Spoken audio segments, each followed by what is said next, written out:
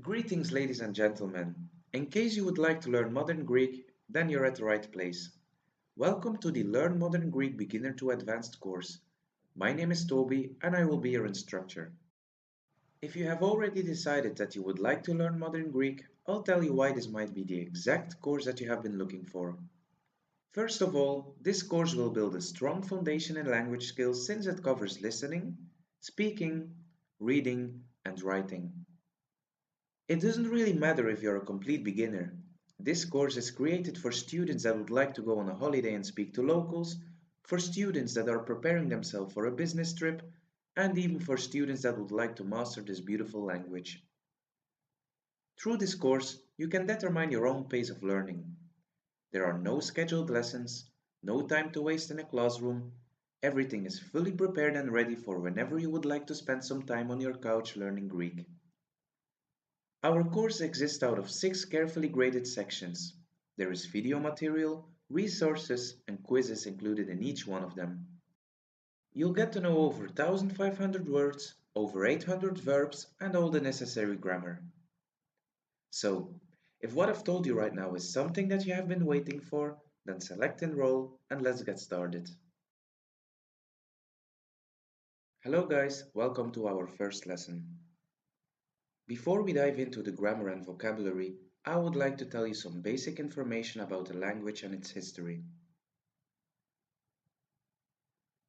Greek is an independent branch of the Indo-European family of languages native to Greece, Cyprus, Albania, other parts of the Balkans, the Black Sea coast, and the Eastern Mediterranean.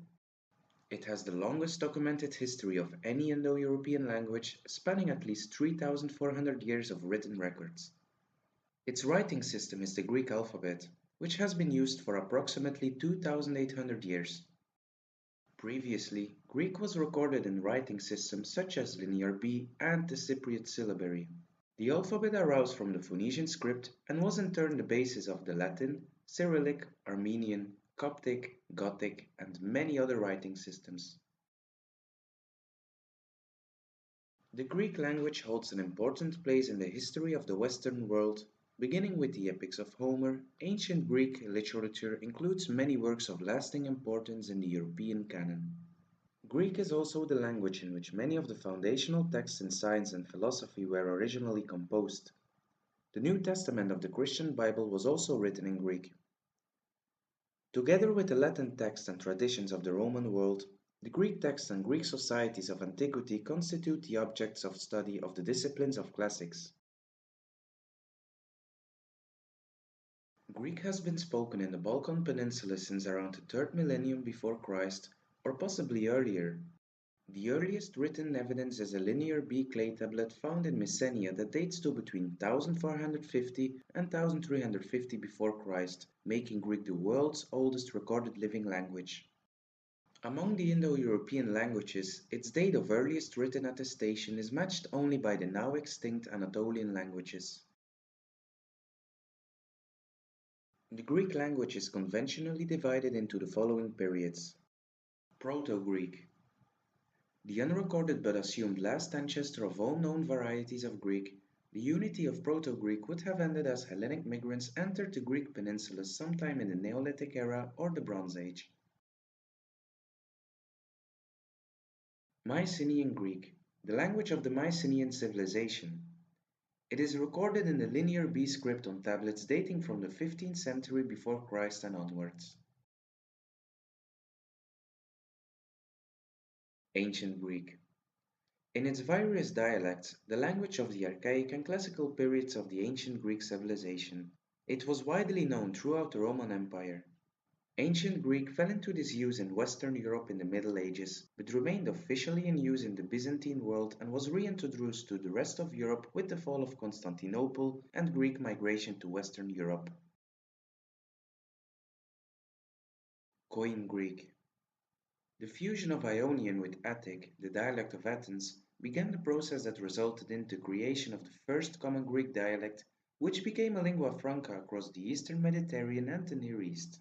Koine Greek can be initially traced within the armies and conquered territories of Alexander the Great and after the Hellenistic colonization of the known world. It was spoken from Egypt to the fringes of India. After the Roman conquest of Greece, an unofficial bilingualism of Greek and Latin was established in the city of Rome, and Koine Greek became a first or second language in the Roman Empire. The origin of Christianity can also be traced through Koine Greek, because the apostles used this form of the language to spread Christianity. It is also known as Hellenistic Greek, New Testament Greek, and sometimes Biblical Greek, because it was the original language of the New Testament, and the Old Testament was translated into the same language via Septuagint. Medieval Greek, also known as Byzantine Greek. The continuation of Koine Greek up to the demise of the Byzantine Empire in the 15th century. Medieval Greek is a cover phrase for a whole continuum of different speech and writing styles, ranging from vernacular continuation of spoken Koine that were already approaching modern Greek in many respects, to highly learned forms imitating classical Attic. Much of written Greek that was used as the official language of the Byzantine Empire was an eclectic middle ground variety based on the tradition of written Koine.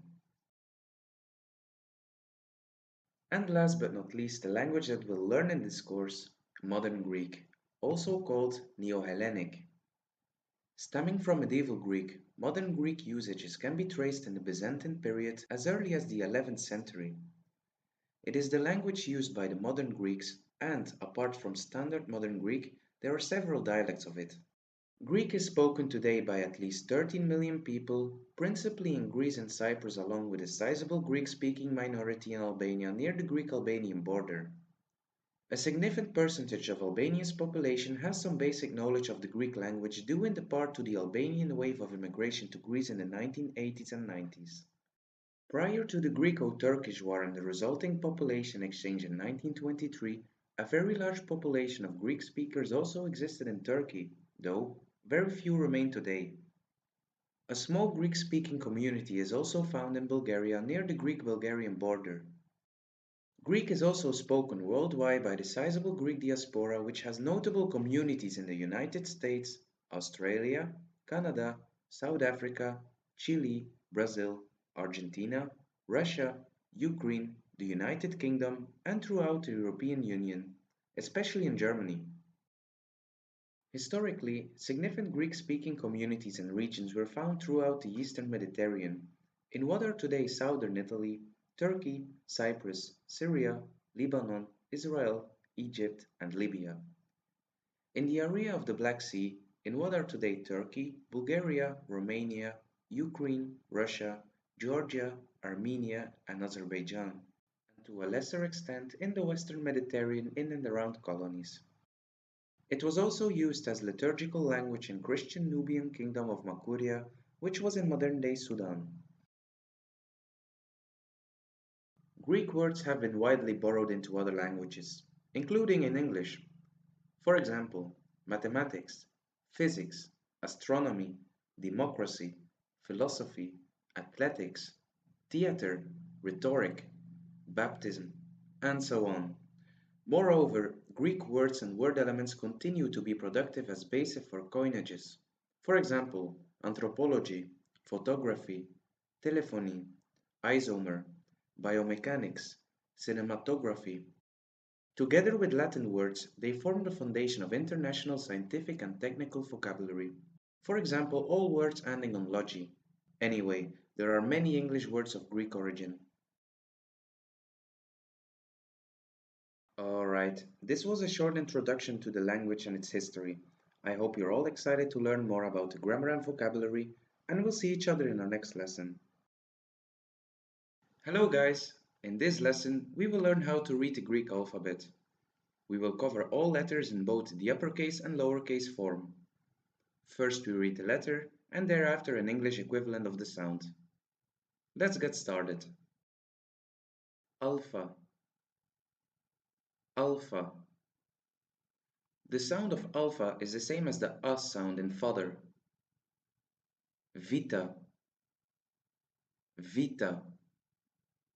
The sound of vita is the same as the V sound in vote. Gamma. Gamma. The sound of gamma is similar to the G sound in the Spanish word lago, but might in some cases also be pronounced as y, for example y in yellow. delta, delta. The sound of delta is similar to the sound in then. Epsilon, epsilon. The sound of epsilon is the same as the a sound in pet. Zeta, zeta. The sound of zeta is the same as the z sound in zoo. Eta, eta. The sound of eta is the same as the e sound in machine. Theta, theta. The sound of theta is the same as the th sound in thin. Iota, iota. The sound of iota is the same as the e sound in machine. Kappa, kappa. The sound of kappa is the same as the k sound in make.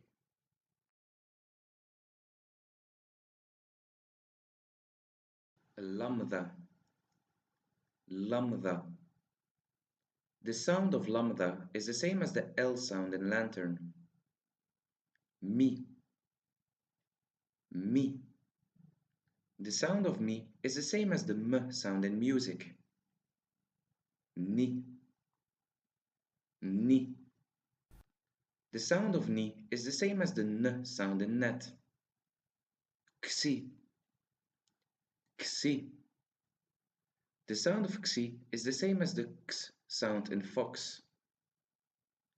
Omicron, omicron. The sound of omicron is the same as the o sound in cotton. Pi, pi. The sound of P is the same as the P sound in top. Ro, ro. The sound of ro is a little bit different than in English. We have to roll the R, just like in Spanish, for example, sierra. Sigma, sigma. The sound of sigma is the same as the S sound in soft. As you can see, there are two ways to write a lowercase form. We write the first form, the circle with the little line, when the letter is in the beginning or middle of a word. When sigma is the last letter of a word, we use the second form that looks like an S. Tough, tough. The sound of tough is the same as the T sound in tumble. Ypsilon, ypsilon. The sound of ypsilon is the same as the E sound in machine. Alright, 4 more letters to go. Phi, phi. The sound of phi is the same as the F sound in 5. Chi, chi. The sound of chi is the same as the H sound in lago, but pronounced harder. Psi, psi. The sound of psi is the same as the ps sound in psychologist. And our last one, omega, omega. The sound of omega is the same as the O in cotton. Alright, these were the 24 letters of the alphabet. I hope everything was clear. Memorizing these letters will become easier during the course. As soon as we get to know some vocabulary, you will be able to practice them through reading, writing, and just by following the lessons. Hello guys! In this lesson, we will get to know the double consonants. In order to create more sounds, we have to add multiple letters together. Let's have a look. When we combine the letters mi and p, it becomes a B, for example the B in ball. When adding the letters ni and tof together, it becomes a D, like in down. Don't confuse this letter with the sound of a delta. There is a clear difference, delta and D. Next one, gamma and kappa. G and K together becomes G. For example, angry or good. And this is actually the same for two gammas. taf, and zeta becomes dz. For example, adze or pizza. And our last one, taf and sigma, just like in English, it becomes ts, like in tsunami. Alright, these were all the double consonants. Don't focus too much on the pronunciation. You do not have to pronounce it like a native speaker in order to be understood. This will eventually come by speaking the language. For now, just try to remember how to read and write the letters. Hello guys, in this lesson we will get to know the double vowels. In order to create more sounds, we have to add multiple letters together. Let's have a look. When we combine the letters alpha and iota, we pronounce it like the letter epsilon, an E sound.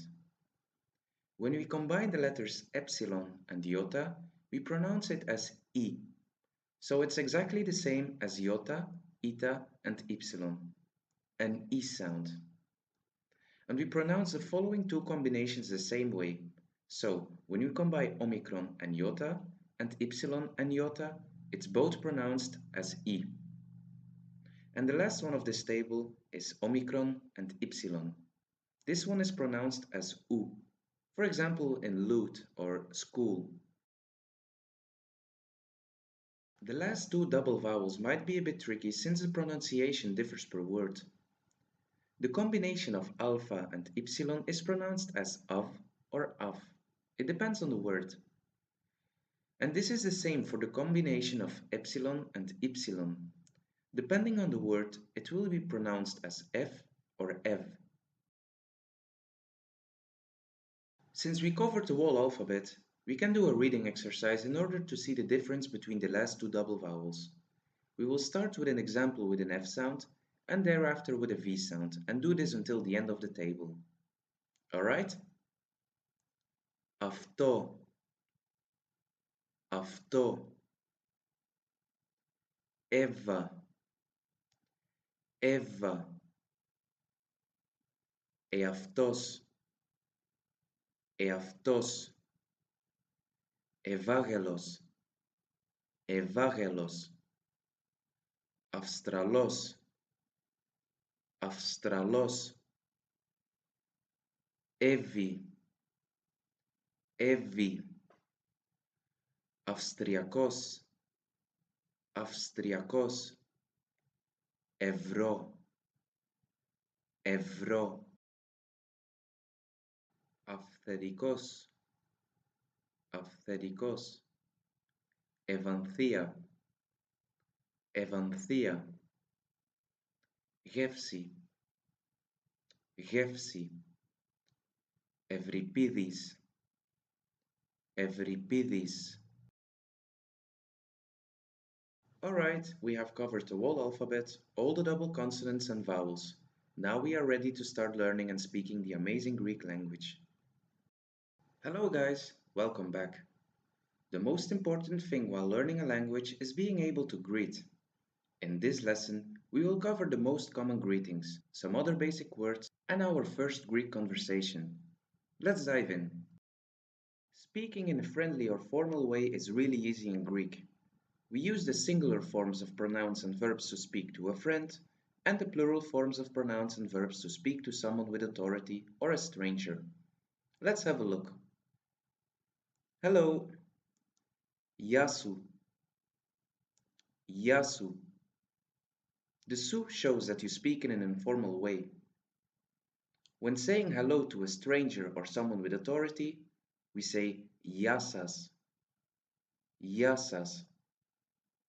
Sas is the plural form of su and shows that we're speaking in a formal way. We will cover these pronouns in another lesson.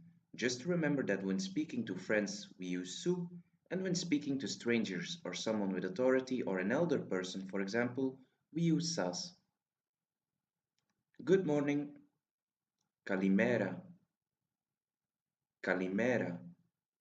Or Kalimera sas. Good afternoon or good evening. Kalispera. Kalispera. And in a formal way, Kalispera sas. And our last greeting, good night, kalinichta, kalinichta, and in a formal way, kalinichtasas. Let's have a look at some extra vocabulary that might be useful in your first conversation. How are you? In the informal way, tikanis, tikanis. And in the formal way, tikanete, tikanete. Kanis and kanete come from the verb kano, which means I do. So when you're asking how someone is doing, you actually ask him or her, what are you doing? This time there is no su and sas. We use the singular and plural form of the verb, but don't worry about that. It will be covered in another lesson. Next word, good. Kala, kala. I'm fine. Miahara, miahara. So and so, not that good. Etsiketsi, etsiketsi. And terrible, chalia, chalia. Thank you. Ευχαριστώ, ευχαριστώ. And in the formal way, σας ευχαριστώ, σας ευχαριστώ. And you? Εσύ, εσύ. And in the formal way, εσείς, εσείς. And our last word, see you, τα λέμε, τα λέμε. Alright, let's have a look at our first conversation. Γεια σου, καλημέρα. Τι κάνεις? Μια χαρά εσύ? Καλά, ευχαριστώ. Τα λέμε. Let's translate the conversation. Feel free to pause the lesson and do it first by yourself, or just follow along. Γεια σου, the informal way of saying hello, so most probably they know each other already. Kalimera, good morning. Τι κάνεις? How are you doing? Μια χαρά, εσύ? I'm fine, and you? Καλά, ευχαριστώ. Good, thank you. Τα λέμε. See you. Alright, these were the most common greetings and words that you'll need in your first Greek conversation. Practice them well, and we'll see each other in our next lesson. Hello guys, welcome back. Where are you from? Something you might hear a lot when speaking Greek. Let's find out how to ask where someone is from and how to answer it accordingly. It wouldn't be Greek if there was no informal and formal form. So, where are you from? In the informal form, από πού είσαι? Από πού είσαι?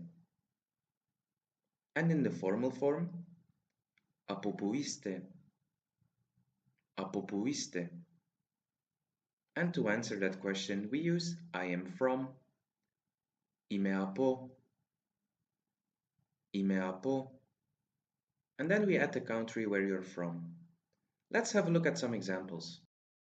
Where are you from? Από πού είσαι? I'm from Greece. Είμαι από την Ελλάδα. Είμαι από την Ελλάδα. I'm from England.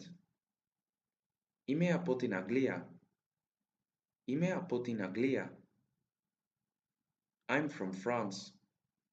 Είμαι από τη Γαλλία. Είμαι από τη Γαλλία. I'm from Germany. Είμαι από τη Γερμανία. Είμαι από τη Γερμανία. I'm from Denmark. Είμαι από τη Δανία. Είμαι από τη Δανία. And I'm from Spain. Είμαι από την Ισπανία. Είμαι από την Ισπανία. Alright, I hope everything was clear. So far we have covered the greetings, and now we're able to ask people where they are from and tell them where we are from. Many little pieces make a big one, so keep going and we'll see each other in our next lesson. Hello guys, welcome back. In this lesson, we will cover the personal pronouns and our first verb to be. Let's get started. The translation of the first personal pronoun I is ego. Ego. You can remember it by thinking of the word ego, which means self or self-centered. You, singular, εσύ. Εσύ. He, αυτός. Αυτός. She, αυτή. Αυτή. And it, αυτό. Αυτό. This one is very similar to αυτός, but without s, and we use it for neutral objects. We, εμείς. Εμείς. You, plural. Εσείς. Εσείς. And just like with the third singular pronouns, there is a masculine, feminine, and neutral form. They referring to men, αυτοί. Αυτή. They referring to woman, αυτές. Αυτές. And last but not least, they referring to neutral objects, αυτά. Αυτά. Alright, let's have a look at our first verb to be. I am. Είμαι. Είμαι. You are, singular. Είσαι. Είσαι. He is, she is, and it is. Είναι. Είναι. There are no genders in verb conjugation. You will know it due to the context of the conversation. We are. Είμαστε. Είμαστε. You are, plural. Είστε. Είστε. You could also use είσαστε. Είσαστε. It has the same meaning. You can use the one that you're the most comfortable with. And they are είναι. Είναι. Just like the third person singular. Infinitives do not exist in the Greek language. There is no translation of to be referring to the infinitive of the verb itself. In order to name a verb, we use the first person singular. So, to be is είμαι. Let's combine the personal pronouns and the conjugation of to be. I am. Εγώ είμαι. You are, singular. Εσύ είσαι. He is. Αυτός είναι. She is. Αυτή είναι. It is. Αυτό είναι. We are. Εμείς είμαστε. You are, plural. Εσείς είστε. They are, referring to man. Αυτοί είναι. They are, referring to woman. Αυτές είναι. And last but not least, they are referring to objects. Αυτά είναι. As you can see, every conjugation of the verb is slightly different. This means that we actually don't need the personal pronouns. When Greeks say I am, they do not say εγώ είμαι, they only say είμαι. Just like in Spanish, the personal pronouns becomes useless. Although, there are some occasions where the personal pronouns are used. Let's have a look. When Greek speakers use the personal pronouns, they do that to emphasize who they are talking about. Let's have a look at some examples. I am Toby. Είμαι Toby. Casual. I'm Toby and there's nothing to add. When we would stress the personal pronoun in English, that's when we use the personal pronoun in Greek. I am Toby. Εγώ είμαι Toby. Do you see the difference? Είμαι Toby. Εγώ είμαι Toby. It might also be used in negation. The word not in Greek is then. This word comes in front of the verb, unlike in English. For example, I'm not Greek. Δεν είμαι Έλληνας. You are not Toby. I am Toby. Δεν είσαι Toby. Εγώ είμαι Toby. Alright, this was everything regarding the personal pronouns and our first verb to be. I hope everything was clear, and we'll see each other in our next lesson. Hello guys, welcome back. In the following lessons, we will cover the different verb conjugations in the present tense. By the end of these lessons, you will be able to conjugate any verb, even though if you don't know the meaning. Verb conjugation in Greek might be quite challenging. Therefore, I divided the verbs in 5 groups, each with their own rules. In this lesson, we will cover A-verbs. These are verbs that end on omega. For example, kano, which means I do, ego, which means I have, xero, which means I know, pigeno, which means I go, and dulevo, which means I work.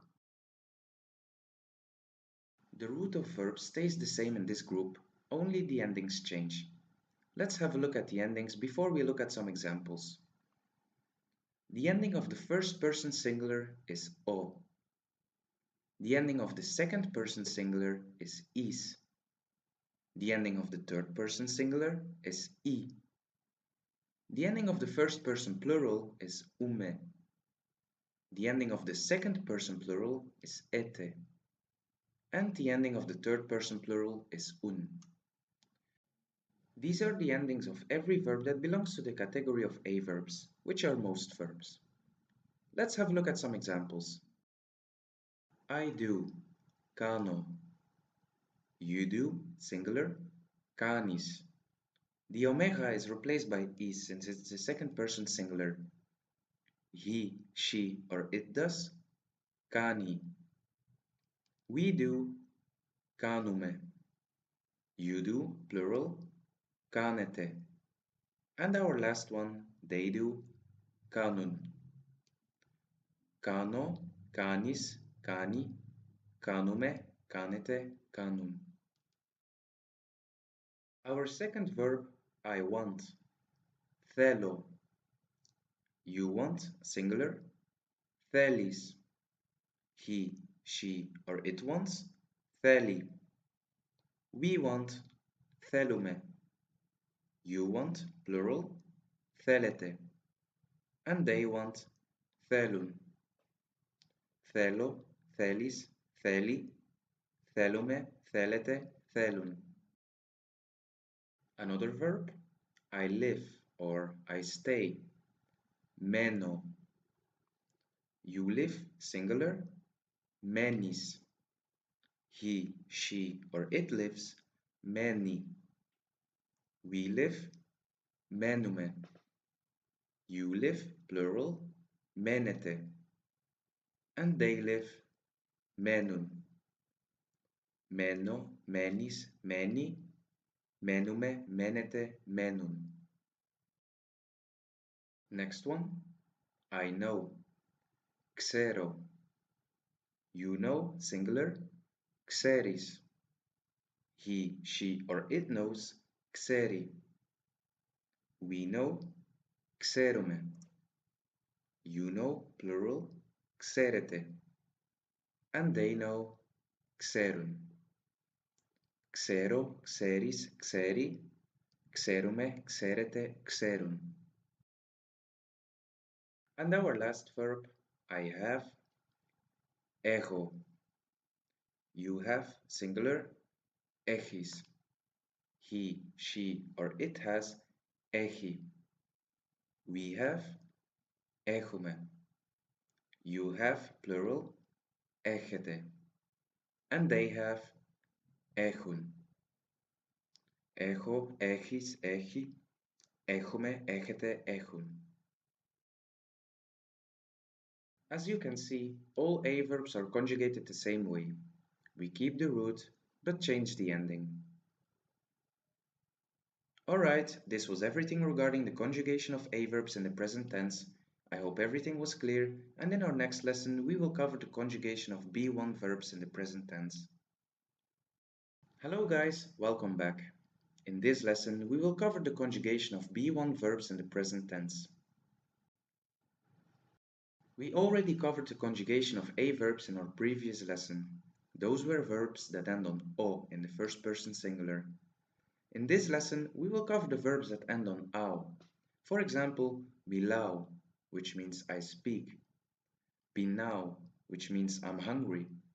Dipsao, which means I'm thirsty. Agapao, which means I love. And rotao, which means I ask.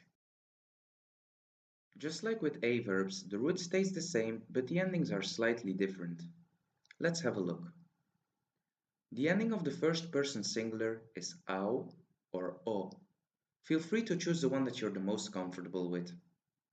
The ending of the second person singular is as. The ending of the third person singular is I. The ending of the first person plural is ame. The ending of the second person plural is ate. And the ending of the third person plural is ane or un. Again, you can choose the one that you're the most comfortable with. These are the endings of every verb that belongs to the category of B1 verbs. Let's have a look at some examples. I speak, milau. You speak, singular, milas. He, she, or it speaks, milai.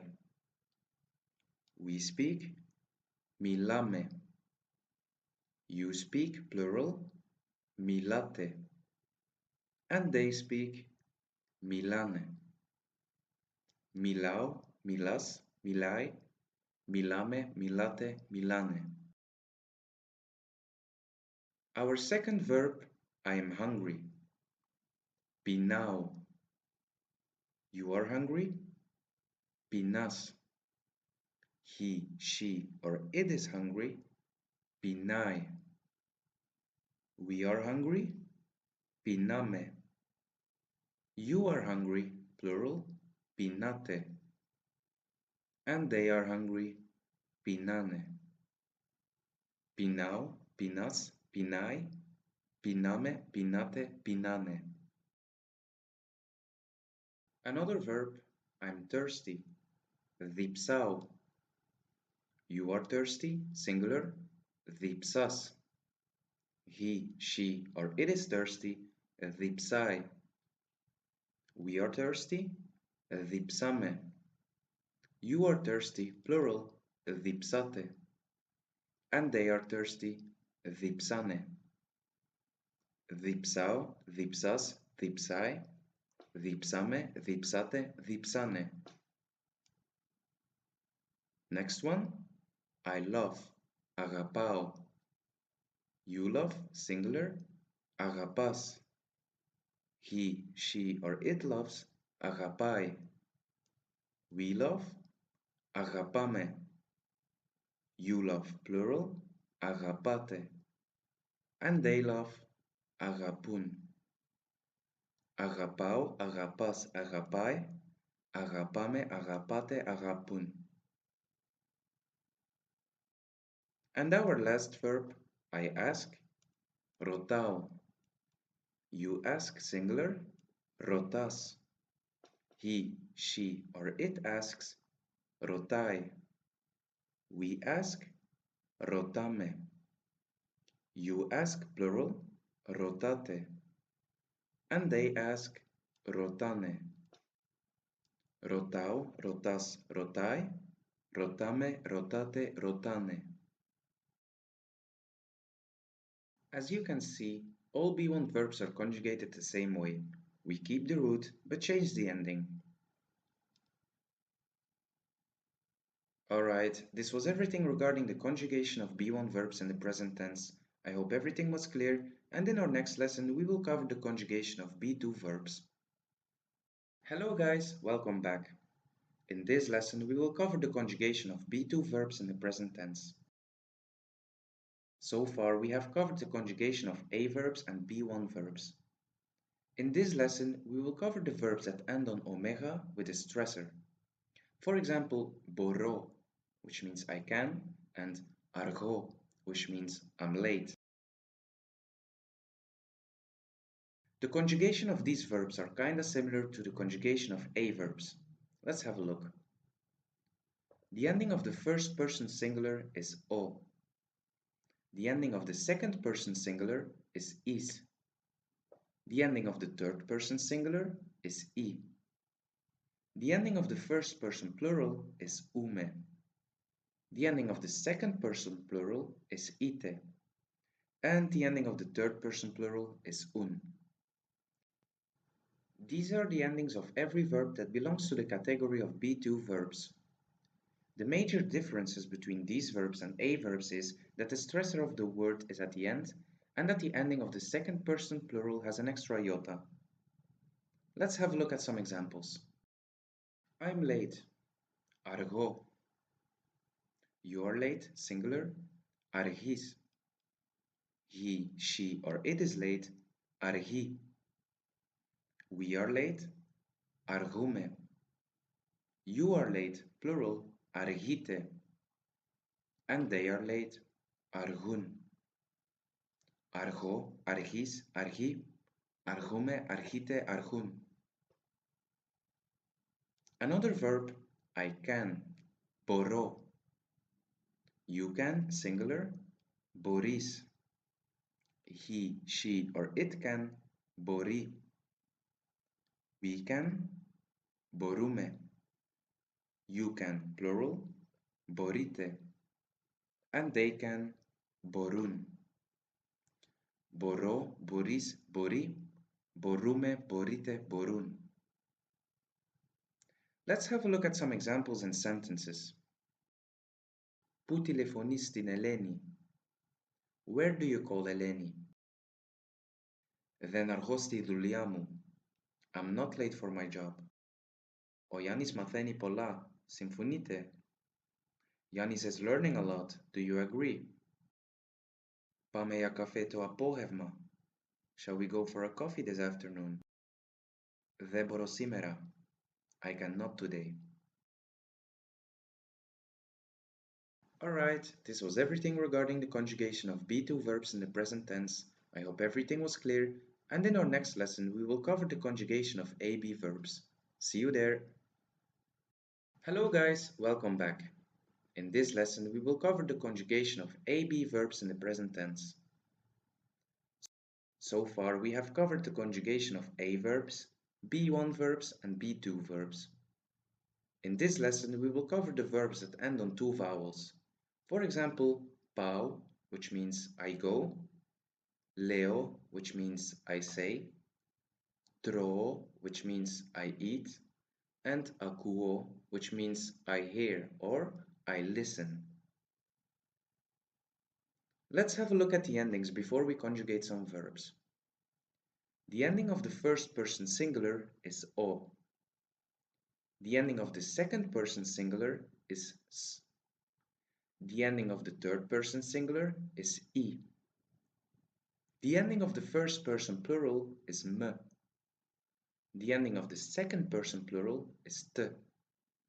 And the ending of the third person plural is n. Let's have a look at some examples. I go. Πάω. You go, singular. Πας. He, she, or it goes. Πάει. We go. Πάμε. You go. Πάτε. And they go. Πάνε. Πάω, πας, πάει. Πάμε, πάτε, πάνε. Another verb, I say. Λέω. You say. Λες. He, she, or it says. Λέει. We say. Λέμε. You say, plural. Λέτε. And they say. Λένε. Λέω, λες, λέει. Λέμε, λέτε, λένε. I eat. Τρώω. You eat, singular. Τρως. He, she, or it eats. Τρώει. We eat. Τρώμε. You eat, plural. Τρώτε. And they eat. Τρώνε. Τρώω, τρως, τρώει. Τρώμε, τρώτε, τρώνε. And our last verb, I hear or I listen. Ακούω. You hear, singular. Ακούς. He, she, or it hears akui. We hear akume. You hear plural akute. And they hear akune. Akuo, akus, akui. Akume, akute, akune. Let's have a look at some examples in sentences. Akuo rock musiki. I listen rock music. Pauia café. I go for a coffee. Troo mia pizza. I eat a pizza. Tiles. What do you say? This could also be the expression tiles, which means what are you thinking? Are you agreeing? To proile me kalimera. In the morning we say good morning. So far we have covered 4 out of 5 groups. We have covered the A verbs with omega as ending, B1 verbs with au as ending, B2 verbs that have omega with a stressor as ending, and in this lesson AB verbs that end on 2 vowels. Each group has its own conjugation that somehow is similar to the other ones. It's very important to know these by heart since we'll need them later on in the course to conjugate in other tenses. Alright, this was everything regarding the conjugation of AB verbs in the present tense. I hope everything was clear, and in our next lesson we will cover the conjugation of C verbs. Hello guys, welcome back. In this lesson we will cover the conjugation of C verbs in the present tense. So far we have covered the conjugation of A verbs, B1 verbs, B2 verbs, and AB verbs.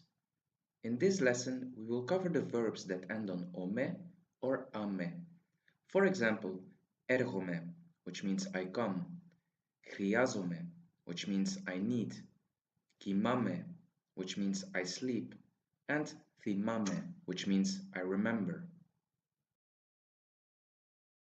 Let's have a look at the conjugation of verbs that end on ome. The ending of the first person singular, ome.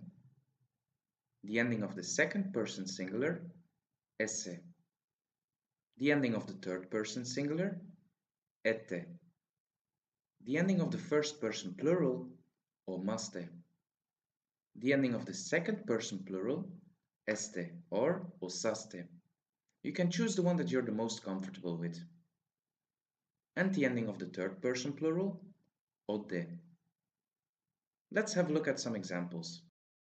I come, ergome. You come, singular, ergese. He, she, or it comes, ergete. We come, ergomaste. You come, plural, ergeste or ergosaste. And they come, ergonde. Another verb, I need, χρειάζομαι. You need, χρειάζεσαι. He, she, or it needs, χρειάζεται. We need, χρειαζόμαστε. You need, plural, χρειάζεστε or χρειαζόσαστε. And they need, χρειάζονται. Alright, this was the conjugation of verbs that end on ome. Now we'll have a look at the verbs that end on ame. The ending of the first person singular is ame. The ending of the second person singular, asse. The ending of the third person singular, ate. The ending of the first person plural, omaste. The ending of the second person plural is aste or osaste. And again, you can choose the one that you're the most comfortable with. And the ending of the third person plural, unde.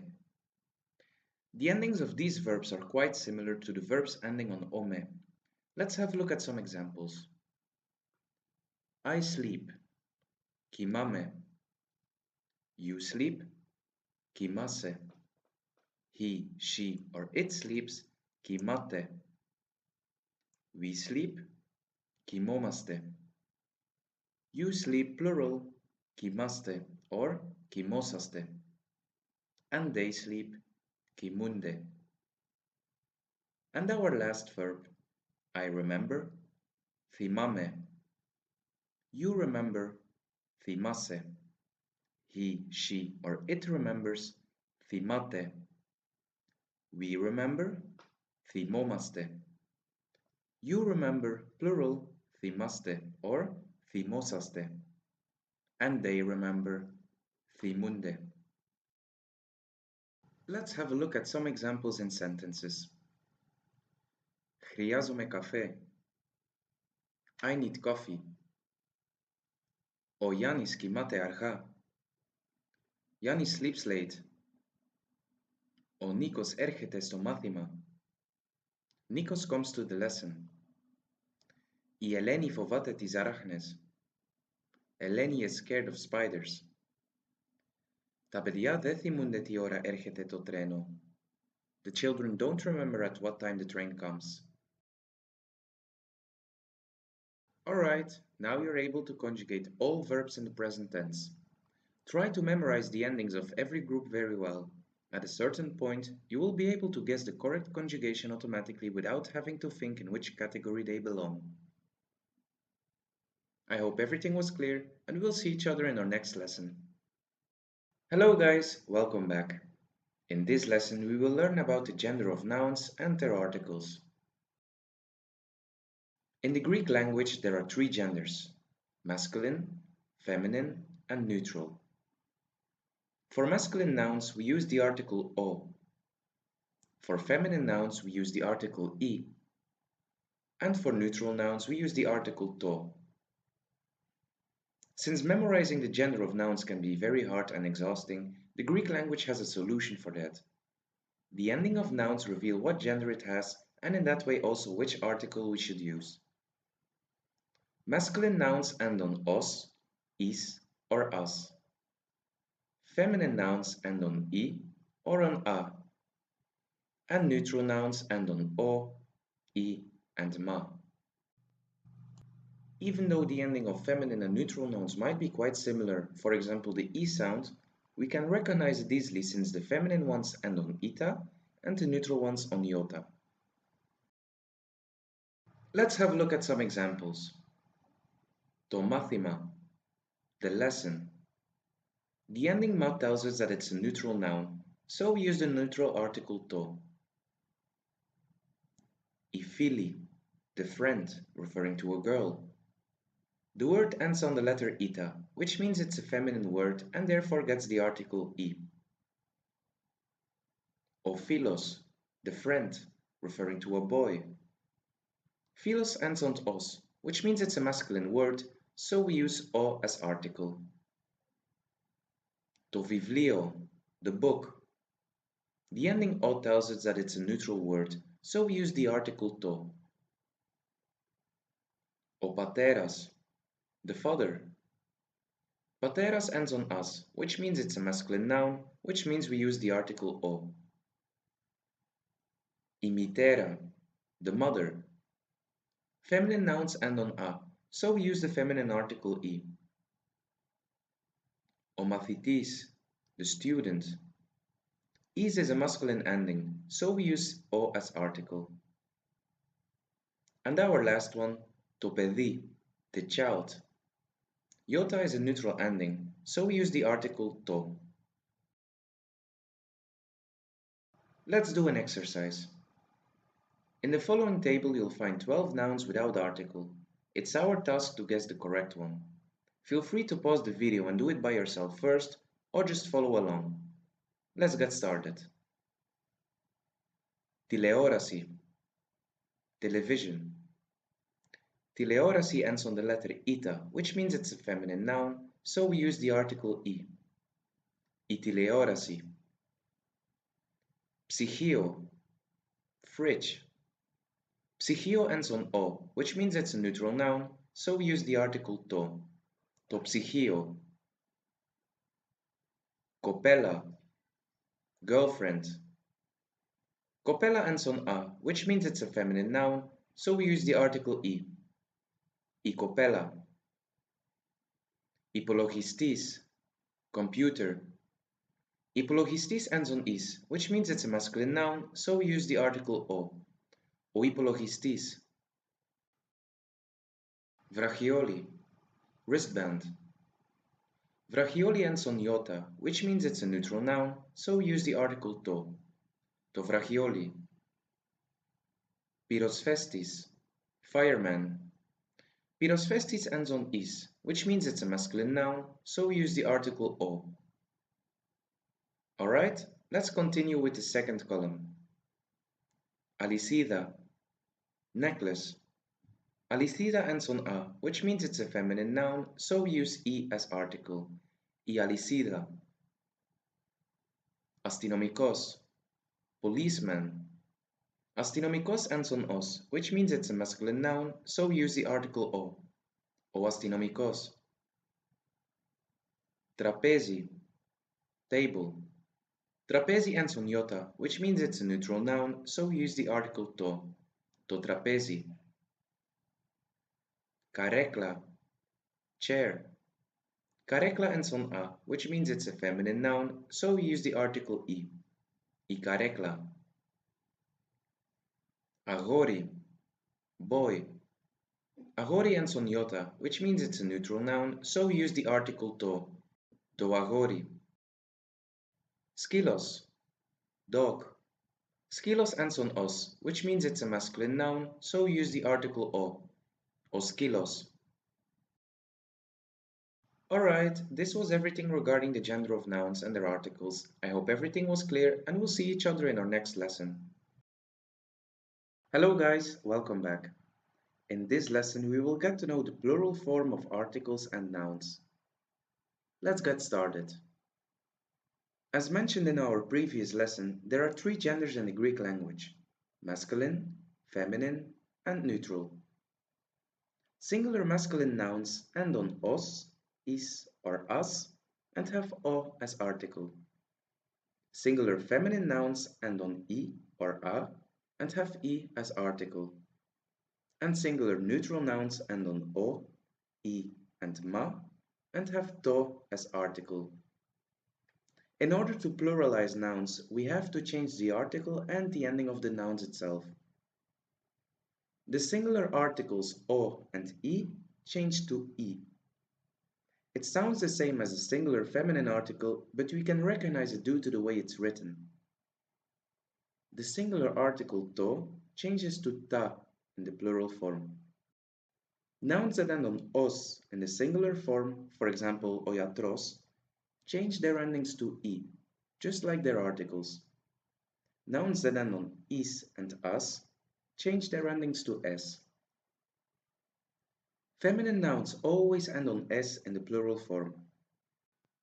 For neutral nouns, there are three different endings. O is replaced by a. I is replaced by ia. And last but not least, ma is replaced by mata. Let's have a look at some examples. O adras, the man.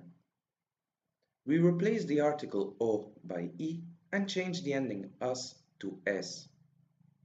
Iadres. O fititis, the student. We replace the article o by I and change the ending is to s. Ifitites. O iatros, the doctor. We replace the article o by I and change the ending os to I. Iatri. Practically all masculine nouns have the same ending in the plural form, except for nouns that end on os in the singular form. Let's have a look at some feminine ones. I γυναίκα, the woman. We replace the article I, written as ita, by I, omicron iota, and change the ending a to s. Οι γυναίκες. Η κλινική, the hospital. We replace the article I, written as ita, by I, omicron iota, and change the ending I to s. Οι κλινικές. And now some neutral ones. Το μωρό, the baby. We replace the article to by ta and change the ending o to a. Tamora. To spiti, the house. We replace the article to by ta and change the ending I to ia. Taspitia. And last but not least, to mathima, the lesson. We replace the article to by ta and change the ending ma to mata. Tamathimata. We can recognize the plural of neutral nouns since it always ends on alpha. When a neutral noun ends on o, we replace it by a. When a neutral noun ends on iota, such as piti, we add an alpha at the end. And when a neutral noun ends on ma, we add ta at the end. The masculine and feminine nouns are the easiest ones since they all end on s and have e as article in the plural form, except for the singular masculine nouns that end on os. The same rule applies to adjectives. Unlike English, adjectives do have a gender and number, which means that they have a masculine, feminine, neutral, singular, and plural form. The adjectives always get the gender and number according to the noun they are referring to. For example, o homorphos iatros, the beautiful doctor, I homorphi fili, the beautiful friend, referring to a girl, to homorphos piti, the beautiful house.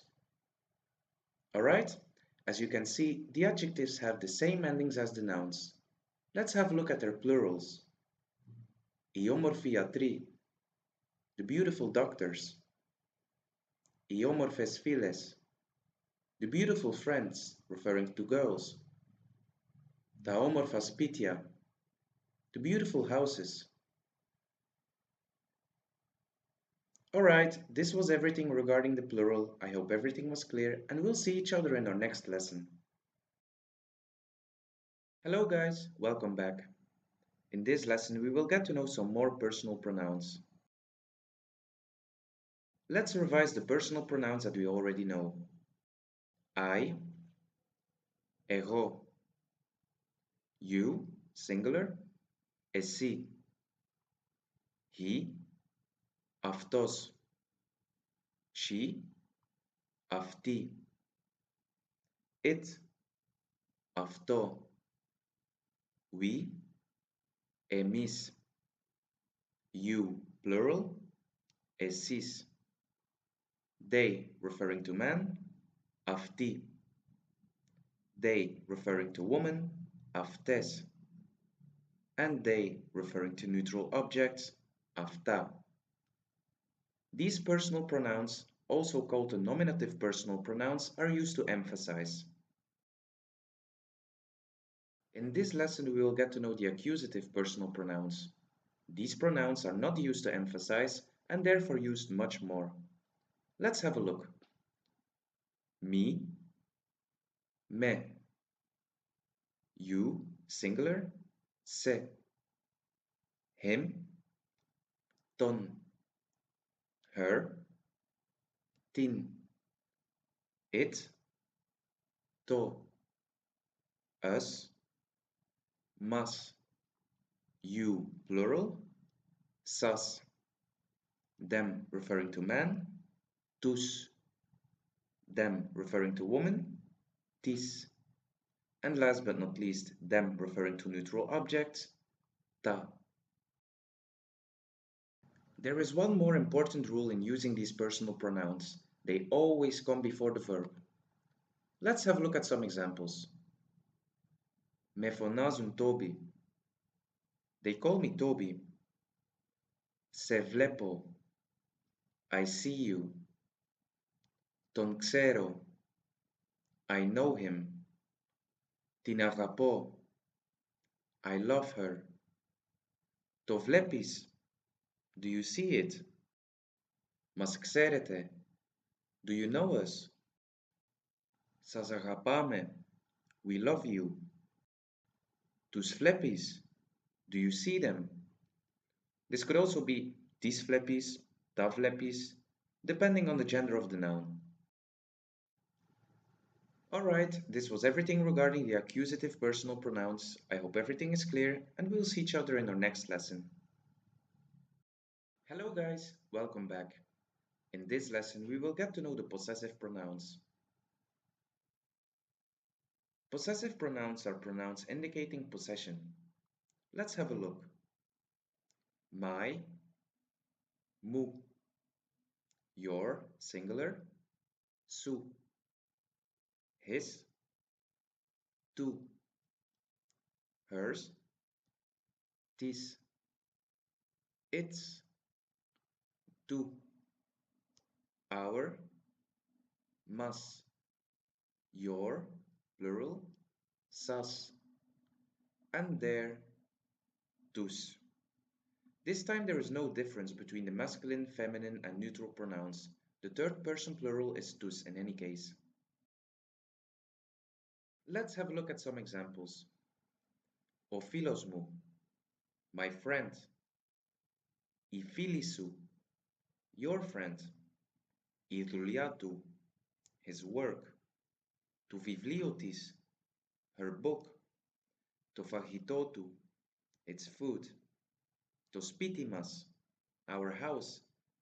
Ta αυτοκίνητασας, your cars. Ta ποδήλατα τους, their bicycles. As you have seen in the examples, the nouns are always before the possessive pronouns. For example, o philos mu. In English we would say my friend, while the literal translation in Greek is friend mine.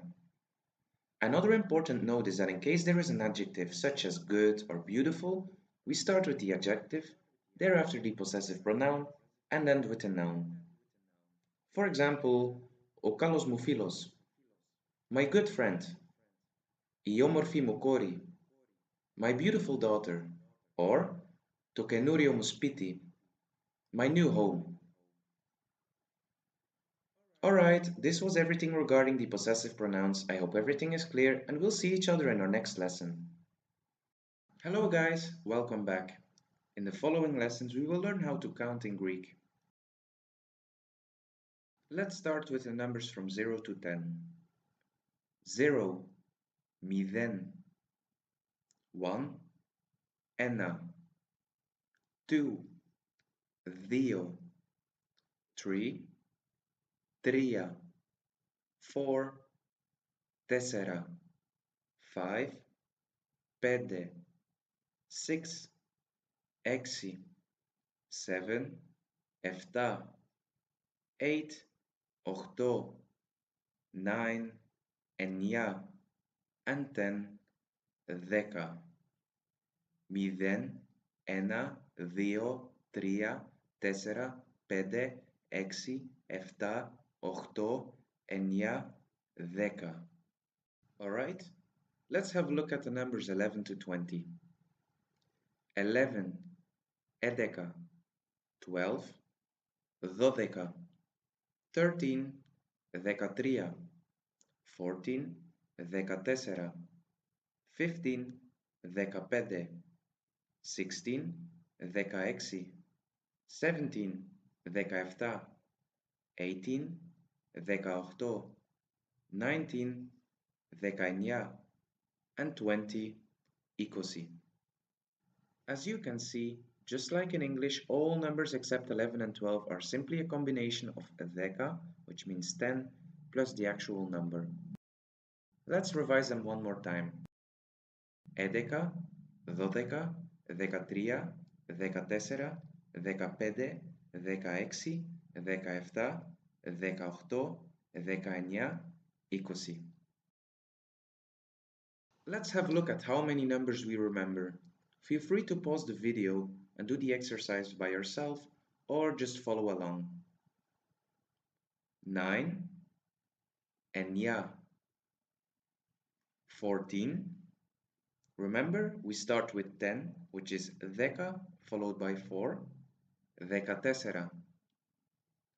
3. 3. 5. 5. 17. 17.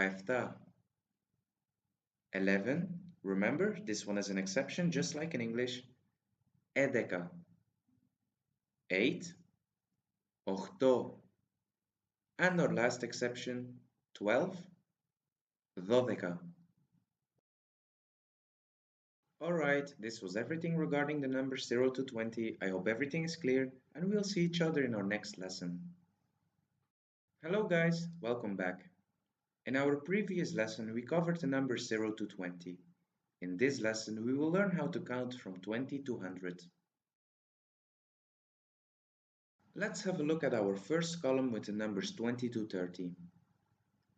20, 20, 21, 21, 22, 22, 23, 23, 24, 24, 25, 25, 26, 26, 27, 27, 28, 28, 29, 29, and 30, triada. Alright, as you can see, counting becomes more easy after 20. We start with a decimal, followed by a number from 1 to 10, and this is how we count from now on. Let's have a look at our second column before we proceed to the examples.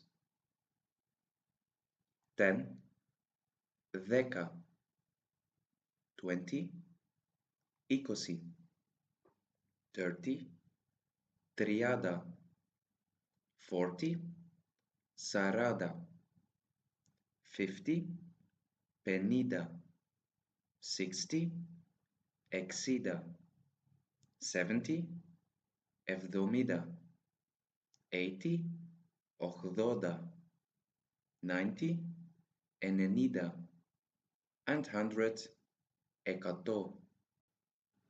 Let's revise them one more time. 10, 20, triada, sarada, penida, exida, evdomida, ochdoda, enenida, ekato. Alright, let's proceed with the examples. Feel free to pause the video in order to do it by yourself or just follow along. 39, triada enia. 44, sarada tessera. 83, ochdoda tria. 55, penida pede. 72, evdomida dio. 11, edeka. 98, enenida ochto. And 12, dodeka. Alright, this was everything regarding the numbers 20 to 100. I hope everything is clear, and we'll see each other in our next lesson. Hello guys, welcome back. So far we have learned how to count from 0 to 100. In this lesson, we will learn how to count from 100 to 1000. Let's revise the numbers 10 to 100 one more time before we continue. 10, 10, 20, 20, 30, triada, 40, sarada, 50, penida, 60, exida, 70, evdomida, 80, ochdoda, 90, enenida, and 100, ekato. 10, 20, triada, sarada, penida, exida, evdomida, ochdoda, enenida, ekato. Alright, let's have a look at the numbers from 100 to 1000. 100, ekato, or ekaton. More information about that later. 200, diakosia. 300, triakosia. 400, tetrakosia. 500, pedakosia. 600, hexakosia. 700, heptakosia. 800, octakosia. 900, eniakosia. And 1000, hilia.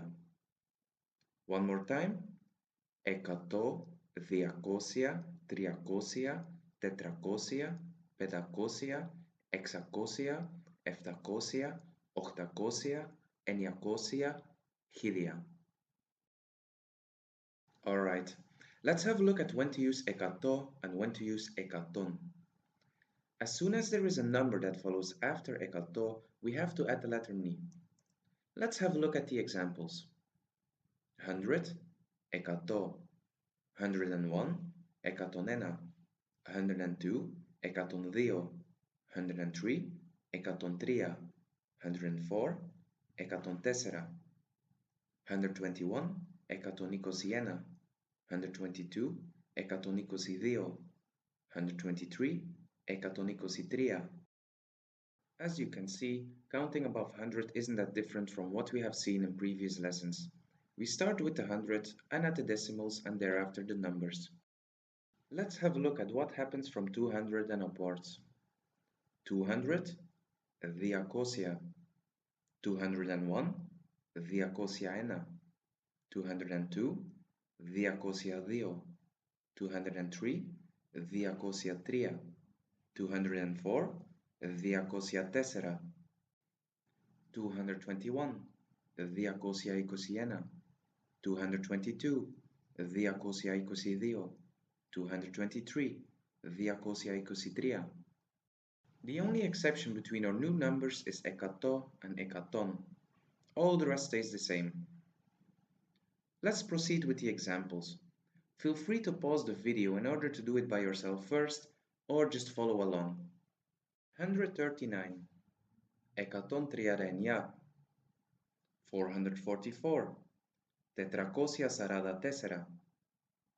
583, pedakosia ordodatria. 855, ordakosia penida pede. 372, triakosia evdumida δύο. 911, eniakosia edeka.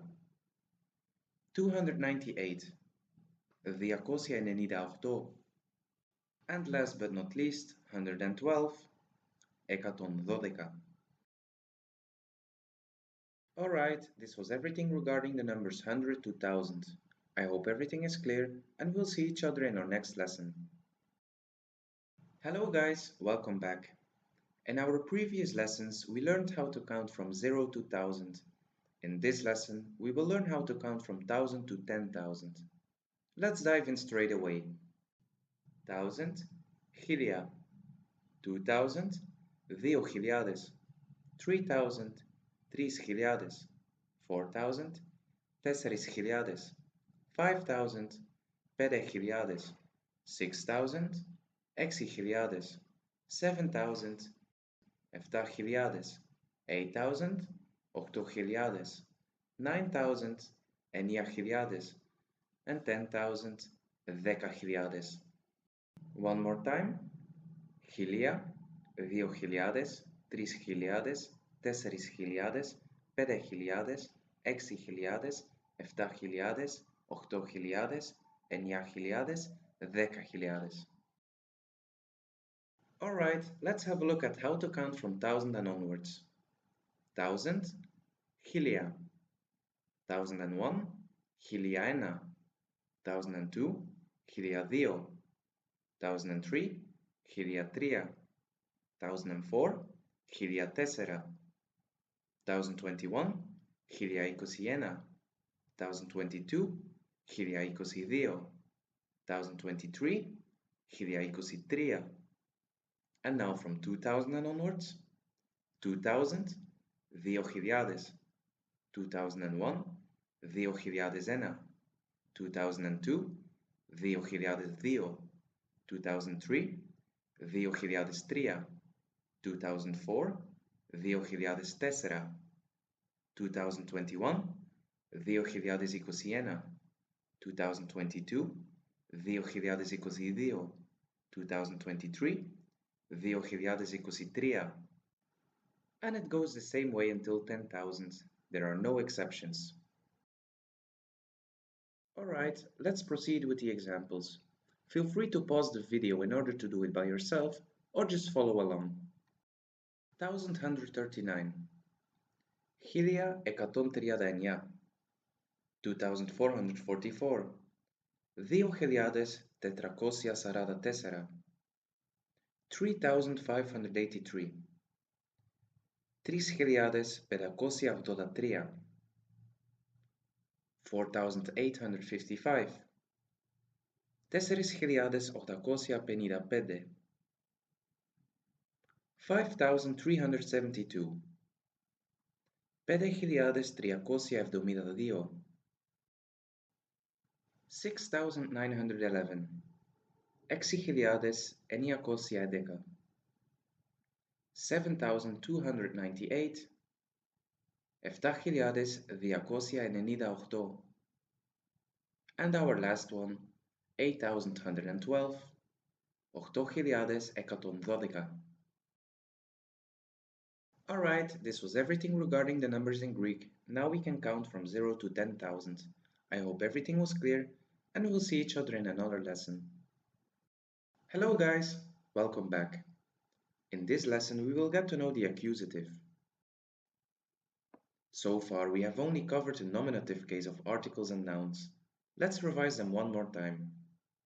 The masculine article is o.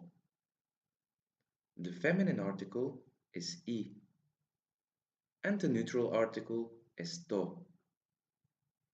As mentioned in the lesson about genders of nouns, we know which article to use due to the ending of the nouns. Masculine nouns end on os, is, or as, and therefore use the masculine article o. Feminine nouns end on I or a, and therefore use the feminine article I. And last but not least, neutral nouns end on o, I, or ma, and therefore use the article to. Let's have a look at the accusative articles and endings. The masculine article o becomes ton.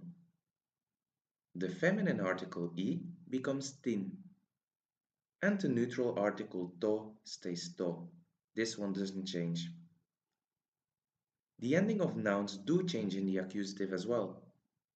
The endings of masculine nouns drop the s, so instead of os, is, and as, accusative masculine nouns end on o, I, or a. The endings of feminine and neutral nouns stay the same in the accusative. Let's have a look at some examples before we continue with when to use the accusative. Ophilos, the boy, becomes ton philo. O is replaced by ton, and we drop the s at the end. O pateras, the father, becomes ton patera. O is replaced by ton, and we drop the s at the end. O mathitis, the student, becomes ton mathiti. O is replaced by ton, and we drop the s at the end. Next ones. Ifili, the friend, referring to a girl. Ifili becomes ti fili. We replace the I by T and the ending stays the same. I mitera, the mother, becomes ti mitera. Again, we replace the I by T and the ending stays the same because it's a feminine noun. The neutral ones are the easiest ones since nothing changes. To vivlio, the book, stays to vivlio. To pedi, the child, stays to pedi. And last but not least, to mathima, the lesson, stays to mathima.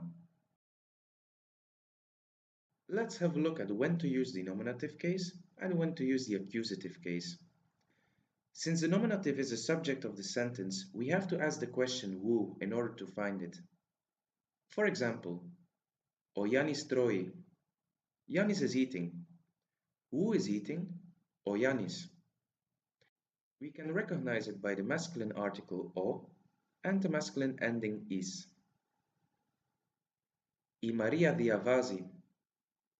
Maria is studying. Who is studying? I Maria. We can recognize it by the feminine article I. The accusative is the object of the sentence. In order to find the accusative, we have to ask the question whom or what. Let's have a look. O Nikos perimeni ton Costa. Who is waiting? O Nikos.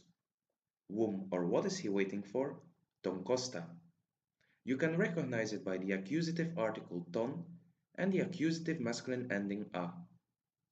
Next one, η Ελένη αγαπάει τον άγγελο. Who is loving? Η Ελένη. Nominative. Whom or what is Eleni loving? Aggelos. Eleni is nominative and Aggelos is accusative. We also have to use the accusative after some prepositions. For example, me, which means with, se, which means in, at, or to, ya, which means for, and apo, which means from. For example, πάω στο supermarket. I go to the supermarket. Where am I going? To the supermarket. Accusative. Μένω στην Ελλάδα. I live in Greece. Where am I living? In Greece. Τα λουλούδια είναι για την μητέρα. The flowers are for the mother. For what are the flowers? For the mother. The accusative case is also used when referring to time, but not when referring to hours or dates. For example, τον Φεβρουάριο κάνει κρύο. It's cold in February. Την Τρίτη δουλεύω πολύ. I work a lot on Tuesday. Το πρωί ξυπνάω νωρίς. I wake up early in the morning. Alright, this was everything regarding the accusative. This might be a bit difficult or feel unnatural when you don't use different cases in your native language, but with a little bit of effort, this will come naturally. I hope everything was clear, and we'll see each other in our next lesson. Hello guys, welcome back. In this lesson, we will get to know the plural form of articles and endings of nouns in the accusative. Let's get started. The masculine article I becomes tus in the accusative. The feminine article I becomes tis in the accusative. And the neutral article ta stays ta. The endings of nouns change as well. The endings of masculine nouns that end on I become us in the accusative. Masculine nouns that end on s stay s. And last but not least, the endings of feminine and neutral nouns in the plural form stay the same in the accusative. Let's have a look at some examples. The man, iadres. We change the article I to tus and keep the same ending. Tus adres. The students, οι μαθητές. We change the article I to tus and keep the same ending. Τους μαθητές. The doctors, οι γιατροί. We change the article I to tus and change the ending I to us. Τους γιατρούς. Now some feminine ones. The woman, οι γυναίκες. We change the article I to tis and keep the same ending. Τις γυναίκες. The hospitals, οι κλινικές. We change the article I to tis and keep the same ending. Τις κλινικές. The neutral ones are the easiest ones since we don't have to change anything, not the article and not the ending of the noun. Alright, this was everything regarding the plural of the accusative. I hope everything was clear and we'll see each other in our next lesson. Hello guys, welcome back. In this lesson we will discuss what we will learn in the essential vocabulary section. Since Greek has an amazing amount of over 5 million words and over 70 million word types, it's impossible to teach them all in our course. Therefore, I carefully picked vocabulary that you will definitely need when traveling to Greece. We will cover some professions and university studies, the days of the week, the months of the year, the family tree, the weather, some colors, stuff at home, visiting the coffee shop, going to the bakery, the products of the supermarket and the kiosks, some fruits, some vegetables, some clothes, vocabulary related to Christmas, and eating out at the restaurant. In these lessons, you'll get to know the most essential vocabulary, but also some extra information about the culture and history. Attached to this lesson, you will find the Learn Modern Greek vocabulary list and the Learn Modern Greek verb list, covering over 1,300 words and 800 verbs that you can use to build sentences with or to practice your verb conjugation. Alright, this was a small introduction to the next section of our course. I hope you're all excited and we'll see each other in our next lesson. Hello guys, welcome back. In this lesson we will get to know some professions, studies, and how to speak about it. Let's cover some important vocabulary first. Job or work, δουλειά. What job do you do? Τι δουλειά κάνεις? Or τι δουλειά κάνετε? I am, είμαι. What do you study? Τι σπουδάζεις? Or τι σπουδάζετε? And I study, σπουδάζω. What job do you do? Τι δουλειά κάνεις? I'm a doctor. Είμαι γιατρός. I'm a teacher. Masculine. Είμαι δάσκαλος. Feminine. Είμαι δασκάλα. I'm an economist. Είμαι οικονομολόγος. I'm a lawyer. Είμαι δικηγόρος. I'm an architect. Είμαι αρχιτέκτονας. I'm an employee. Είμαι υπάλληλος.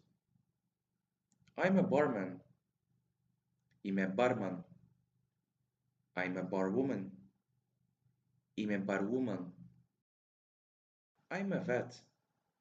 Είμαι κτηνίατρος. I'm a university professor. Masculine. Είμαι καθηγητής. Feminine. Είμαι καθηγήτρια.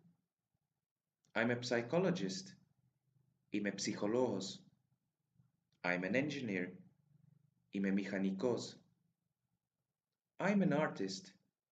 Είμαι καλλιτέχνης. I'm a businessman. Είμαι επιχειρηματίας. And our last one, I'm a waiter. Είμαι σερβιτόρος. I'm a waitress. Είμαι σερβιτόρα. What do you study? Τι σπουδάζεις? I study economics. Σπουδάζω οικονομικά. Biology. Βιολογία. Pedagogy. Παιδαγωγικά. Medical study. Κιτρική. Art. Τέχνη. Psychology. Ψυχολογία. Theology. Θεολογία. Mathematics. Μαθηματικά. Chemistry. Χημεία. Law. Νομική. Vet. Κτηνιατρική. History. Ιστορία. Architecture. Αρχιτεκτονική. And archaeology. Αρχαιολογία. Alright, let's have a look at a small conversation with our new vocabulary. Καλησπέρα σας. Γεια σας. Τι κάνετε? Καλά, εσείς? Μια χαρά, σας ευχαριστώ. Τι δουλειά κάνετε? Είμαι καθηγήτρια. Εσείς? Είμαι φοιτητής. Τι σπουδάζετε? Σπουδάζω μαθηματικά. Alright, let's translate it together. Feel free to pause the video and do it by yourself first or just follow along. Καλησπέρα σας. Good afternoon. Γεια σας. Hello. Τι κάνετε? How are you doing? Καλά, εσείς? Good, and you? Μια χαρά, σας ευχαριστώ. I'm fine, thank you. Τι δουλειά κάνετε? What job do you do? Είμαι καθηγήτρια. Εσείς? I'm a university professor. And you? Είμαι φοιτητής. I'm a university student. Τι σπουδάζετε? What do you study? Σπουδάζω μαθηματικά. I study mathematics.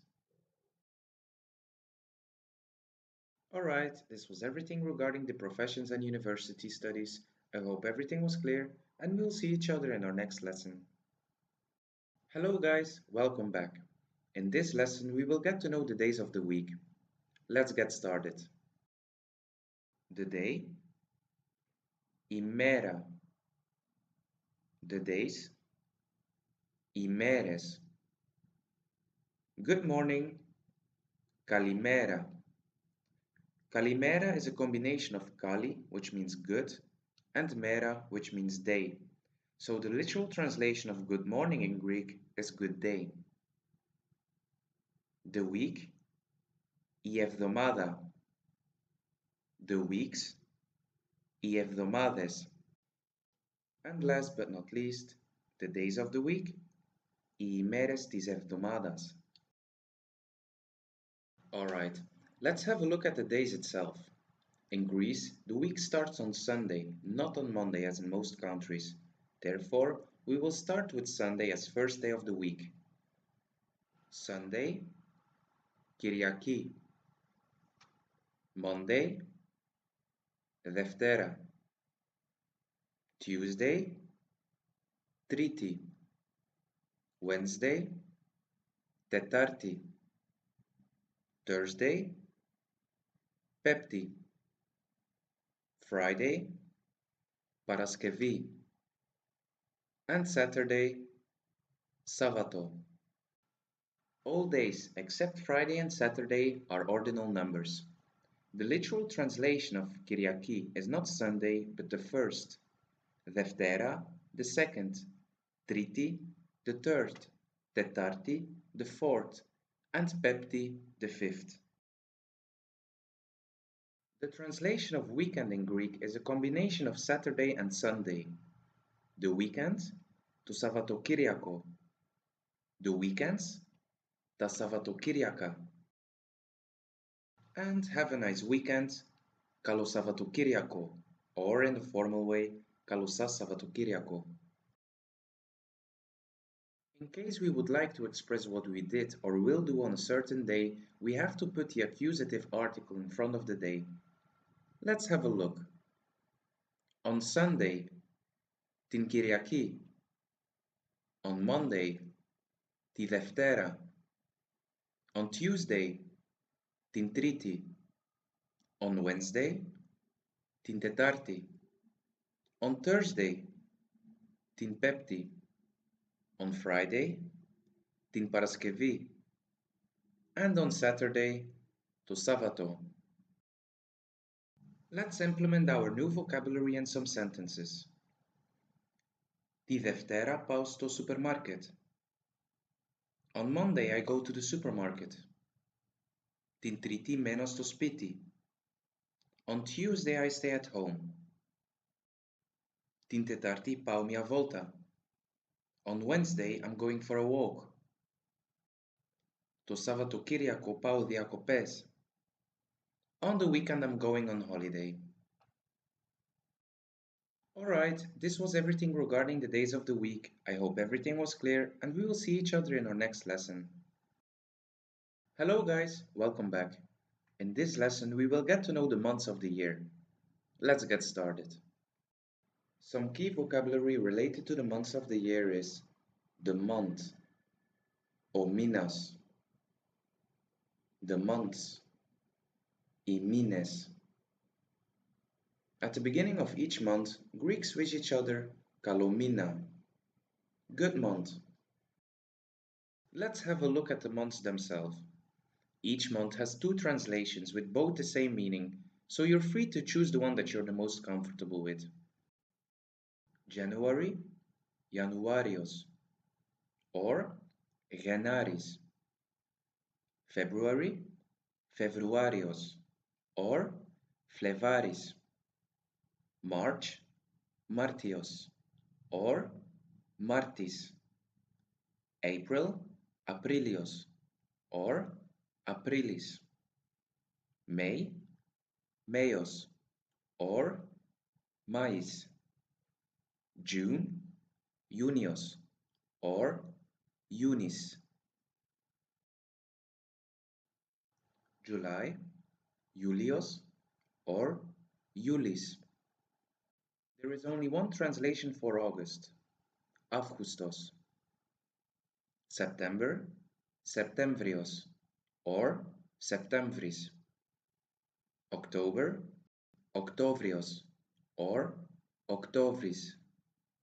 November, Noemvrios or Noemvris. And December, Decembrios or Decemvris. Let's implement our new words in some sentences. O Februarios είναι κρύος μήνας. February is a cold month. Ο Ιούλιος είναι ζεστός μήνας. July is a hot month. Τον Ιούλιο θα πάω στην Ελλάδα. In July I will go to Greece. And just like with days, when we tell what we did or will do in a certain month, we have to use the accusative. And our last example, τον Αύγουστο πάω για μπάνιο στη θάλασσα. In August I go for a bath in the sea. Alright, this was everything regarding the months of the year. I hope everything was clear and we will see each other in our next lesson. Hello guys, welcome back. In this lesson we will get to know the family tree. Let's dive in straight away. The mother, η μητέρα or η μαμά. The father, ο πατέρας or ο παπάς. The sister, η αδερφή. The brother, ο αδερφός. And the siblings in general, τα αδέρφια. The grandmother, η γιαγιά. The grandfather, ο παππούς. The aunt, η θεία. The uncle, ο θείος. The cousin, referring to a boy, ο ξαδέρφος. The cousin, referring to a girl, η ξαδέρφη. And all cousins together, τα ξαδέρφια. And everyone together forms a family, η οικογένεια.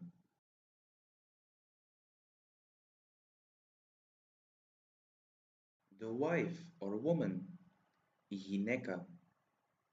The husband or man, ο άνδρας. The sister-in-law, η κουνιάδα. The brother-in-law, ο κουνιάδος. The nephew, ο ανιψιός. The niece, η ανιψιά.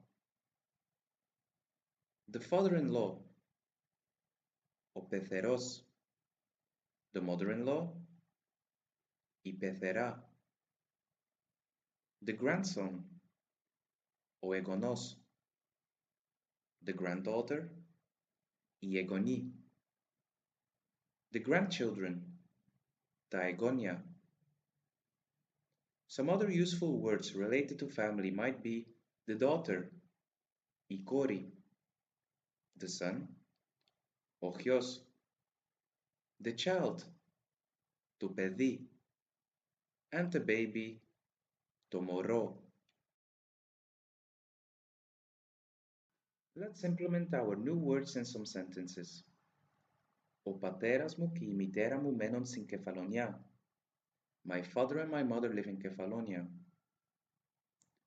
Έχω έναν αδερφό και είναι μηχανικός.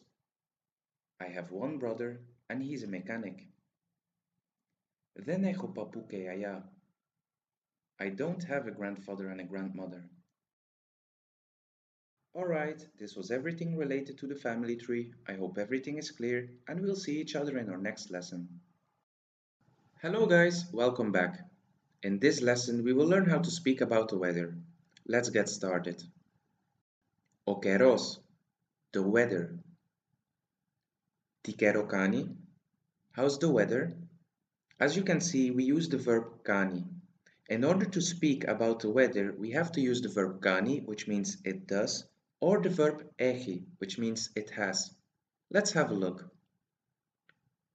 Έχει ωραίο καιρό. The weather is nice. Έχει καλό καιρό. The weather is good. Έχει κακό καιρό. The weather is bad. Έχει άσχημο καιρό. The weather is ugly. Έχει ζέστη. It's hot. Έχει κρύο. It's cold. Έχει ήλιο. It's sunny. Έχει συννεφιά. It's cloudy. Έχει ομίχλη. It's foggy. Έχει αέρα. It's windy.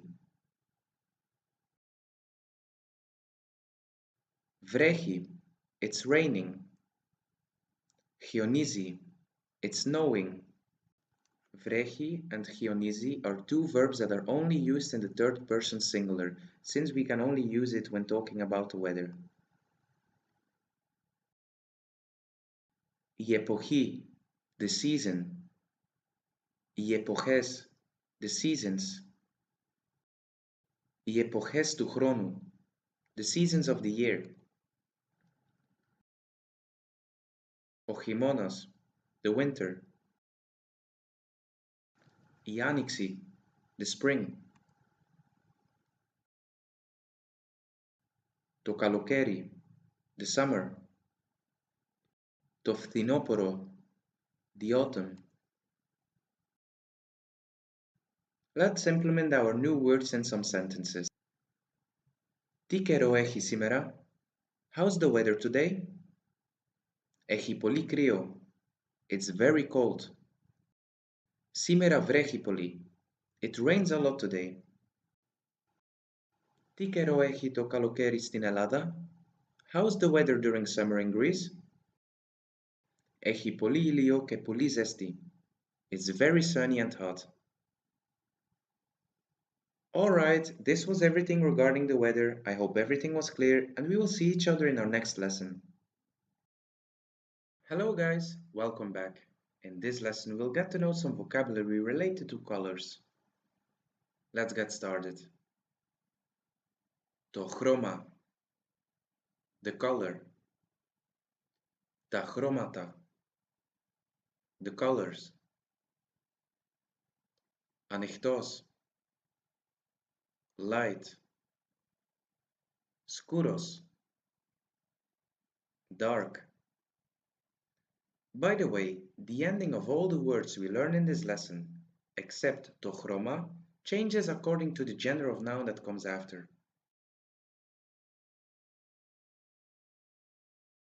Άσπρος or λευκός, white. Μαύρος, black.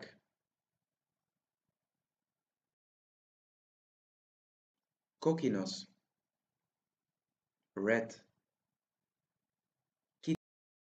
Κίτρινος, yellow.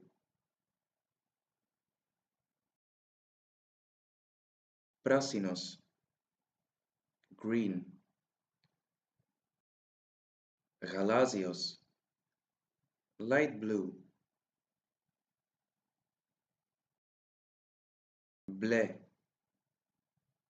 blue. Καφέ, brown. Γκρι or γκρίζος, gray. Mauve, purple.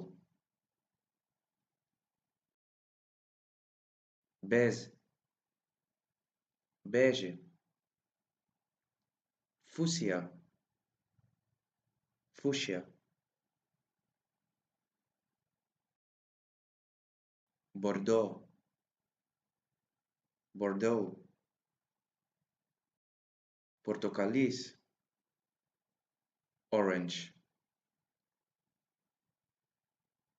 Alright, this was everything regarding the colors. I hope everything was clear and we'll see each other in our next lesson. Hello guys, welcome back.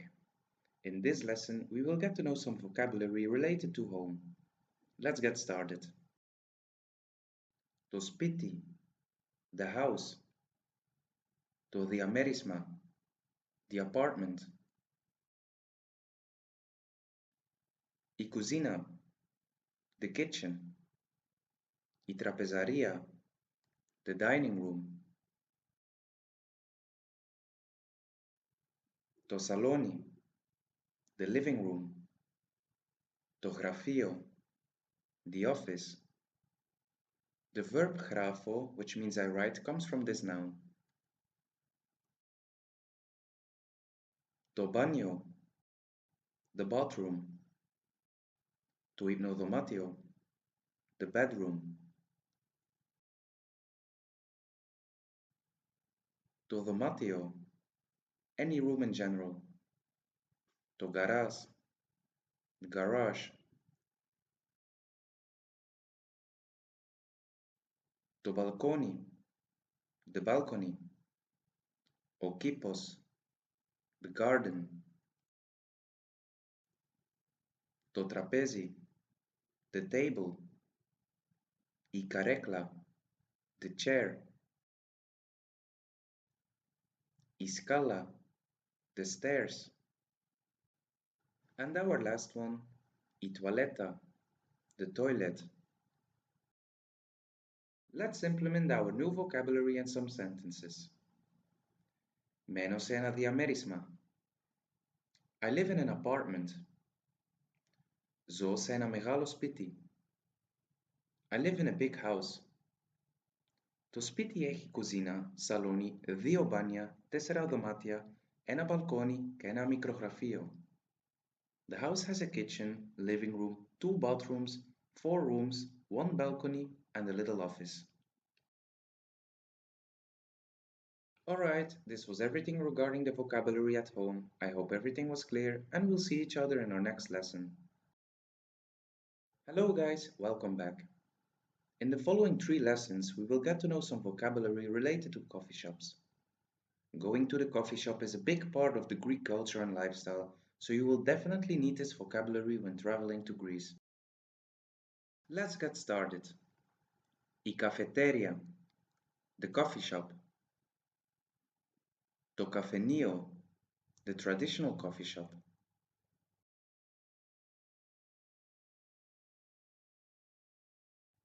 O catálogos, or to menu, the menu. I timi, the price. Let's have a look at the coffees. The category of coffees is called o cafés. This you will find a lot on Greek menus. The correct plural of coffee is I kafedes. O Ellenikos, the Greek coffee.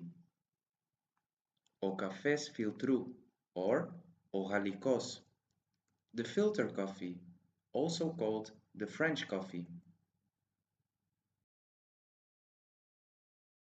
Cappuccino, the cappuccino. To espresso, the espresso. To Nescafé, the Nescafé. O frappé, the frappé. To freddo cappuccino, the freddo cappuccino. To freddo espresso, the freddo espresso. Os ketos cafés, the black coffee. O metrios cafés, coffee made with 1 spoon of coffee and 1 spoon of sugar. O glikos cafés, the sweet coffee. And our last one, megala, with milk. Alright, let's have a look at some examples in sentences. Θα ήθελα ένα φρέdo espresso σκέτο παρακαλώ. I would like a freddo espresso without sugar, please. Θα ήθελα ένα φραπέ μέτριο παρακαλώ. I would like a medium frappe, please. Alright, this was the first part of the vocabulary related to coffee shops. I hope everything was clear and we'll see each other in our next lesson.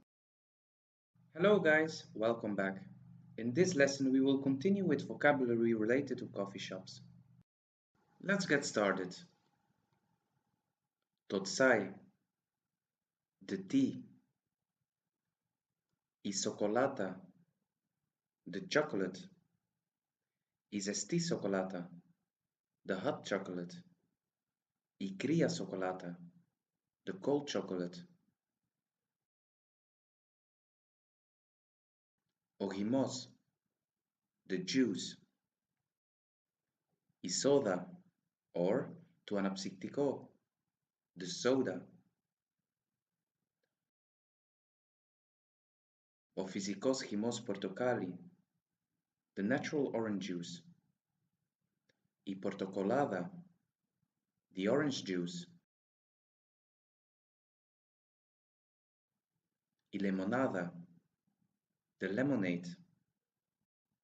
Η Coca-Cola, the Coca-Cola. Το ανθρακούχο νερό, the sparkling water. Το νερό, the water. Το milkshake, the milkshake. Η γρανίτα, the slushy. Η γρανίτα λεμόνι, the lemon slushy. Η γρανίτα φράουλα, the strawberry slushy. Το κρασί, the wine. Το λευκό κρασί, the white wine. Το ροζέ κρασί, the rose wine. Το κόκκινο κρασί, the red wine. Η μπύρα, the beer. And our last one, το ouzo, the ouzo. Ouzo is perhaps the most famous traditional Greek drink, and it has a very high percentage of alcohol. Alright, let's put these words in some sentences. Θα ήθελα μια ζεστή σοκολάτα παρακαλώ. I would like a hot chocolate, please. Θα ήθελα ένα κόκκινο κρασί παρακαλώ. I would like a red wine, please. Alright, this was the second part of the vocabulary related to coffee shops. I hope everything was clear, and we'll see each other in our next lesson. Hello guys, welcome back. In this lesson we will continue with vocabulary related to coffee shops. Let's get started. Τα snack, the snacks. Το toast, the toast. Το sandwich, the sandwich. Η τυρόπιτα, the cheese pie. Η σπανακόπιτα, the spinach pie. Η μπουγάτσα, the cream pie. Το παγωτό, the ice cream.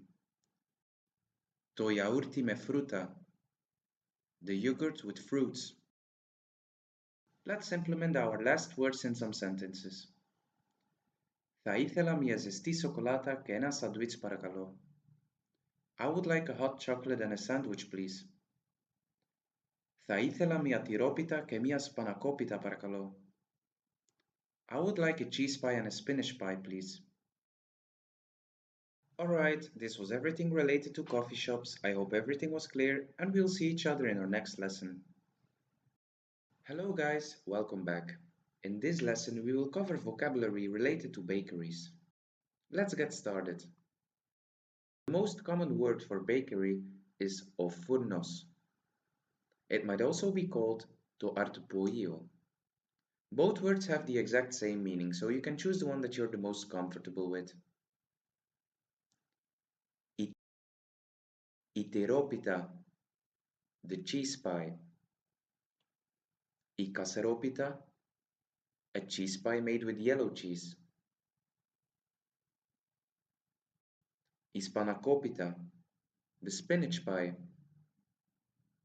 I pizza, the pizza. I buhatsa, the buhatsa. This is a famous Greek sweet.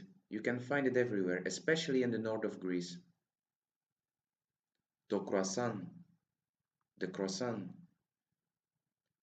To croissant voutiru, the butter croissant.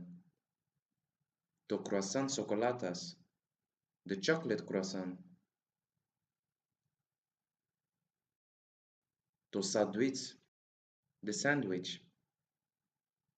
To kuluri, the kuluri.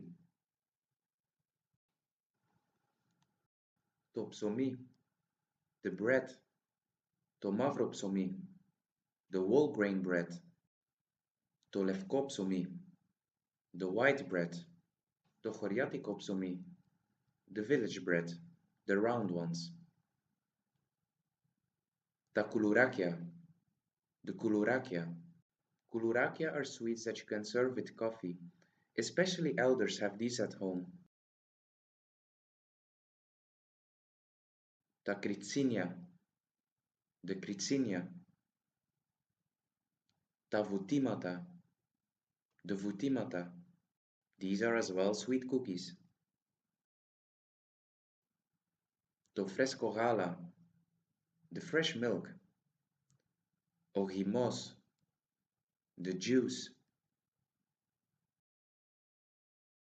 O frescos gimos portocali, the fresh orange juice. O cafés, the coffee. Alright, let's implement our new vocabulary and some sentences. Θα ήθελα ένα μαύρο ψωμί παρακαλώ. I would like a whole grain bread please. Θα ήθελα μια τυρόπιτα και ένα λευκό ψωμί παρακαλώ. I would like a cheese pie and a white bread please.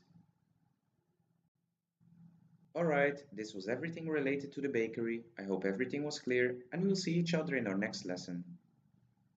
Hello guys, welcome back. In the following two lessons, we will cover the products available at the supermarket. Let's get started. To supermarket, the supermarket. To tiri, the cheese. To vutiro, the butter. To gala, the milk. To yaourti, the yogurt. To afgo, the egg. And in the plural, ta afga. To ladi, the olive oil. To alevri, the flour. To xidi, the vinegar. To alati, the salt. To piperi, the pepper. Ta macaronia, the pasta. To risi, the rice. I fakes, the lentils. Ta revithia, the chickpeas. Ta fasolia, the beans. Alright, let's implement our new words in some sentences. Θα ήθελα τα φασόλια παρακαλώ. I would like beans please. Θα ήθελα πιπέρι και αλάτι παρακαλώ. I would like pepper and salt please. Alright, this was the first part of products available at the supermarket. I hope everything was clear and we'll see each other in our next lesson. Hello guys, welcome back. In this lesson we will cover the second part of vocabulary related to the supermarket. Τα λαχανικά, the vegetables. Τα φρούτα, the fruit. Το ψάρι, the fish. Τα ψάρια, the fishes. To creas, the meat. Okimas, the minced meat.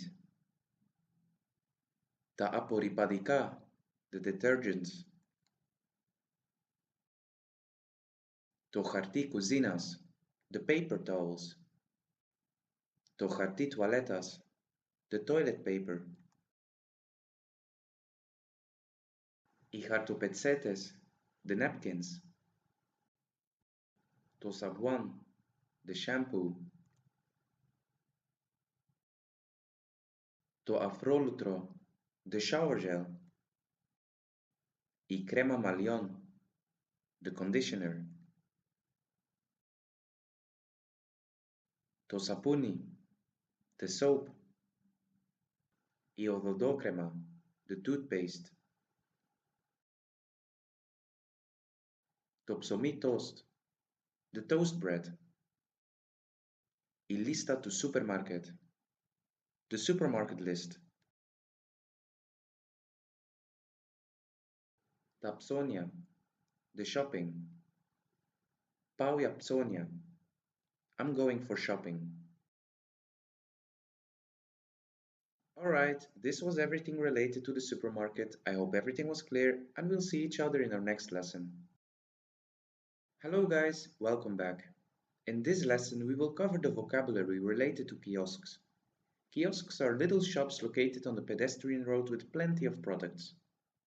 Let's get started. To periptero, the kiosk. To nero, the water. To anapsiktiko, the soda. Ojimos, the juice. Ibira, the beer. To gala, the milk. To hartomadila, the paper tissues. Isocolata, the chocolate. To pagoto, the ice cream. Y carameles, the candies. Itzigles, the chewing gum. Tapapatakia, the chips. Tatsigara, the cigarettes. O anaptiras, the lighter. Y efimerida, the newspaper. To periodico, the magazine. Alright, this was everything related to the kiosk. I hope everything was clear and we'll see each other in our next lesson. Hello guys, welcome back. In this lesson we will get to know the vocabulary related to fruit. Let's get started. To fruto, the fruit. Ta fruta, the fruit, plural. To milo, the apple. Ta mila, the apples. To ahladi, the pear. Ta ahladia, the pears. Y banana, the banana. Y bananes, the bananas. To portocali, the orange. Ta portocalia, the oranges. To madarini, the mandarin. Ta madarinia, the mandarins. To rodakino, the peach. Ta rodakina, the peaches. To kerasi, the cherry. Ta kerasia, the cherries. To vericoco, the apricot. Ta vericoca, the apricots. Y fraula, the strawberry. Y fraules, the strawberries.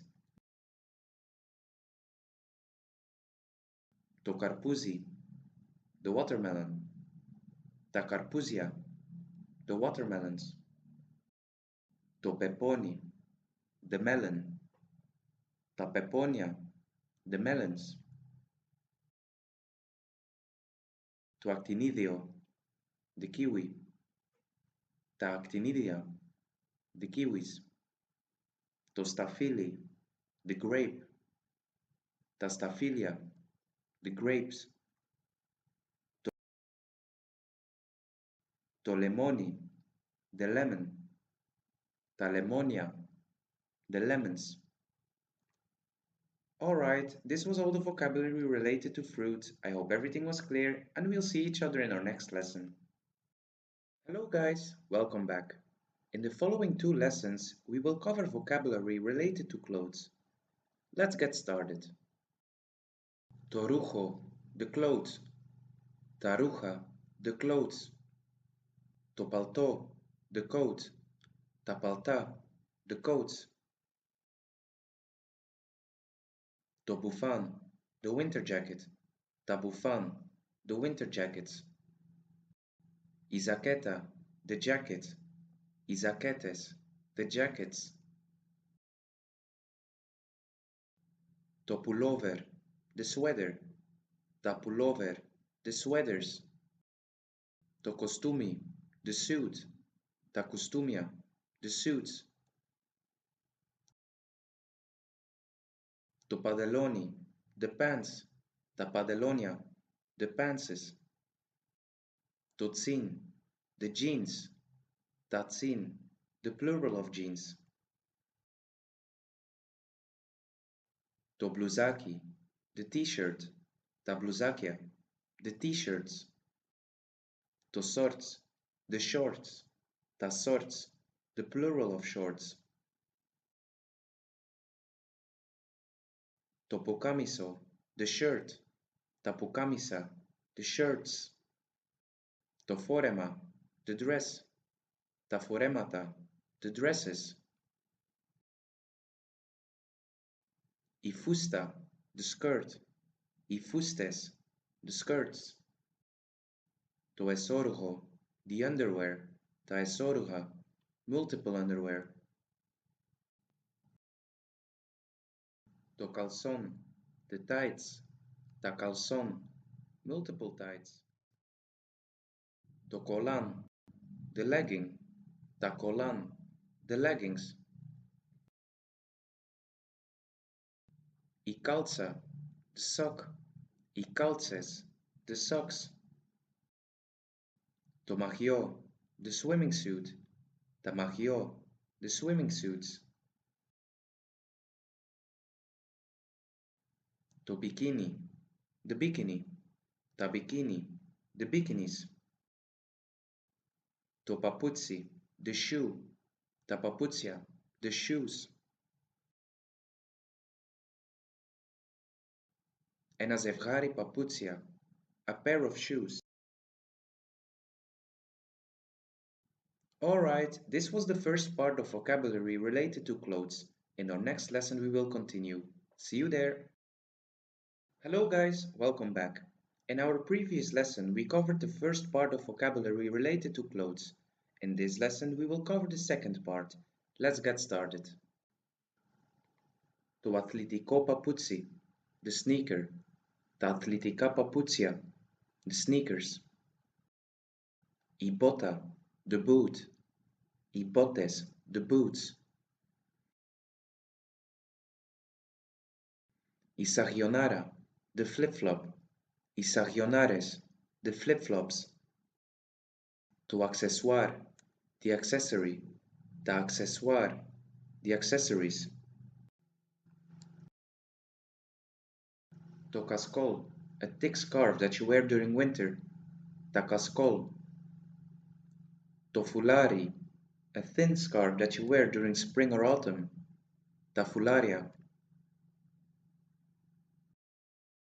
Itzada, the purse. Itzades, the purses. To portofoli, the wallet. Ta portofolia, the wallets. To cappello, the hat. Ta cappella, the hats. O skufos, the beanie. I skufi, the beanies. I zoni, the belt. I zones, the belts. Toroli, the watch. Tarologia, the watches. Tahualia, the glasses. Tahualia iliu, the sunglasses. Toyadi, the glove. Tayadia, the gloves. Igravata, the tie. Igravates, the ties. There are three more words that might be interesting. Small, mikro. Medium, meseo. And large, megalo.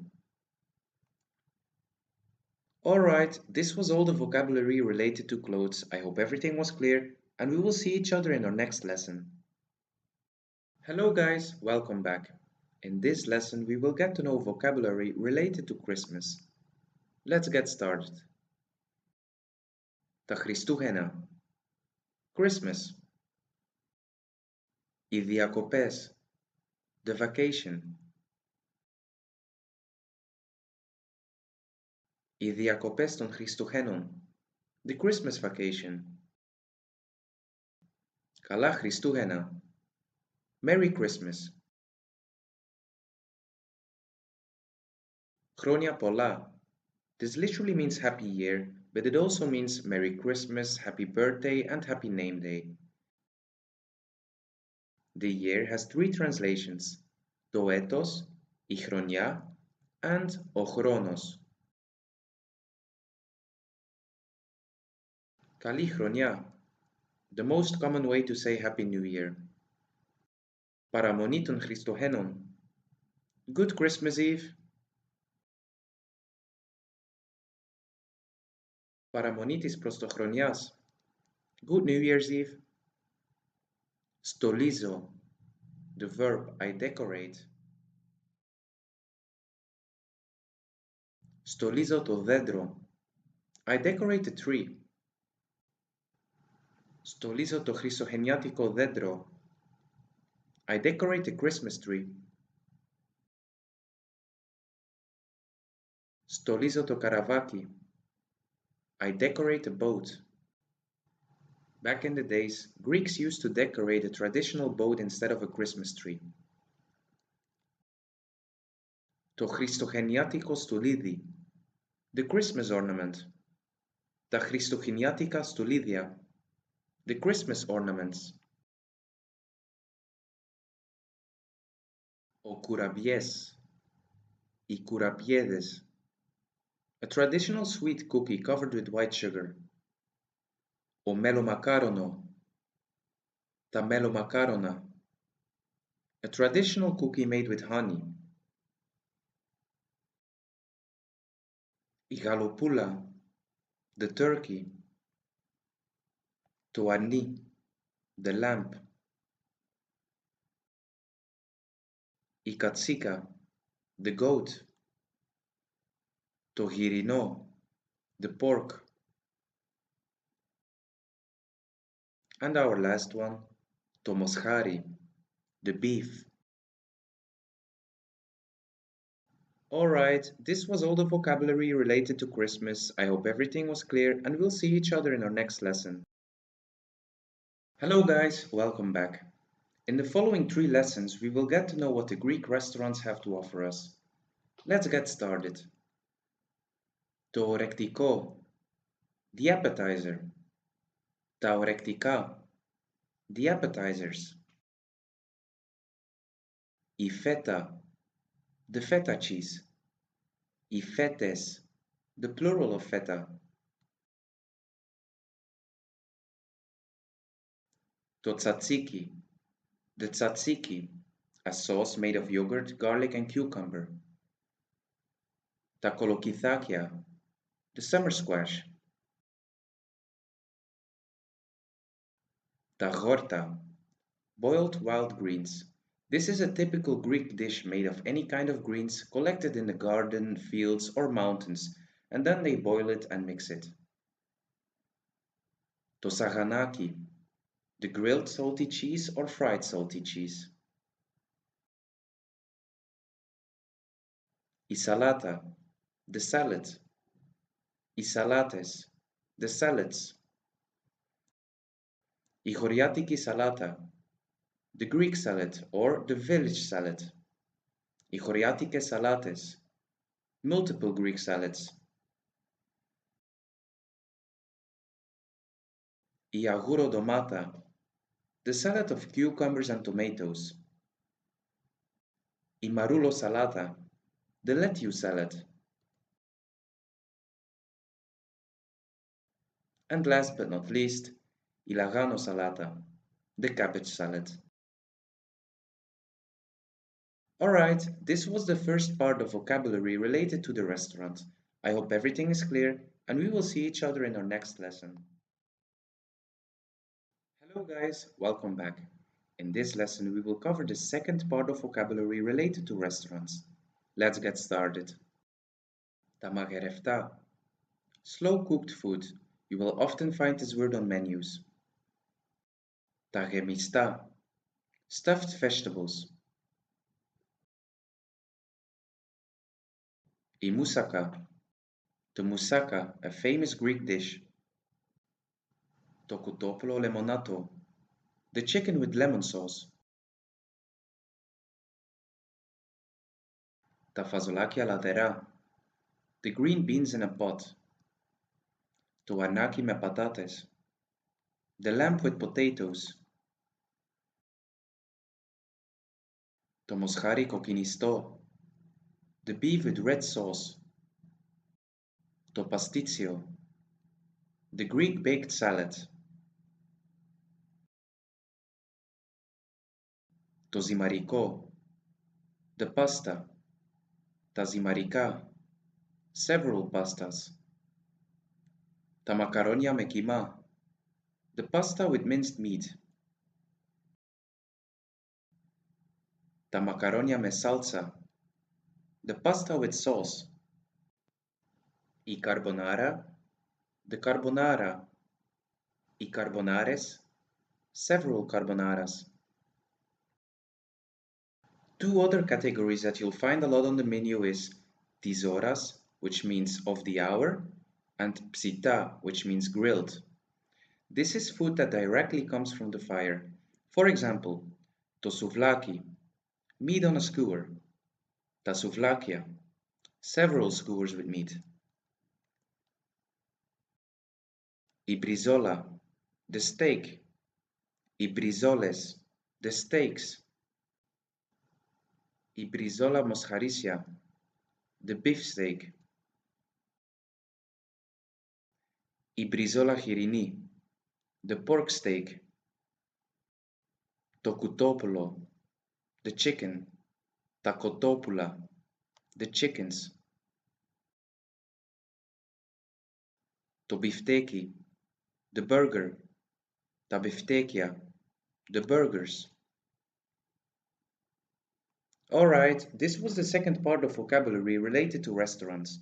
I hope everything is clear and we will see each other in our next lesson.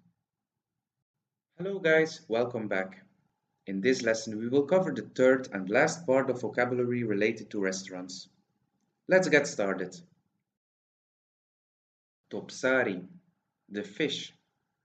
Tapsaria, several fish. Isardella, the sardine. Isardeles, the sardines. Ogavros, the anchovy. Igavri, the anchovies. Oxyphias, the swordfish. Ixiphies, the swordfishes. Tathalasina, the seafood. Igarida, the shrimp. Igarides, the shrimps. Itiganites garides, the fried shrimps. Tochtapodi, the octopus. Τα χταπόδια, the octopuses. Χταπόδι ξιδάτο, octopus with vinegar. Τα καλαμάρια, the calamari. Τα καλαμαράκια τηγανιτά, the fried calamari. Τα μύδια, the mussels. Τα επιδόρπια, or τα γλυκά, the desserts. Το παγωτό, the ice cream. Τα παγωτά, multiple ice creams. Ο γαλβάς, the γάλβας. Το καδαΐφι, the καδαΐφι. Το cake, the cake. Τα cake, multiple cakes. Το φρούτο, the fruit. Τα φρούτα, multiple fruits. Ο λογαριασμός, the bill. Οι λογαριασμοί, the bills. Alright, let's implement these words in some sentences. Θα ήθελα ένα μουσακά παρακαλώ. I would like a moussaka, please. Θα ήθελα τον λογαριασμό παρακαλώ. I would like the bill, please. Alright, this was all the vocabulary related to restaurants. I hope everything was clear, and we will see each other in our next lesson. Hello guys, welcome back. In this lesson we'll get to know some vocabulary related to occupations in the food sector. With other words, people that work in bars, restaurants and pubs. Let's get started. O magiras, a masculine cook. I magirisa, a feminine cook. O chef, the chef. O servitoros, the waiter. I servitora, the waitress. O barman, the barman. I barwoman, the barwoman. O zacharoplastis, the masculine pastry chef. I zacharoplastisa, the feminine pastry chef. O cafetsis, the barista. O tamias, the masculine cashier. I tamias, the feminine cashier. O katharistis, the masculine cleanest. I katharistria, the feminine cleanest. Alright, this was all the vocabulary related to occupations in the food sector. I hope everything was clear, and we'll see each other in our next lesson. Hello guys, welcome back. In this lesson we will get to know some vocabulary related to places where you can eat and drink. Let's get started. Tu estiatorio, the restaurant. I taverna, the tavern. I psarotaverna, the fish tavern. To psitopolio, the steakhouse. To mesedopolio, the tavern where you can eat little bites. To ouzeri, the place where you can drink ouzo.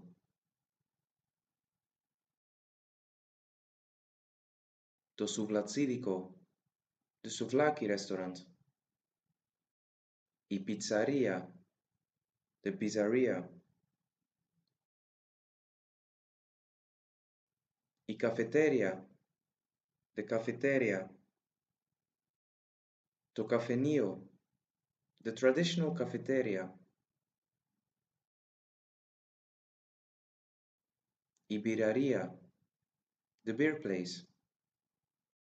To bar, the bar.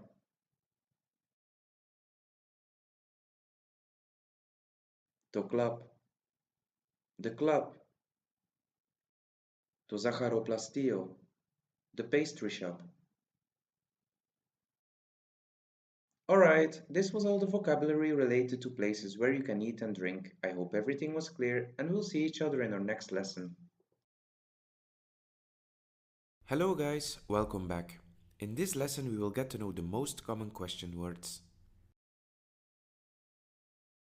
The most easy way to ask questions in Greek is by making yes-no questions.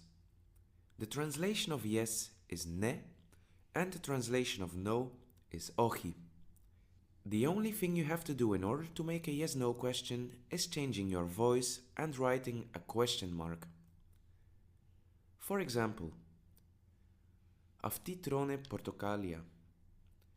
They are eating oranges. Αυτοί τρώνε πορτοκάλια. Are they eating oranges? Did you hear the difference? Our first and most difficult question word is who. Who is the most difficult one because it has a gender and a number. Let's have a look. The masculine singular form of who is ποιος. The feminine singular form, ποια. The neutral singular form, ποιο. And now the plural ones. The masculine plural form, ποιοι. The feminine plural form, ποιες. And last but not least, the neutral plural form, ποια. Just like the singular feminine form. Let's have a look at some examples. Ποιος είναι αυτός? Who is this? Referring to one guy. Ποια είναι αυτή? Who is this? Referring to a girl. Ποιες είναι αυτές? Who are they? Referring to multiple girls. Our next question word, where. Πού. For example, πού πας? Where are you going? Πού θα πάμε? Where will we go? Πού μεγάλωσες? Where did you grow up? Our third question word, when. Πότε. For example, πότε θα φάμε? When will we eat? Πότε θα πάμε στην Ελλάδα? When will we go to Greece? Πότε ήρθες? When did you come? Next one, why. Γιατί. For example, γιατί έφυγες? Why did you leave? Γιατί πήγες? Why did you go? Due to the context, the meaning of γιατί can change to because. Let's have a look at an example.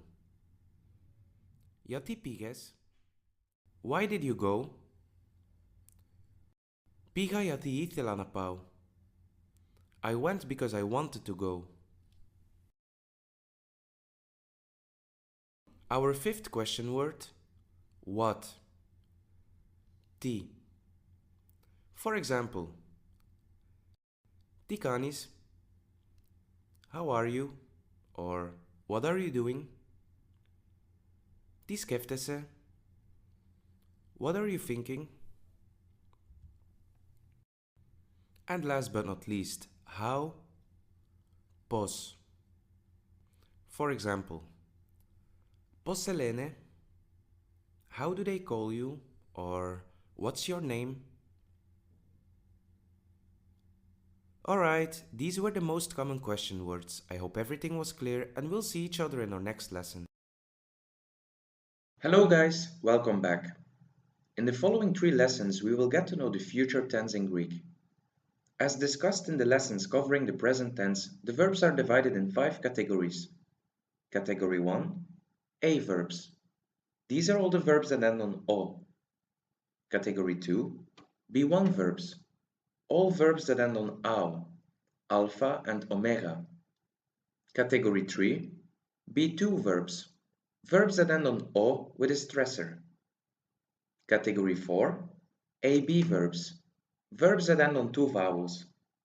And last but not least, category 5, verbs that end on ome or ame.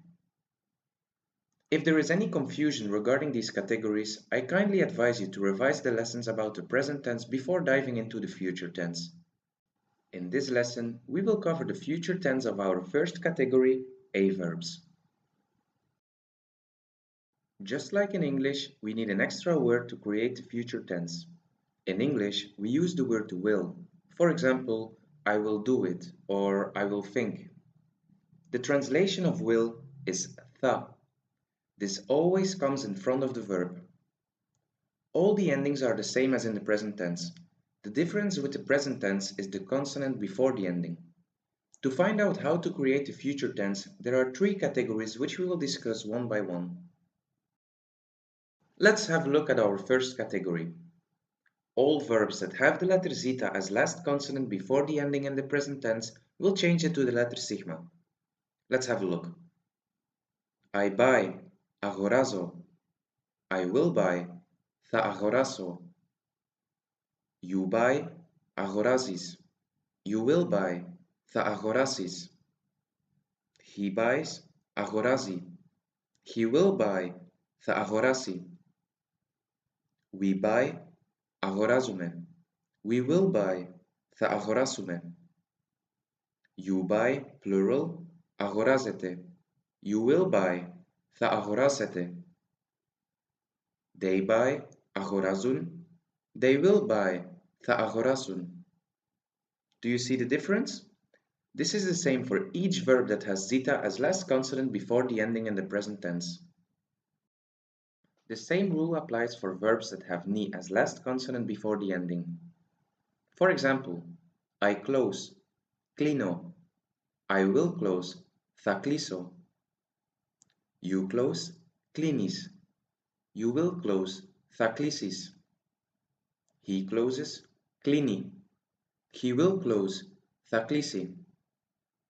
We close, κλείνουμε. We will close, θα κλείσουμε. You close, plural, κλείνετε. You will close, θα κλείσετε. They close, κλείνουν. They will close, θα κλείσουν. So in order to create a future tense of verbs with zeta or ni as last consonant before the ending, we have to replace it with sigma. And of course, don't forget to add tha before the verb itself. Let's have a look at our second category. All verbs that have p as last consonant will change it to psi in the future tense. For example, I miss, lipo. I will miss, θα λείψω. You miss, λείπεις. You will miss, θα λείψεις. He misses, λείπει. He will miss, θα λείψει. We miss, λείπουμε. We will miss, θα λείψουμε. You miss, plural, λείπετε. You will miss, θα λείψετε. They miss, λείπουν. They will miss, θα λείψουν. The same rule applies to verbs that have phi as last consonant before the ending in the present tense. For example, I write, γράφω. I will write, θα γράψω. You write, γράφεις. You will write, θα γράψεις. He writes, γράφει. He will write, θα γράψει. We write, γράφουμε. We will write, θα γράψουμε. You write, plural, γράφετε. You will write, θα γράψετε. They write, γράφουν. They will write, θα γράψουν. This also applies to verbs that have vita as last consonant before the ending in the present tense. For example, I cut, κόβω. I will cut, θα κόψω. You cut, κόβεις. You will cut, θα κόψεις. He cuts, κόβει. He will cut, θα κόψει. We cut, κόβουμε. We will cut, θα κόψουμε. You cut, plural, κόβετε. You will cut, θα κόψετε. They cut, κόβουν. They will cut, θα κόψουν. The same rule applies to verbs that have evo as ending in the present tense. For example, I work, δουλεύω. I will work, θα δουλέψω. You work, δουλεύεις. You will work, θα δουλέψεις. He works, δουλεύει. He will work, θα δουλέψει. We work, δουλεύουμε. We will work, θα δουλέψουμε. You work, plural, δουλεύετε. You will work, θα δουλέψετε. They work, δουλεύουν. They will work, θα δουλέψουν. Alright, let's have a look at our last category. When a verb has γάμα as last consonant before the ending in the present tense, we have to change it to ξι. For example, I open, ανοίγω. I will open, θα ανοίξω. You open, ανοίγεις. You will open, θα ανοίξεις. He opens, ανοίγει. He will open, θα ανοίξει. We open, ανοίγουμε. We will open, θα ανοίξουμε. You open, plural, ανοίγετε. You will open, θα ανοίξετε. They open, ανοίγουν. They will open, θα ανοίξουν. The same rule applies to verbs that have he as last consonant before the ending in the present tense. For example, I run, τρέχω. I will run, θα τρέξω. You run, τρέχεις. You will run, θα τρέξεις. He runs, τρέχει. He will run, θα τρέξει. We run, τρέχουμε. We will run, θα τρέξουμε. You run, plural, τρέχετε. You will run, θα τρέξετε. They run, τρέχουν. They will run, θα τρέξουν. And last but not least, verbs that have he and ni as last consonants before the ending in the present tense will replace it by ξι in the future tense. For example, I make, φτιάχνω. I will make, θα φτιάξω. You make, φτιάχνεις. You will make, θα φτιάξεις. He makes, φτιάχνει. He will make, θα φτιάξει. We make, φτιάχνουμε. We will make, θα φτιάξουμε. You make, plural, φτιάχνετε. You will make, θα φτιάξετε. They make, φτιάχνουν. They will make, θα φτιάξουν. Alright, these were the three different ways to conjugate a verbs in the future tense. The most important thing to remember is that we have to add tha in front of the verb. Let's have a small recap. Verbs that end on zo or no in the present tense end on so in the future tense. Verbs that end on po, fo, vo, and evo in the present tense end on pso in the future tense. And last but not least, verbs that end on go, go, and gno in the present tense end on xo in the future tense. Try to memorize these rules very well. It's a lot of information, but with a little bit of practice and some more verbs, you will automatically conjugate all new verbs correctly. Before ending this lesson, I would like to mention 5 exceptional verbs that do belong to the A-verbs, but aren't conjugated according to the rules in the future tense.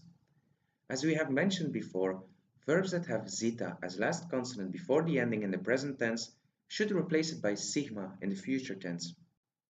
These 5 verbs replace it by ξι instead. Let's have a look.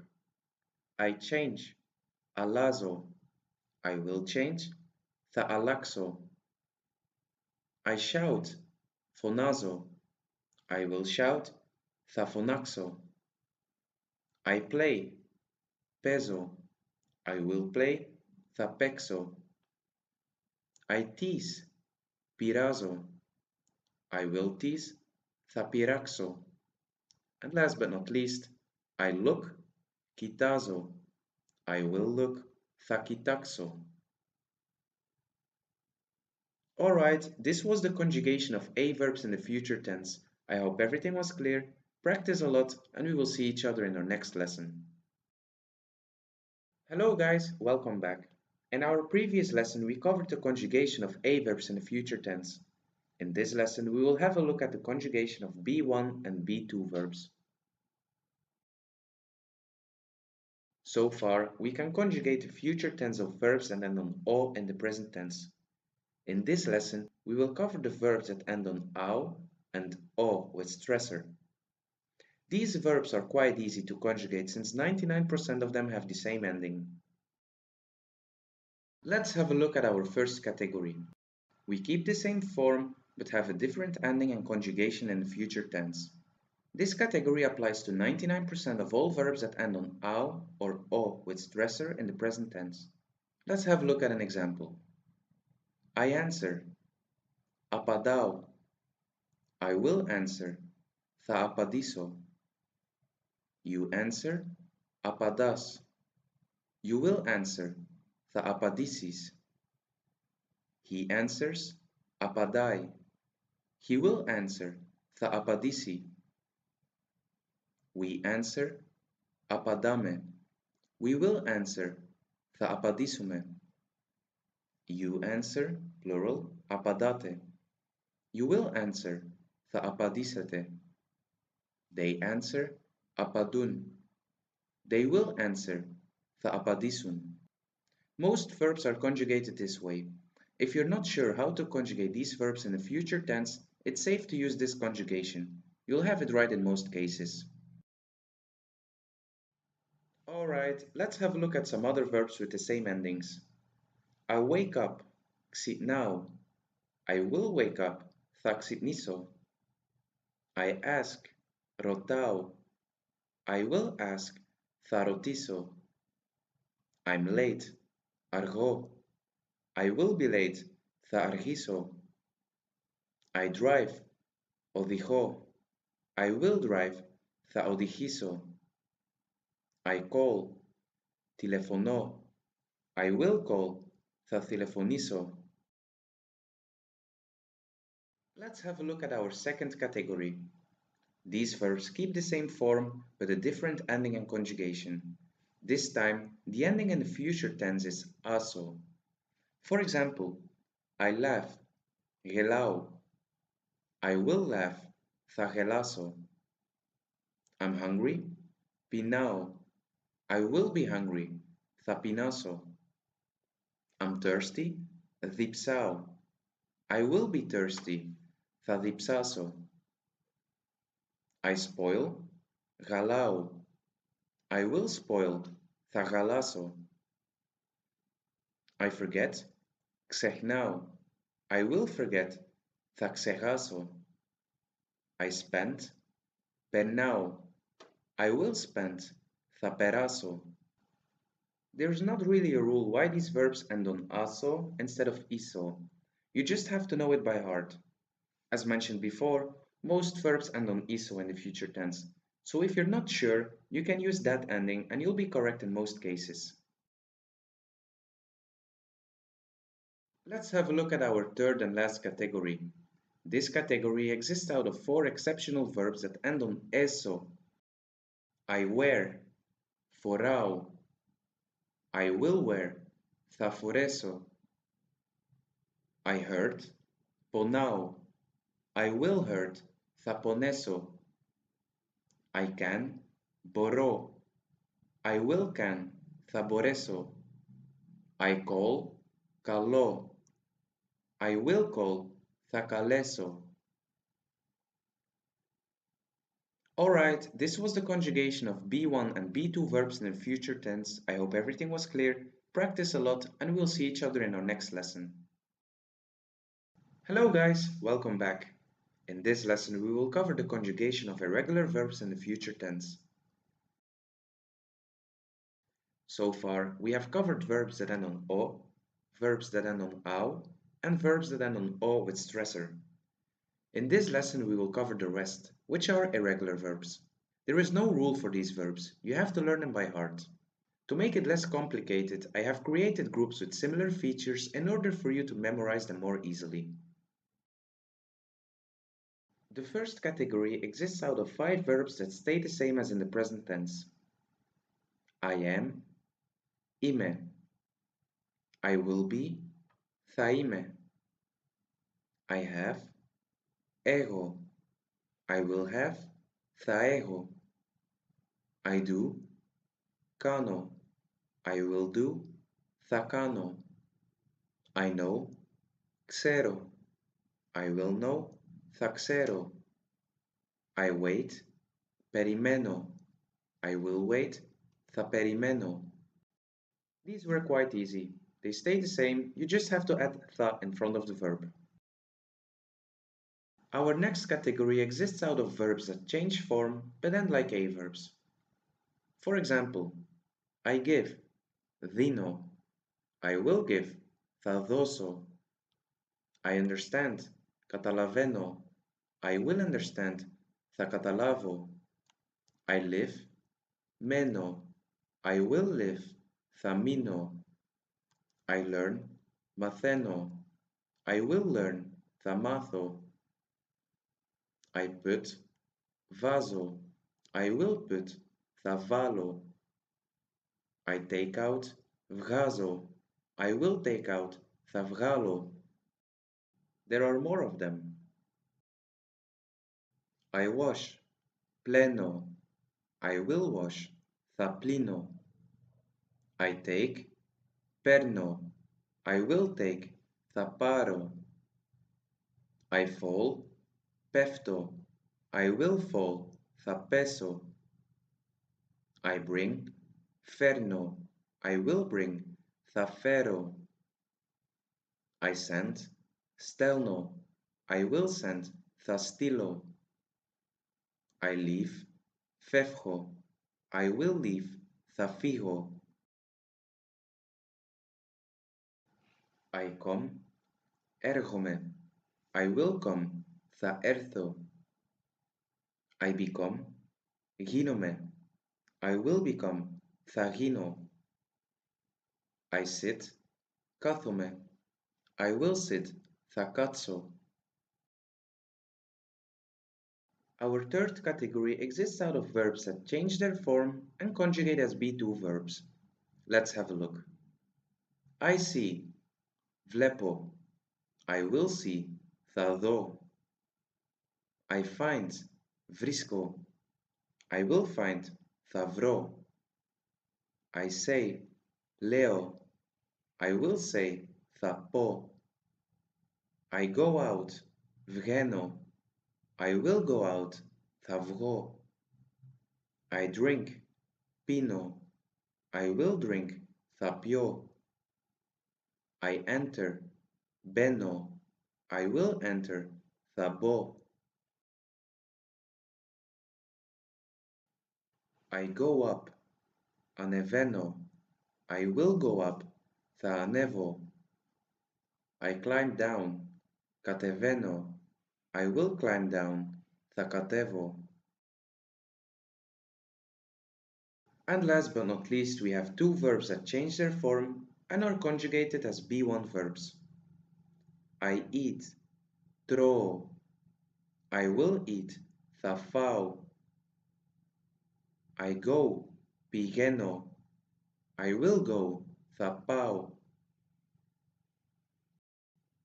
Alright, this was the last lesson covering the future tense. All irregular verbs need to be learned by heart. There is no rule why they are conjugated the way they are. I kindly advise everyone to learn the future tense very well and practice it a lot. All other tenses are based on the future tense. When knowing this tense well, learning other tenses will be a piece of cake. I hope everything was clear, and we will see each other in our next lesson. Hello guys, welcome back. In this lesson, we will get to know the cardinal numbers. Cardinal numbers are numbers that denote quantity. In modern Greek, cardinal numbers are considered as adjectives, which means they have a gender, a number, and a case. The tricky thing is that this only applies to the numbers 1, 3, and 4. Let's have a look. 1. Enas, Mia or Enna. For masculine nouns, we use enas. For feminine nouns, we use Mia. And for neutral nouns, we use Enna. We'll see some examples later on. 2. Δύο. 3. Tria or tris. For masculine and neutral nouns, we use tria. For feminine nouns, we use tris. 4. Tessera or tesseris. For masculine and neutral nouns, we use tessera, and for feminine nouns, we use tesseris. 5. Pede. 6. Exi. 7. Efta. 8. Ochto. 9. Enya. And 10. Δέκα. As you can see, all numbers except 1, 3, and 4 have only one form for masculine, feminine, and neutral nouns. We change the number 1, 3, and 4 depending on the noun that comes after the number. Let's have a look at the numbers from 11 to 20. 11. Edeka. Since edeka is a word by itself, we don't change it. 12. Dodeka. 13. Remember the 3? Δεκατρία or δεκατρείς. For masculine and neutral nouns, we use δεκατρία. For feminine nouns, δεκατρείς. 14. Δεκατέσσερα or δεκατέσσερις. We use δεκατέσσερα for masculine and neutral nouns and δεκατέσσερις for feminine nouns. 15. Δεκαπέντε. 16. 16. 17. 17. 18. 18. 19. 19. And 20. 20. Let's have a look at how to implement these cardinal numbers. Let's start with some masculine ones. Ένα σκύλος, δύο σκυλιά, τρία σκυλιά, τέσσερα σκυλιά, πέντε σκυλιά. One dog, two dogs, three dogs, four dogs, five dogs. As you can see, for the masculine noun oskilos, we use the masculine cardinal numbers enas, tria, and tessera. Now some feminine ones. Μία γάτα, δύο γάτες, τρεις γάτες, τέσσερις γάτες, πέντε γάτες. One cat, two cats, three cats, four cats, five cats. Η γάτα is a feminine noun, so we use the feminine cardinal numbers μία, τρεις, and τέσσερις. And last but not least, a neutral one. Ένα πουλί, δύο πουλιά, τρία πουλιά, τέσσερα πουλιά, πέντε πουλιά. One bird, two birds, three birds, four birds, five birds. Το πουλί is a neutral noun, so we use the neutral cardinal numbers ένα, τρία, and τέσσερα. We have to do the exact same thing with the numbers from 20 and onwards. For example, 21 cats, 21 γάτες. 23 cats, 23 γάτες. 24 cats, 24 γάτες. 31 cats, 31 γάτες. 33 cats, 33 γάτες. 34 cats, 34 γάτες. Alright, this was everything regarding the cardinal numbers. Just remember that the numbers 1, 3, and 4 change according to the gender of the noun, and that all other numbers stay the same. I hope everything was clear, and we will see each other in our next lesson. Hello guys, welcome back. In this lesson, we will get to know the ordinal numbers. Ordinal numbers are numbers defining the position of something in a series, such as first, second, and third. Just like cardinal numbers, ordinal numbers are considered as adjectives, which means they have a gender, number, and case. The difference is that, unlike cardinal numbers, it applies to all ordinal numbers. All masculine ordinal numbers end on os. All feminine ordinal numbers end on I. And all neutral ordinal numbers end on O. There are no exceptions. Let's have a look. The first, protos, proti, proto. Second, Defteros, defteri, deftero. Third, tritos, triti, trito. Fourth, tetartos, tetarti, tetarto. Fifth, peptos, pepti, pepto. Sixth, ectos, ecti, ecto. Seventh, evdomos, evdomi, evdomo. Eighth, ogdoos, ogdoi, ogdoo. Ninth, enatos, enati, enato. Tenth, dekatos, dekati, dekato. It's quite easy to recognize the masculine, feminine, and neutral ordinal numbers. The tricky part is that the numbers itself change a bit, so we have to learn them by heart. Let's have a look at the numbers from 10 to 20. 11th, edekatos, edekati, edekato. 12th, dodekatos, dodekati, dodekato. 13th, dekatos tritos, dekati triti, dekato trito.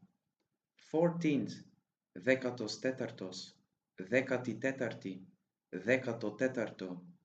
15th, dekatos peptos, dekati pepti, dekato pepto. 16th, dekatos ectos, dekati ecti, dekato ecto. 17th, dekatos evdomos, dekati evdomi, dekato evdomo. 18th, dekatos ogdoos, dekati ogdoi, dekato ogdoo. 19th, dekatos enatos, dekati enati, dekato enato. And last but not least, 20th, ikostos, ikosti, ikosto. Let's have a look at the masculine form of the numbers 21 to 30 and the decimals in order for you to understand how it continues from 20 and upwards. 21st, ikostos protos. 22nd, ikostos defteros. 23rd, ikostos tritos. 24th, ikostos tetartos. 25th, ikostos peptos. 26th, ikostos ectos. 27th, ikostos evdomos. 28th, ikostos ogdoos. 29th, ikostos enatos. And 30th, triakostos. Alright, and now the decimals. 10th, dekatos. 20th, ikostos. 30th, triakostos. 40th, tesserakostos. 50th, pedikostos. 60th, xikostos. 70th, evdomikostos. 80th, ogdoikostos. 90th, enenidatos. And 100th, ekatostos. Alright, this was everything regarding the ordinal numbers. I hope everything was clear and we'll see each other in our next lesson.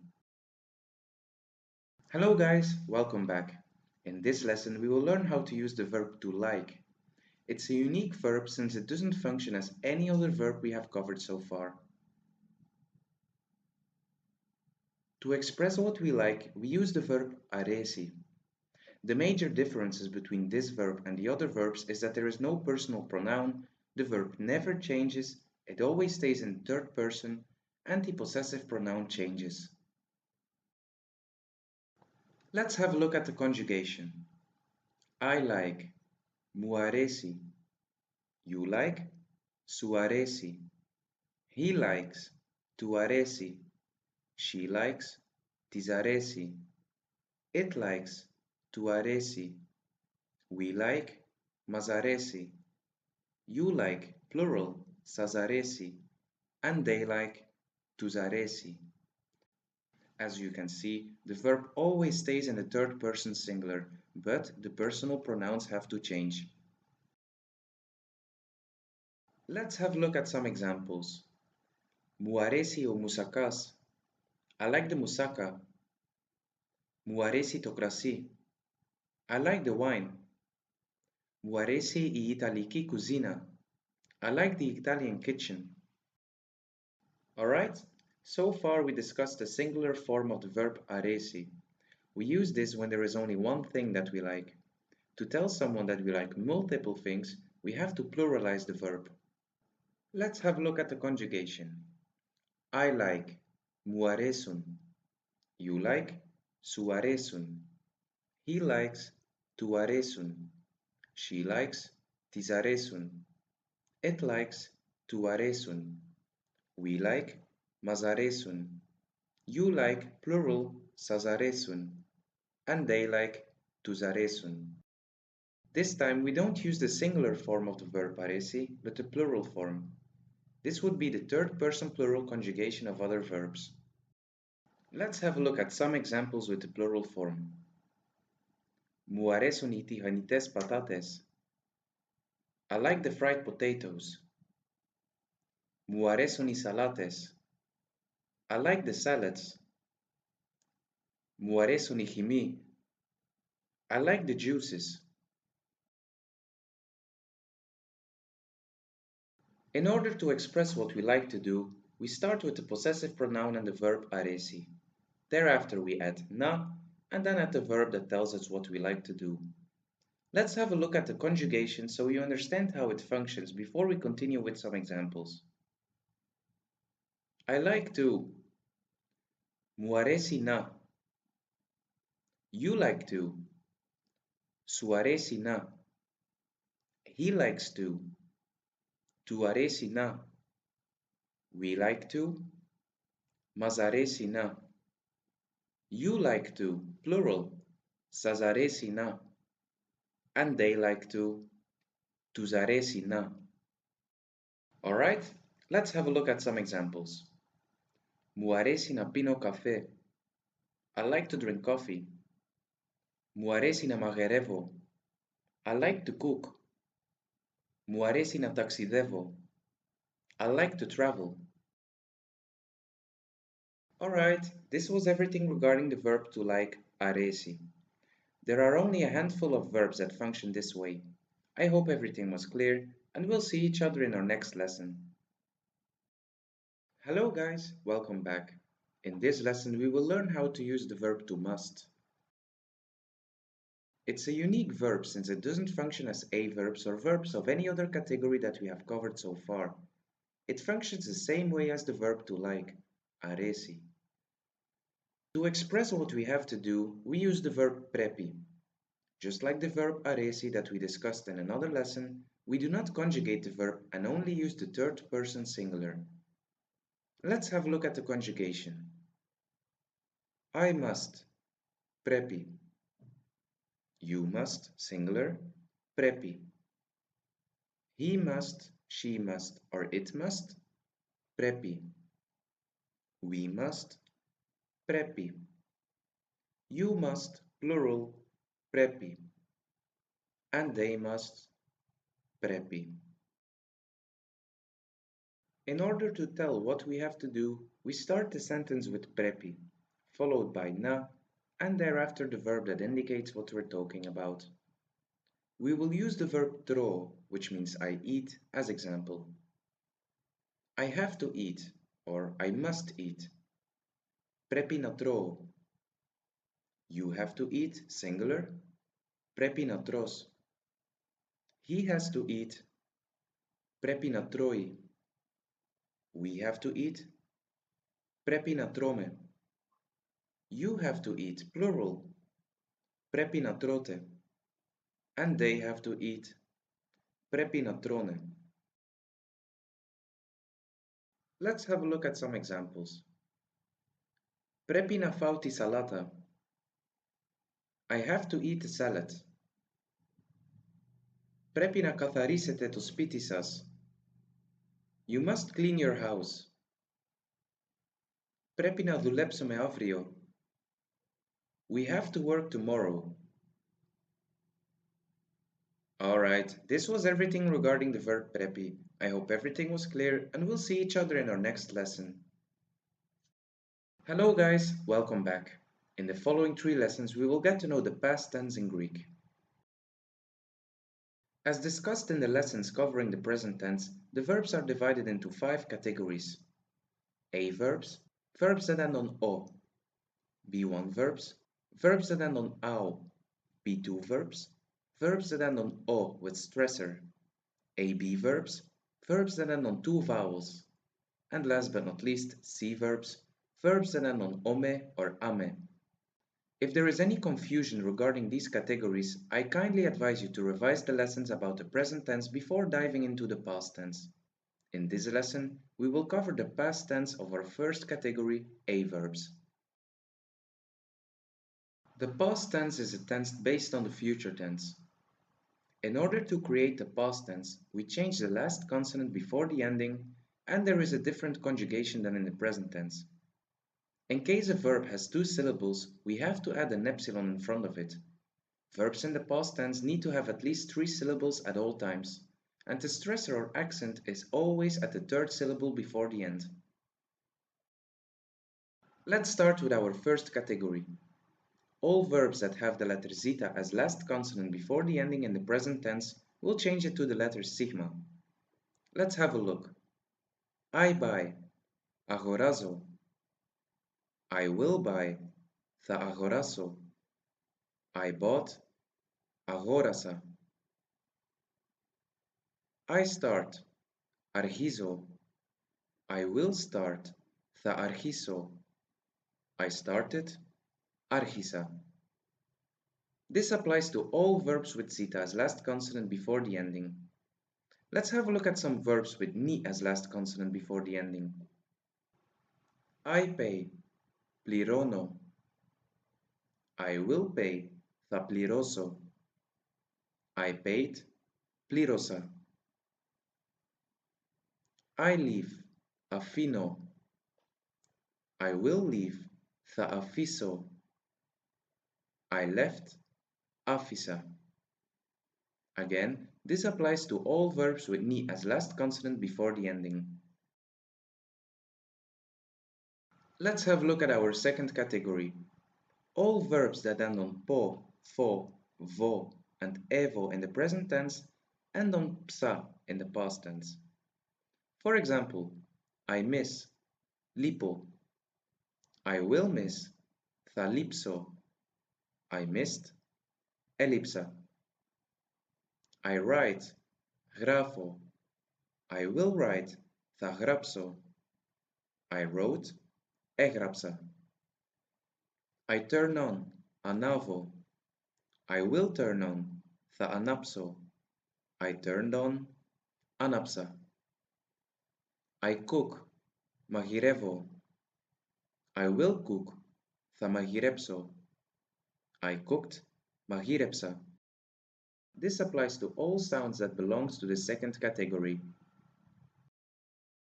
And our last category, all verbs that end on ho, and hno in the present tense will end on xa in the past tense. For example, I open, ανοίγω. I will open, θα ανοίξω. I opened, άνοιξα. I run, τρέχω. I will run, θα τρέξω. I ran, έτρεξα.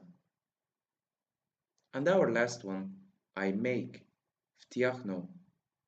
I will make, θα φτιάξω. I made, έφτιαξα. And again, this rules applies to all verbs that belong to the third category. Let's have a small recap. Our first category, verbs that end on zo and no in the present tense and on sa in the past tense. Second category, verbs that end on po, fo, vo, and evo in the present tense and on psa in the past tense. And our third and last category, verbs that end on ho, and hno in the present tense and on xa in the past tense. As you can see, the conjugation is exactly the same as how we conjugate verbs in the future tense. The only difference is that the endings of the verb change. Therefore, it is very important to master the future tense in Greek before starting to learn other tenses. Alright, let's have a look at the conjugation of the endings. I bought, agorasa. You bought, singular, agorases. He, she, or it bought, agorase. We bought, agorasame. You bought, plural, agorasate. And they bought, agorasam. As you can see, the zeta changed to sigma and the stressor is on the third last syllable. I wrote, egrapsa. You wrote, egrapses. He, she, or it wrote, egrapse. We wrote, grapsame. You wrote, plural, grapsate. And they wrote, egrapsam. As you can see, grapsame and grapsate don't have epsilon in front of it unlike the other conjugations. This is because there are already 3 syllables. And now our last one. I opened, anixa. You opened, singular, anixes. He, she, or it opened, anixe. We opened, anixame. You opened, plural, anixate. And they opened, anixam. Perfect. If you look at the conjugation of endings in each one of those verbs, you'll see that they're all the same. The first person singular ends on a. The second person singular ends on es. The third person singular ends on e. The first person plural ends on ame. The second person plural ends on ate. And the third person plural ends on an. This conjugation of endings applies to all verbs that belong to the A-verbs. Before ending, I would like to mention 5 exceptions that do belong to the A-verbs but aren't conjugated according to the rules. As we have mentioned before, verbs that have zeta as last consonant before the ending in the present tense should change it to sigma in the future and past tense. Well, these 5 verbs change it to xi instead. Let's have a look. I change, alazo. I will change, thalaxo. I changed, alaxa. I shout, phonazo. I will shout, thaphonaxo. I shouted, phonaxa. I play, peso. I will play, thapexo. I played, epexa. I tease, pirazo. I will tease, thapiraxo. I teased, piraxa. And our last one, I look, kitazo. I will look, thakitaxo. I looked, kitaxa. Alright, this was the conjugation of A verbs in the past tense. I hope everything was clear, practice a lot, and we'll see each other in our next lesson. Hello guys, welcome back. In our previous lesson we discussed the conjugation of A verbs in the past tense. In this lesson we will have a look at the B1 and B2 verbs. So far we can conjugate the past tense of verbs that end on O in the present tense. In this lesson we will cover the verbs that end on AU and O with stressor. These verbs are quite easy to conjugate, since the same rules apply like in the future tense of B1 and B2 verbs, which means that 99% of them is conjugated the same way. Let's have a look at our first and biggest category that applies to 99% of all verbs that end on AU or O with stressor. We keep the same form, but have a different ending and conjugation. I answer, apadao. I will answer, thaapadiso. I answered, apadisa. I wake up, xipnao. I will wake up, thaxipniso. I woke up, xipnisa. I ask, rotao. I will ask, tharotiso. I asked. Ρώτησα. I'm late. Αργώ. I will be late. Θα αργήσω. I was late. Άργησα. I drive. Οδηγώ. I will drive. Θα οδηγήσω. I drove. Οδήγησα. I call. Τηλεφωνώ. I will call. Θα τηλεφωνήσω. I called. Τηλεφώνησα. Most B1 and B2 verbs are conjugated this way. If you're not sure how to conjugate one of these verbs in the past tense, it's safe to use this conjugation. You'll have it right in most cases. Alright, our second category has verbs that end on asa in the past tense.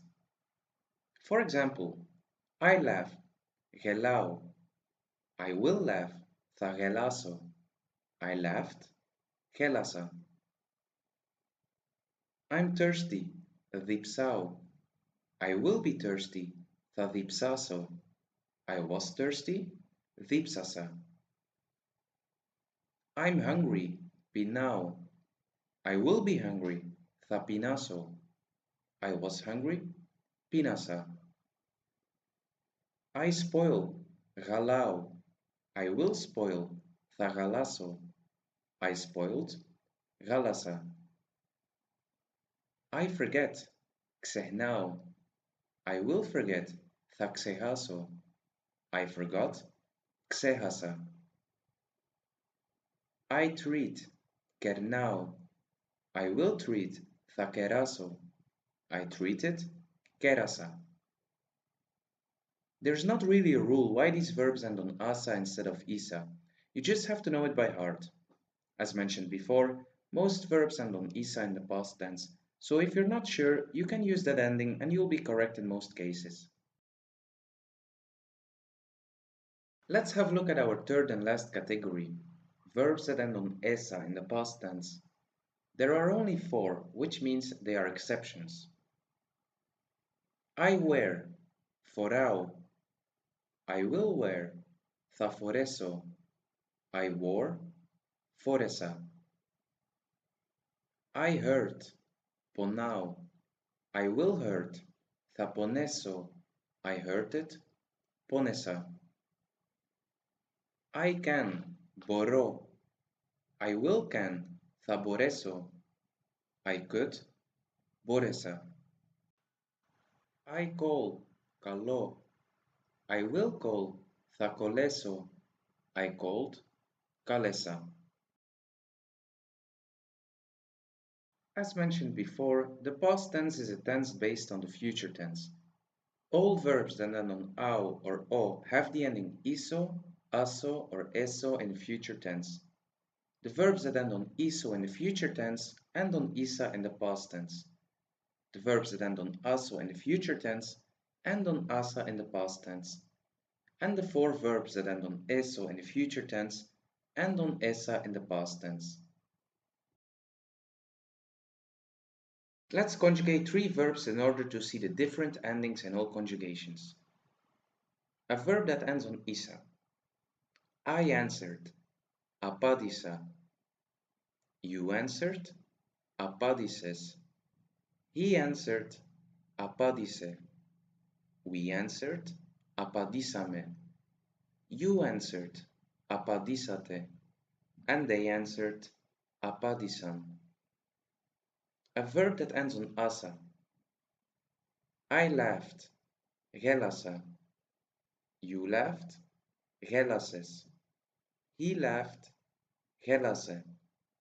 We laughed, γελάσαμε. You laughed, γελάσατε. They laughed, γέλασαν.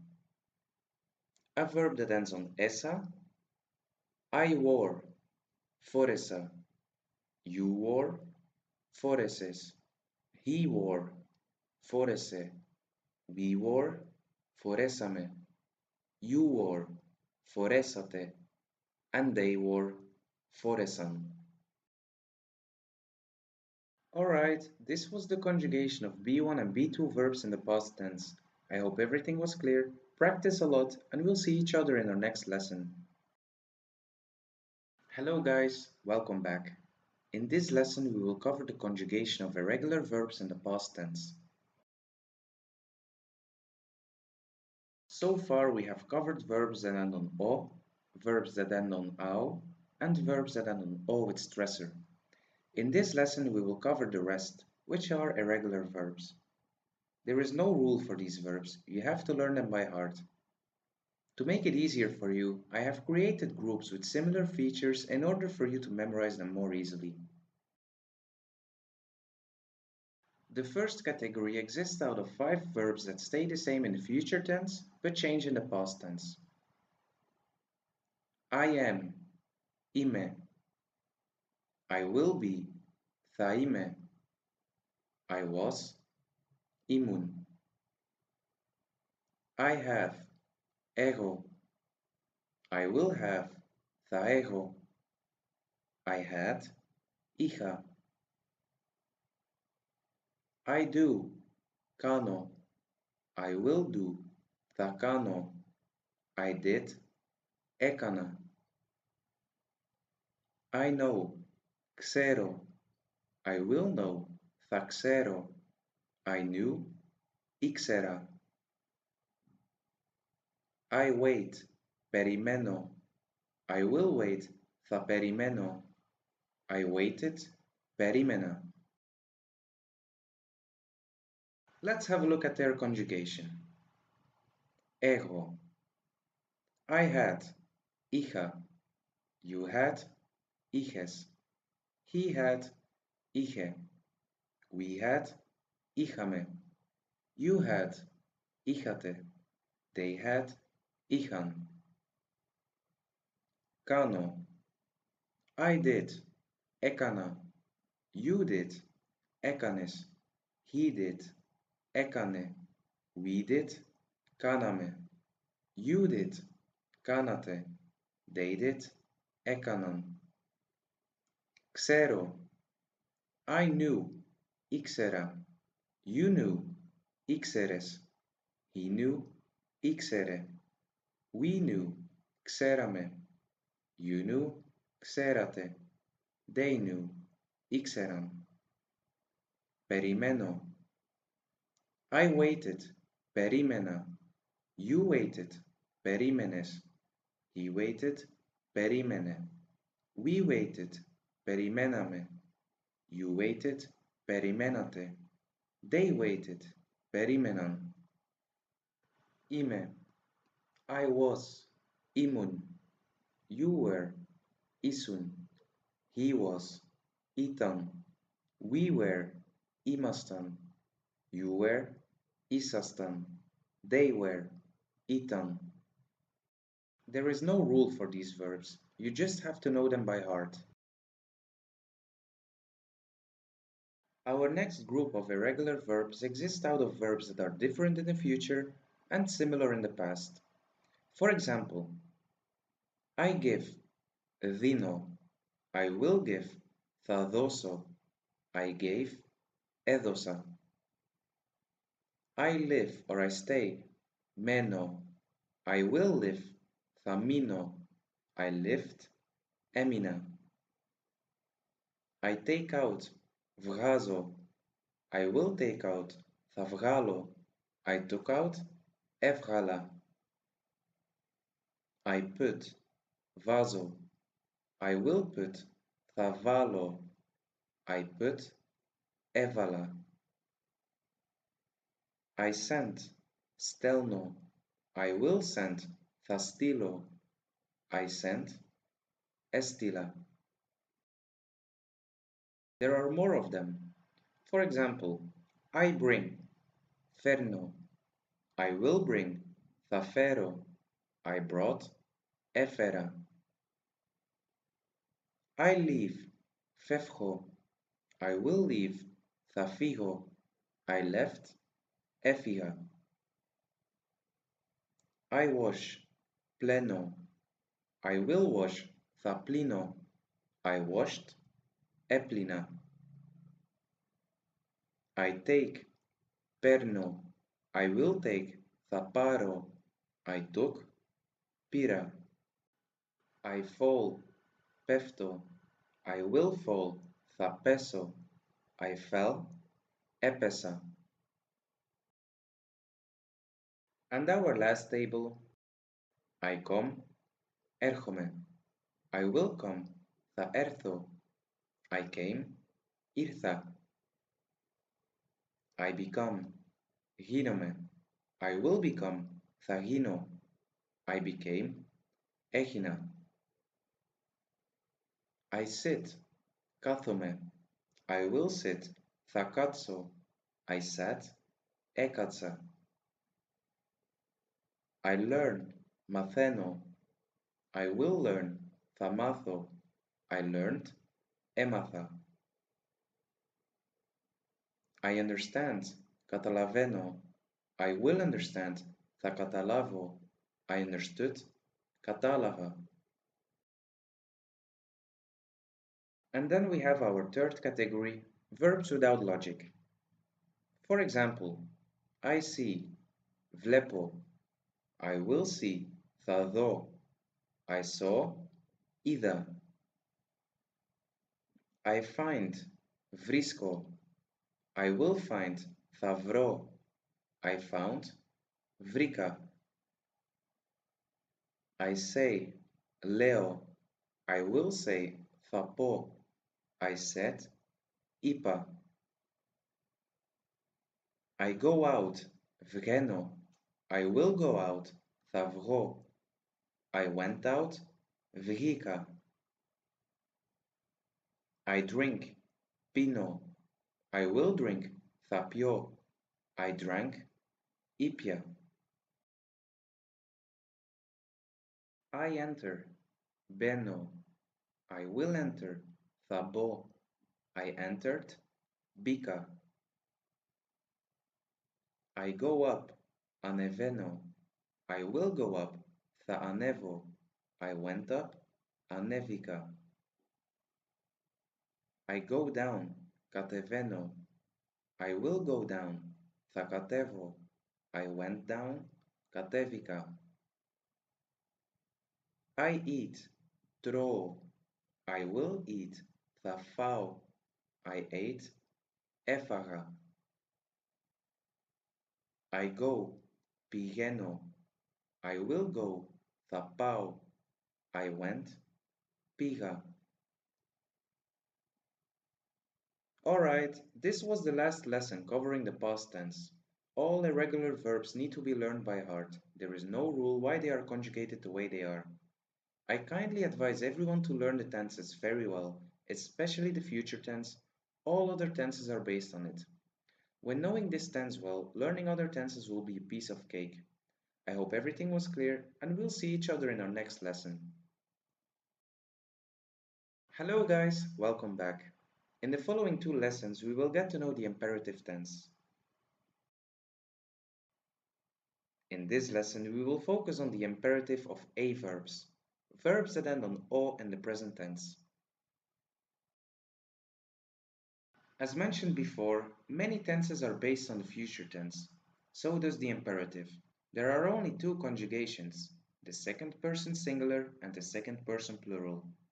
All verbs that end on so in the future tense end on se or ste in the imperative. For example, I turn, γυρίζω. I will turn, θα γυρίσω. Turn, γυρίσε, or γυρίστε. I buy, αγοράζω. I will buy, θα αγοράσω. Buy, αγόρασε, or αγοράστε. I pay, πληρώνω. I will pay, θα πληρώσω. Pay, πλήρωσε, or πληρώστε. I close, κλείνω. I will close, θα κλείσω. Close, κλείσε, or κλείστε. We'll see some examples later. Let's first cover the different categories. Let's have a look at our second category.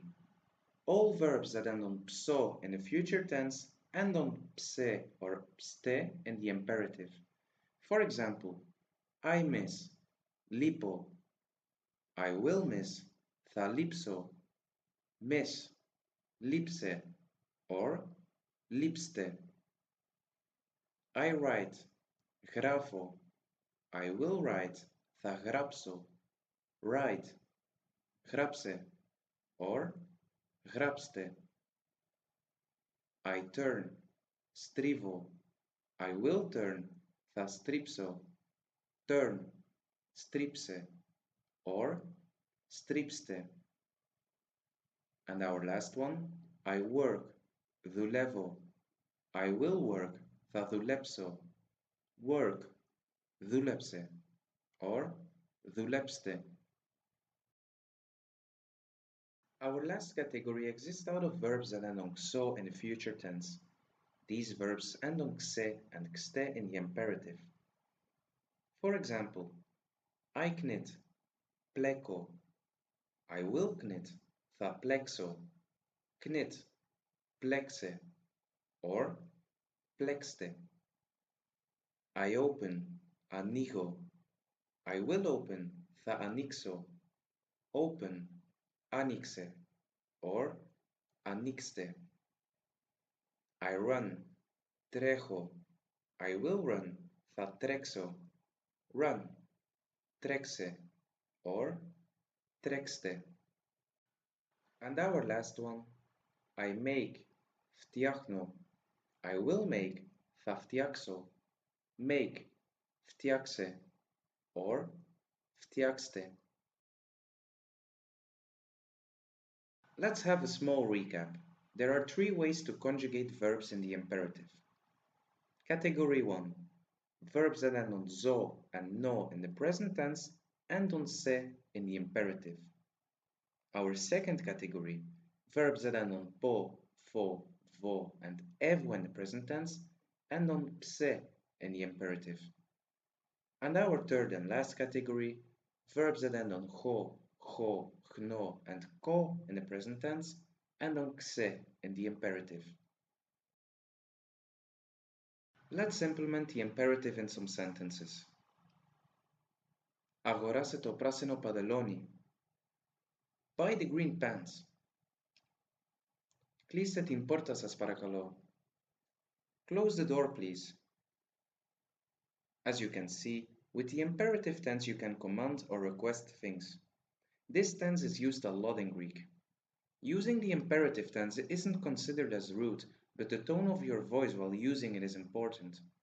In case you shout while using the imperative, it might be considered aggressive. But with a friendly and happy tone, there won't be any issue. The usage is practically the same as in English. Alright, this was everything regarding the A verbs in the imperative. I hope everything was clear and we will see each other in our next lesson. Hello guys, welcome back. In this lesson we will cover the imperative of irregular verbs. In our previous lesson we covered the conjugation of A verbs in the imperative. In this lesson we will cover the irregular verbs. This means that A verbs are the only verbs with rules to follow in the imperative, except for some exceptional ones. I divided the irregular verbs in 3 categories with similar features in order to memorize them more easily. Our first category exists out of irregular verbs that keep their root but change their ending to se and ste. For example, I listen, ακούω. I will listen, θα ακούσω. Listen, singular, άκουσε. Plural, ακούστε. I allow, αφήνω. I will allow, θα αφήσω. Allow, singular, άφησε. Plural, αφήστε. I put, βάζω. I will put, θα βάλω. Put, singular, βάλε. Plural, βάλτε. I give, δίνω. I will give, θα δώσω. Give, singular, δώσε. Plural, δώστε. Our second category exists out of irregular verbs that keep their original root but change their ending to se and ete. For example, I do, kano. I will do, θα κάνω. Do, singular, kane. Plural, κάνετε. I stay, μένω. I will stay, θα μείνω. Stay, singular, μείνε. Plural, μείνετε. I wait, περιμένω. I will wait, θα περιμένω. Wait, singular, περίμενε. Plural, περιμένετε. I wash, πλένω. I will wash, θα πλύνω. Wash, singular, πλύνε. Plural, πλύνετε. Our third category exists out of irregular verbs that change their root and change their ending to s and ite. For example, I go out, βγαίνω. I will go out, θα βγω. Go out, singular, βγες. Plural, βγείτε. I see, βλέπω.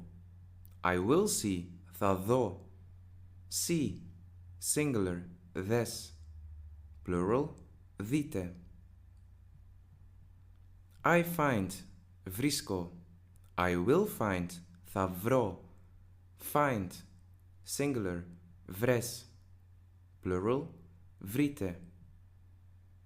I say, λέω. I will say, θα πω. Say, singular, πες. Plural, πείτε. Let's have a look at some sentences with imperative irregular verbs. Maria, φάει το φαγητό σου σε παρακαλώ. Maria, eat your food please. Πιείτε τον καφέ σας και φεύγουμε. Drink your coffee and we're leaving. Alright, this was everything regarding the irregular verbs and the imperative. I hope everything was clear and we'll see each other in our next lesson.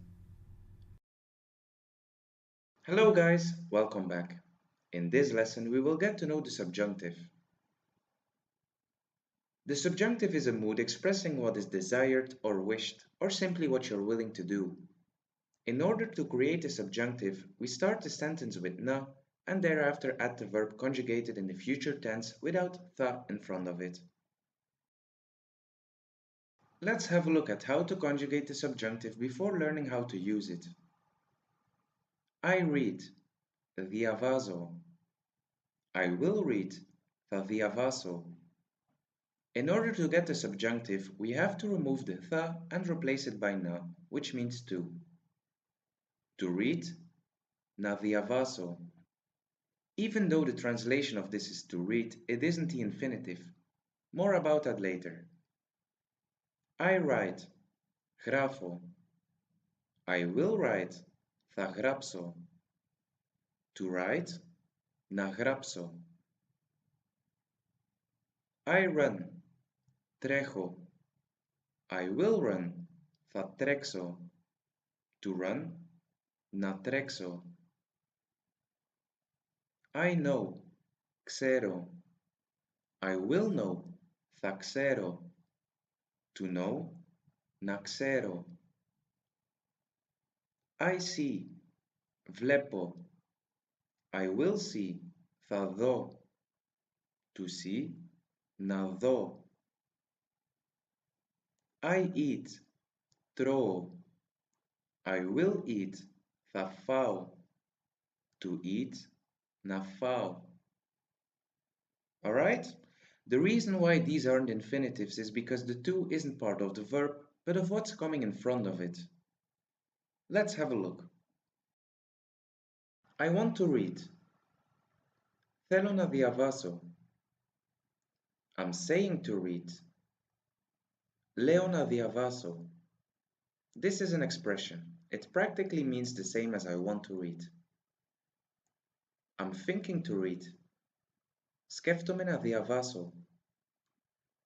I prefer to read. Προτιμώ να διαβάσω.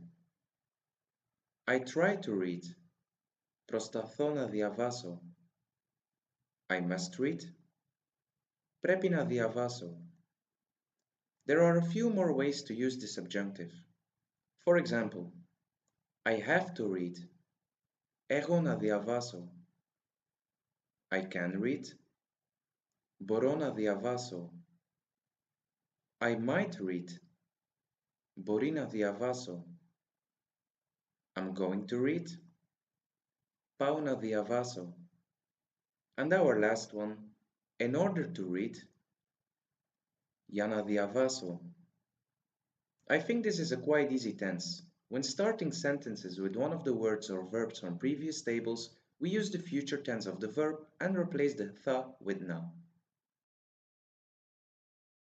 Something to keep in mind with the subjunctive is that we don't use the word then, which means not. In the future tense, we could, for example, say, I won't read. Δεν θα διαβάσω. At the subjunctive, we start with na, thereafter min, and then the verb. Να μην διαβάσω. In order to create a word should, for example, I should cook, we start a sentence with na and thereafter add the subjunctive conjugation of the verb. For example, να περιμένω. I should wait. Να κολυμπήσει. He should swim. Να καθαρίσουμε. We should clean. Alright? Let's have a look at some examples in sentences. Θέλω να πιω νερό. I want to drink water. Λέω να διαβάζω ένα βιβλίο. I'm saying to read a book. Σκέφτομαι να πάω διακοπές. I'm thinking of going on vacation.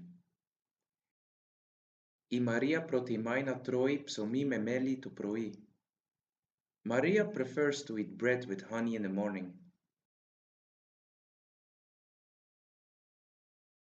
Ο Νίκος προσπαθεί να μαγειρεύει κάθε μέρα. Nikos tries to cook every day.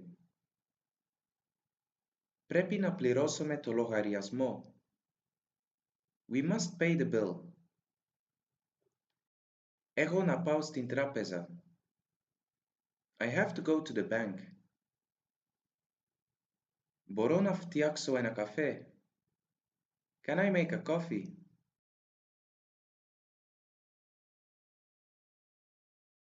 Μπορεί να πάω διακοπές. I might go on holiday. Πάω να πλύνω τα πιάτα. I'm going to wash the dishes. Για να χάσω κιλά, πρέπει να κάνω γυμναστική. In order to lose weight, I have to exercise. Να αγοράζω ψωμί. Should I buy bread? Alright, this was everything regarding the subjunctive. I hope everything was clear and we'll see each other in our next lesson. Hello guys, welcome back.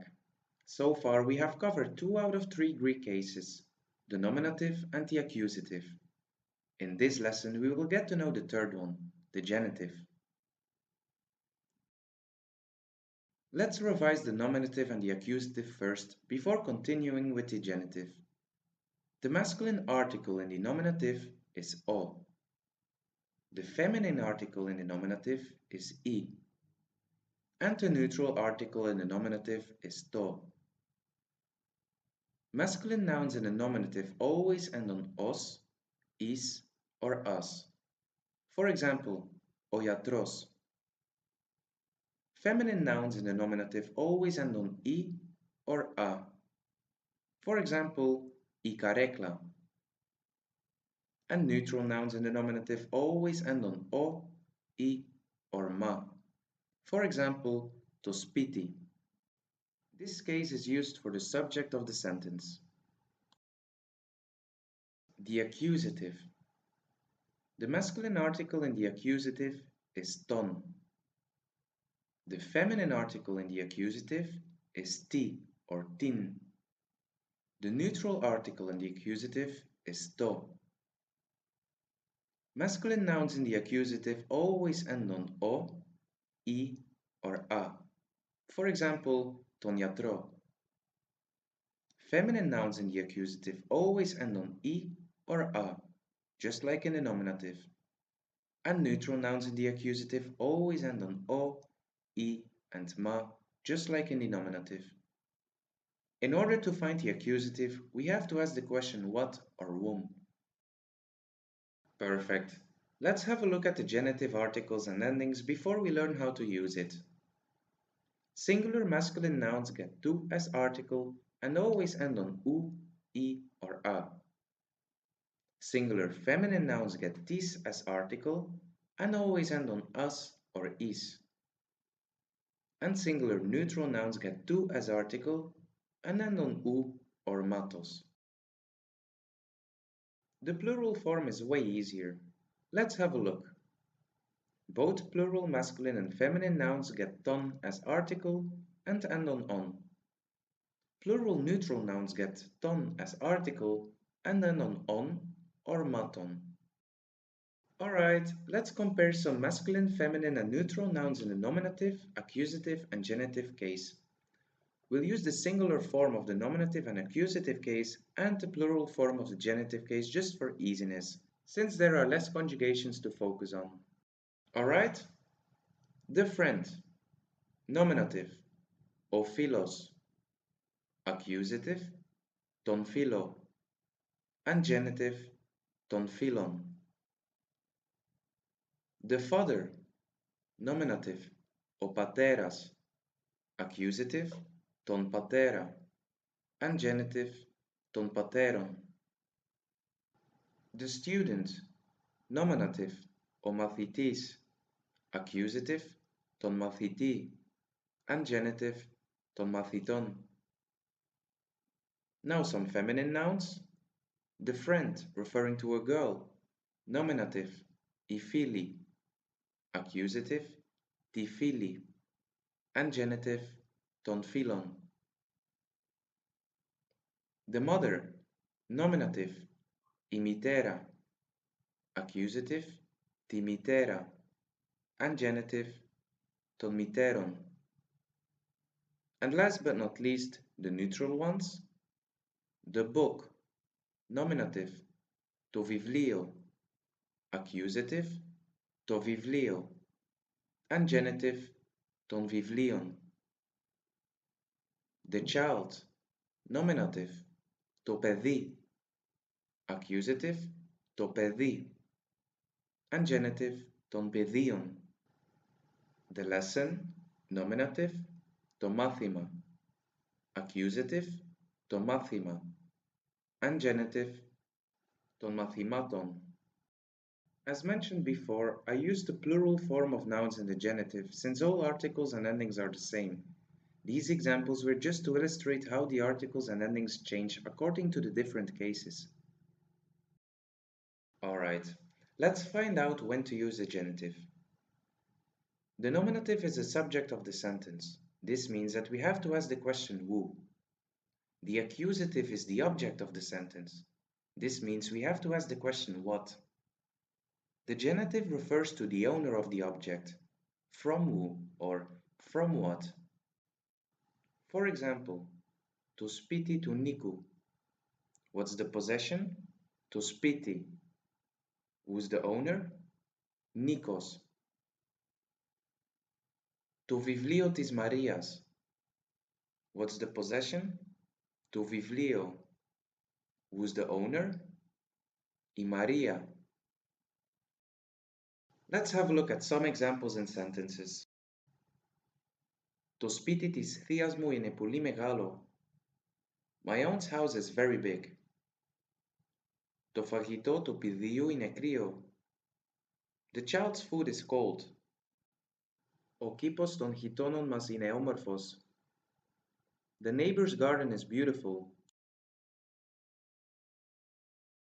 Alright, we have covered the three cases of modern Greek, the nominative, accusative, and genitive. Let's revise each article and ending one more time together. The nominative case. Masculine nouns end on os, is, and as, and have o as article. Feminine nouns end on I and a, and have E as article. Neutral nouns end on O, E, and ma, and have to as article. The accusative case: masculine nouns end on O, E, and a, and have ton as article. Feminine nouns end on E and a, and have tin as article. And neutral nouns end on O, E, and ma, and have to as article. And our last and new case, the genitive: masculine nouns end on u, e, or a, and have tu as article.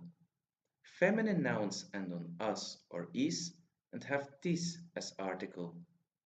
And neutral nouns end on u or matos, and have tu as article. Perfect. Unlike English, there are many articles, endings, and conjugations in Greek. The only way to master this is by practicing a lot.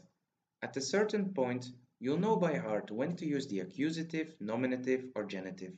It's a habit that has to be created. Alright, this was everything regarding the genitive, and also the last lesson covering the three cases. I hope everything was clear, and we'll see each other in our next lesson. Hello guys, welcome back. In this lesson we will get to know some adverbs of frequency. This will improve your fluency in spoken Greek. Adverbs are always next to the verb and are flexible. This means they can be put in front of the verb and behind the verb. Until the end of this lesson, we will cover the vocabulary with a sentence as example. Let's get started. Every day. Κάθε μέρα. Κάθε μέρα πίνω καφέ το πρωί. Every day I drink coffee in the morning. Daily. Καθημερινά. Καθημερινά πίνω γυμό το πρωί. I daily drink juice in the morning. Always. Πάντα. Πάντα ακούω μουσική το βράδυ. I always listen to music at night. Almost always. Σχεδόν πάντα. Σχεδόν πάντα τρώω πρωινό. I almost always eat breakfast. Usually. Συνήθως. Συνήθως δουλεύω το απόγευμα. I usually work in the evening. Often. Συχνά. Συχνά κοιμάμαι αργά. I often sleep late. Many times. Πολλές φορές. Τα παιδιά πολλές φορές διαβάζουν στο σπίτι. Many times the children read at home. Sometimes. Μερικές φορές. Το καλοκαίρι μερικές φορές ταξιδεύουμε στα νησιά. During summer, we sometimes travel to the islands. Another word for sometimes is καμιά φορά. Το Σάββατο πηγαίνουμε καμιά φορά στον κινηματογράφο. On Saturday, we sometimes go to the cinema. Another synonym for sometimes is κάπου κάπου. For example, το βράδυ κάπου κάπου τρώμε πίτσα. At night, we sometimes eat pizza. And our fourth and last synonym for sometimes is πότε πότε. Ο παππούς πότε πότε πίνε το βράδυ ένα ουζάκι. Sometimes the grandfather drinks an ouzo at night. And now our last two adverbs of frequency. Rarely. Σπάνια. Η Νίκη σπάνια μαγειρεύει. Nikki rarely cooks. Never. Ποτέ δεν. This is double negation because you actually say never not. Ο Μάριος πότε δεν διαβάζει βιβλία. Mario never reads books. Alright, this was everything regarding the adverbs of frequency. I hope everything was clear and we'll see each other in our next lesson. Hello guys, welcome back. In this lesson we will get to know the negative imperative. In case there are some doubts about how to form the imperative and subjunctive, I kindly advise you to revise those lessons before continuing. In order to create a negative imperative, we have to form the subjunctive and change the na in front of the verb to min. Let's have a look. I buy, agorazo. In order to command or request someone to buy something, we use the imperative. In the singular form, agorase. In the plural form, agoraste. In order to create the imperative negative, we start with the conjugation of the subjunctive, but replace the na with min. Let's have a look. The subjunctive of agorazo is, in the singular form, na agorazis. In the plural form, na agorazete. Now we have to replace the na with min, which means not. Min agorazis. Don't buy. Min agorazete. The plural. Let's have a look at another adverb. I close. Klino. The imperative. Close. Klise. Kliste. And just like before, in order to get the imperative negative, we start with the subjunctive and replace the na with min. Na klisis.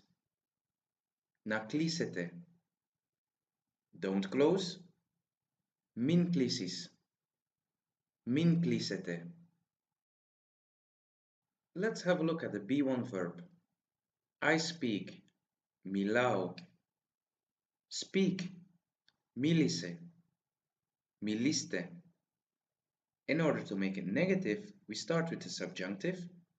Na milisis. Na milisete. And we replace the na with min. Min milisis. Min milisete. Don't speak. And last but not least, some irregular verbs. I see. Vlepo. Si. Des. Dite. In order to make it negative, we start with the subjunctive. Na dis. Na dite. And we replace the na with min. Min dis. Min dite. Don't see. And the last one. I give. Dino. Give. Dose. Doste. In order to make it negative, we start with the subjunctive. Na dosis. Na dosete. And we replace the na with min. Min dosis. Min dosete. Don't give. Let's have a look at some examples in sentences. Doste to fagitos to skilo. Give the food to the dog. Min dosete to fagitos to skilo. Don't give food to the dog. Plirose to logariasmo. Pay the bill. Min plirosis to logariasmo. Don't pay the bill. Foreses esta ruja, ejicrio. Wear hot clothes, it's cold. Min foresis esta ruja simera. Don't wear hot clothes today. Magirepste kotoplo parakalo. Cook chicken, please. Min magirepsete kotoplo parakalo. Don't cook chicken, please. Alright, this was everything regarding the imperative negative. I hope everything was clear and we'll see each other in our next lesson. Hello guys, welcome back. In the following 2 lessons, we will learn how to talk about the time. Let's start with some key vocabulary. Hour or time, hora. What time is it? Τι ώρα είναι?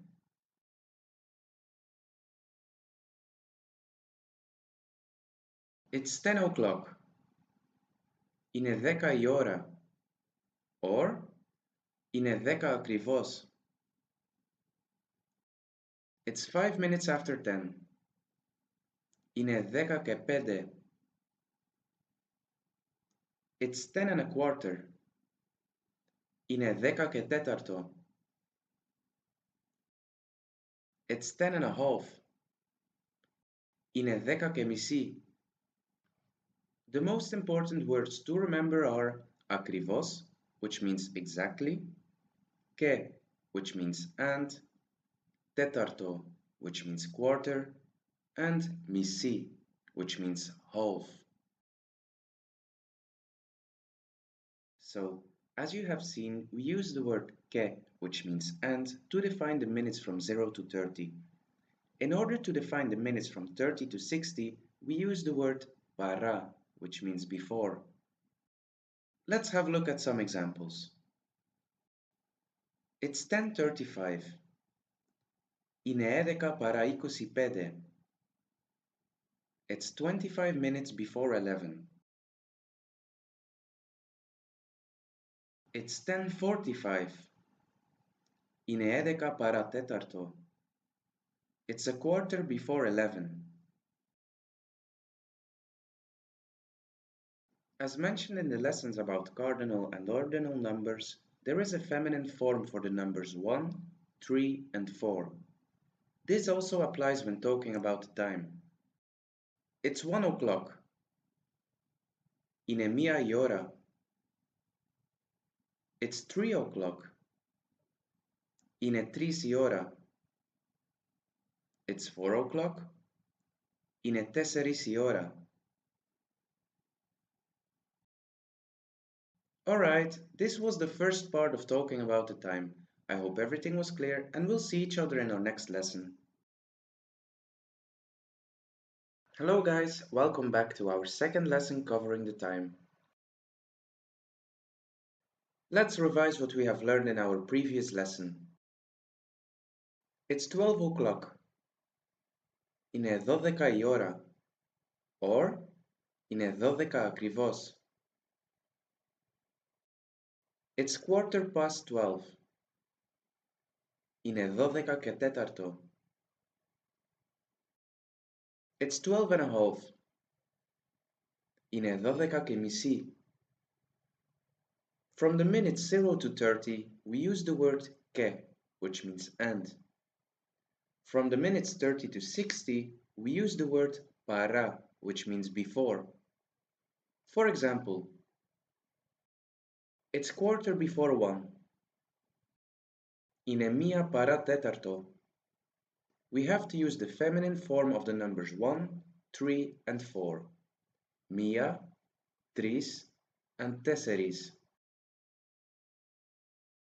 Alright, in Greece we don't use the 24-hour clock. We use something similar as AM and PM. AM in English is πριν το μεσημέρι in Greek. PM in English is μετά το μεσημέρι in Greek. Although we do not use these abbreviations when speaking, only when writing. In order to define the time, there are some other words that we do use when speaking. Let's have a look.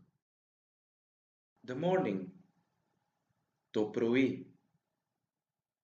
The noon or lunchtime, το μεσημέρι. The afternoon, το απόγευμα. The evening, το βράδυ. The night, η νύχτα. In order to be specific, we should use this vocabulary. For example, it's 7 in the morning. 7 το πρωί. It's 1 at noon.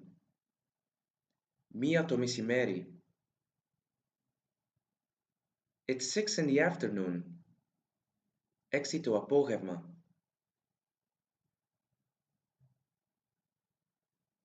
It's 9 in the evening. 9 το βράδυ. It's 4 at night. 4 τη νύχτα. As we have mentioned before, in order to say half, we use the word μισή. For example, 1 and a half.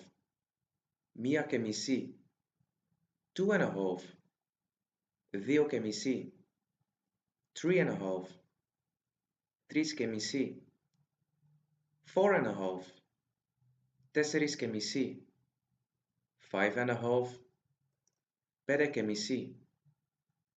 There is another way to express half by combining the hour and misi. Let's have a look.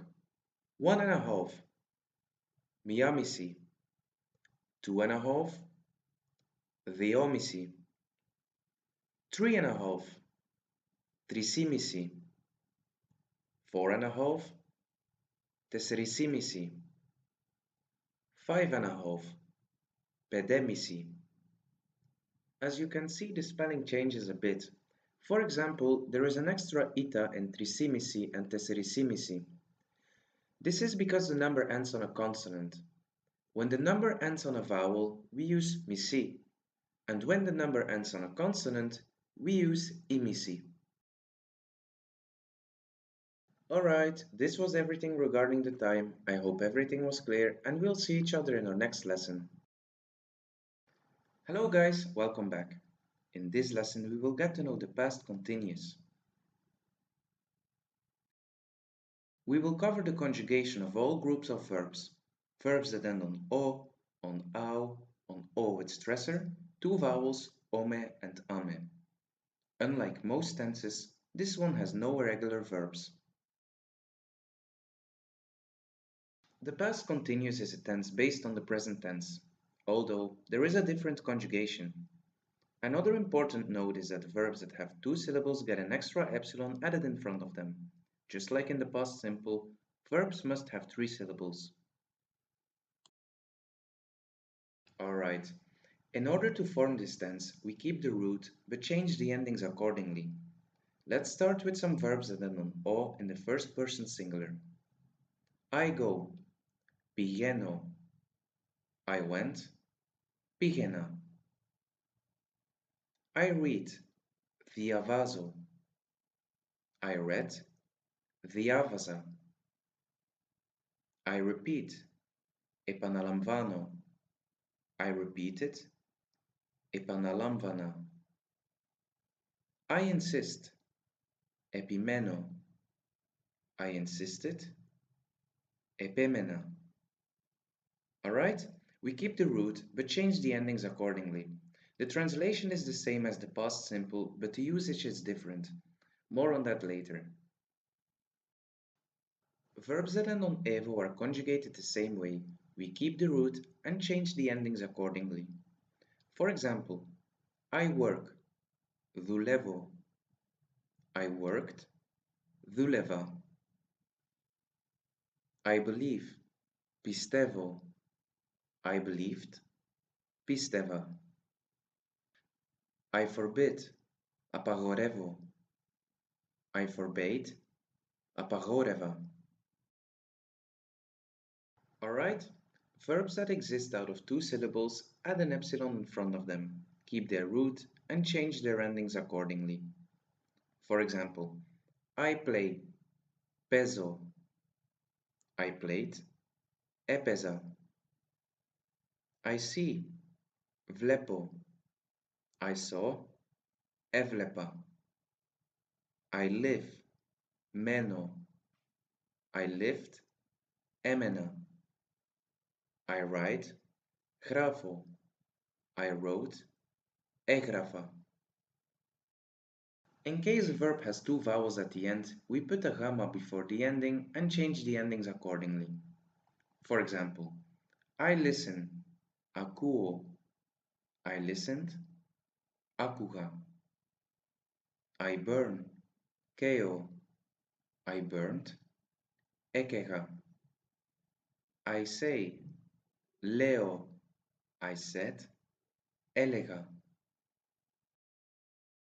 And our last category, verbs that end on au or o with stressor change their endings differently than the other categories.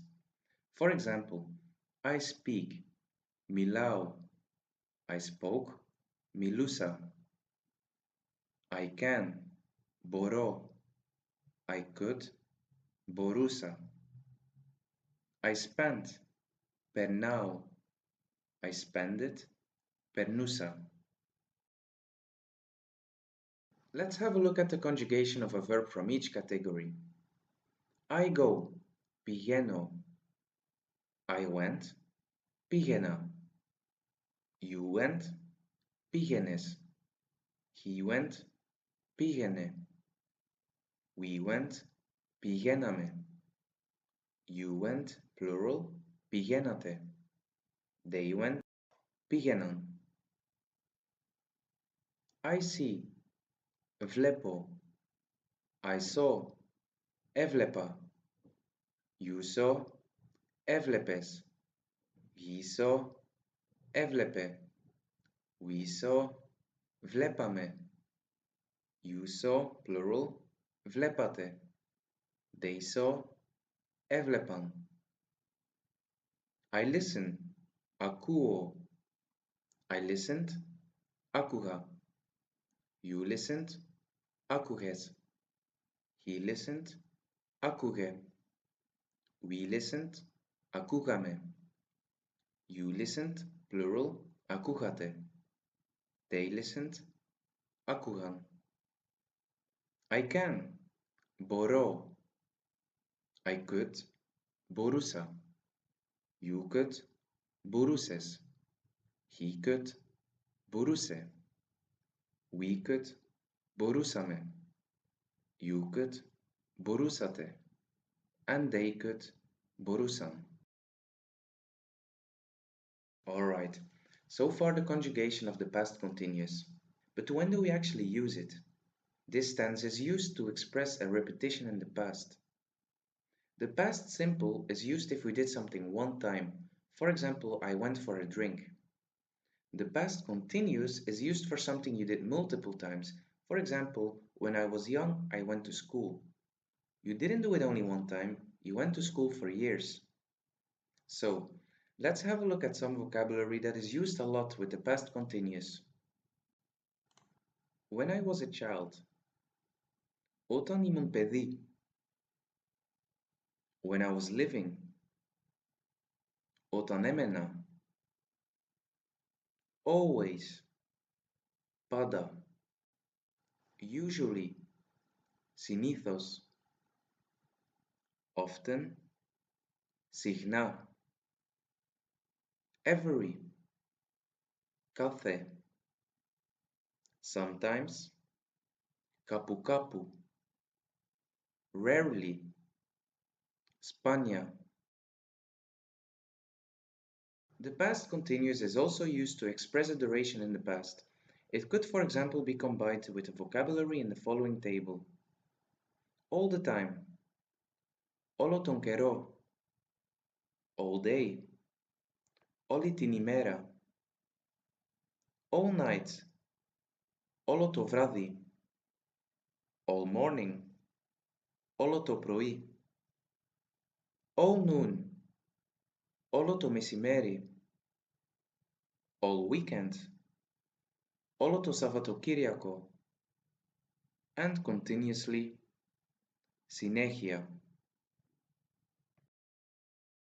Let's implement this tense in some sentences and compare it with the past simple. Όταν ήμουν παιδί, έπαιζα κάθε μέρα. When I was a child, I played every day. This is something I did every day, so I have to use the past continuous.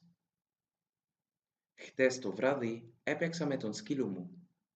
Yesterday evening, I played with my dog. I only did it one time, yesterday evening, so I have to use the past simple.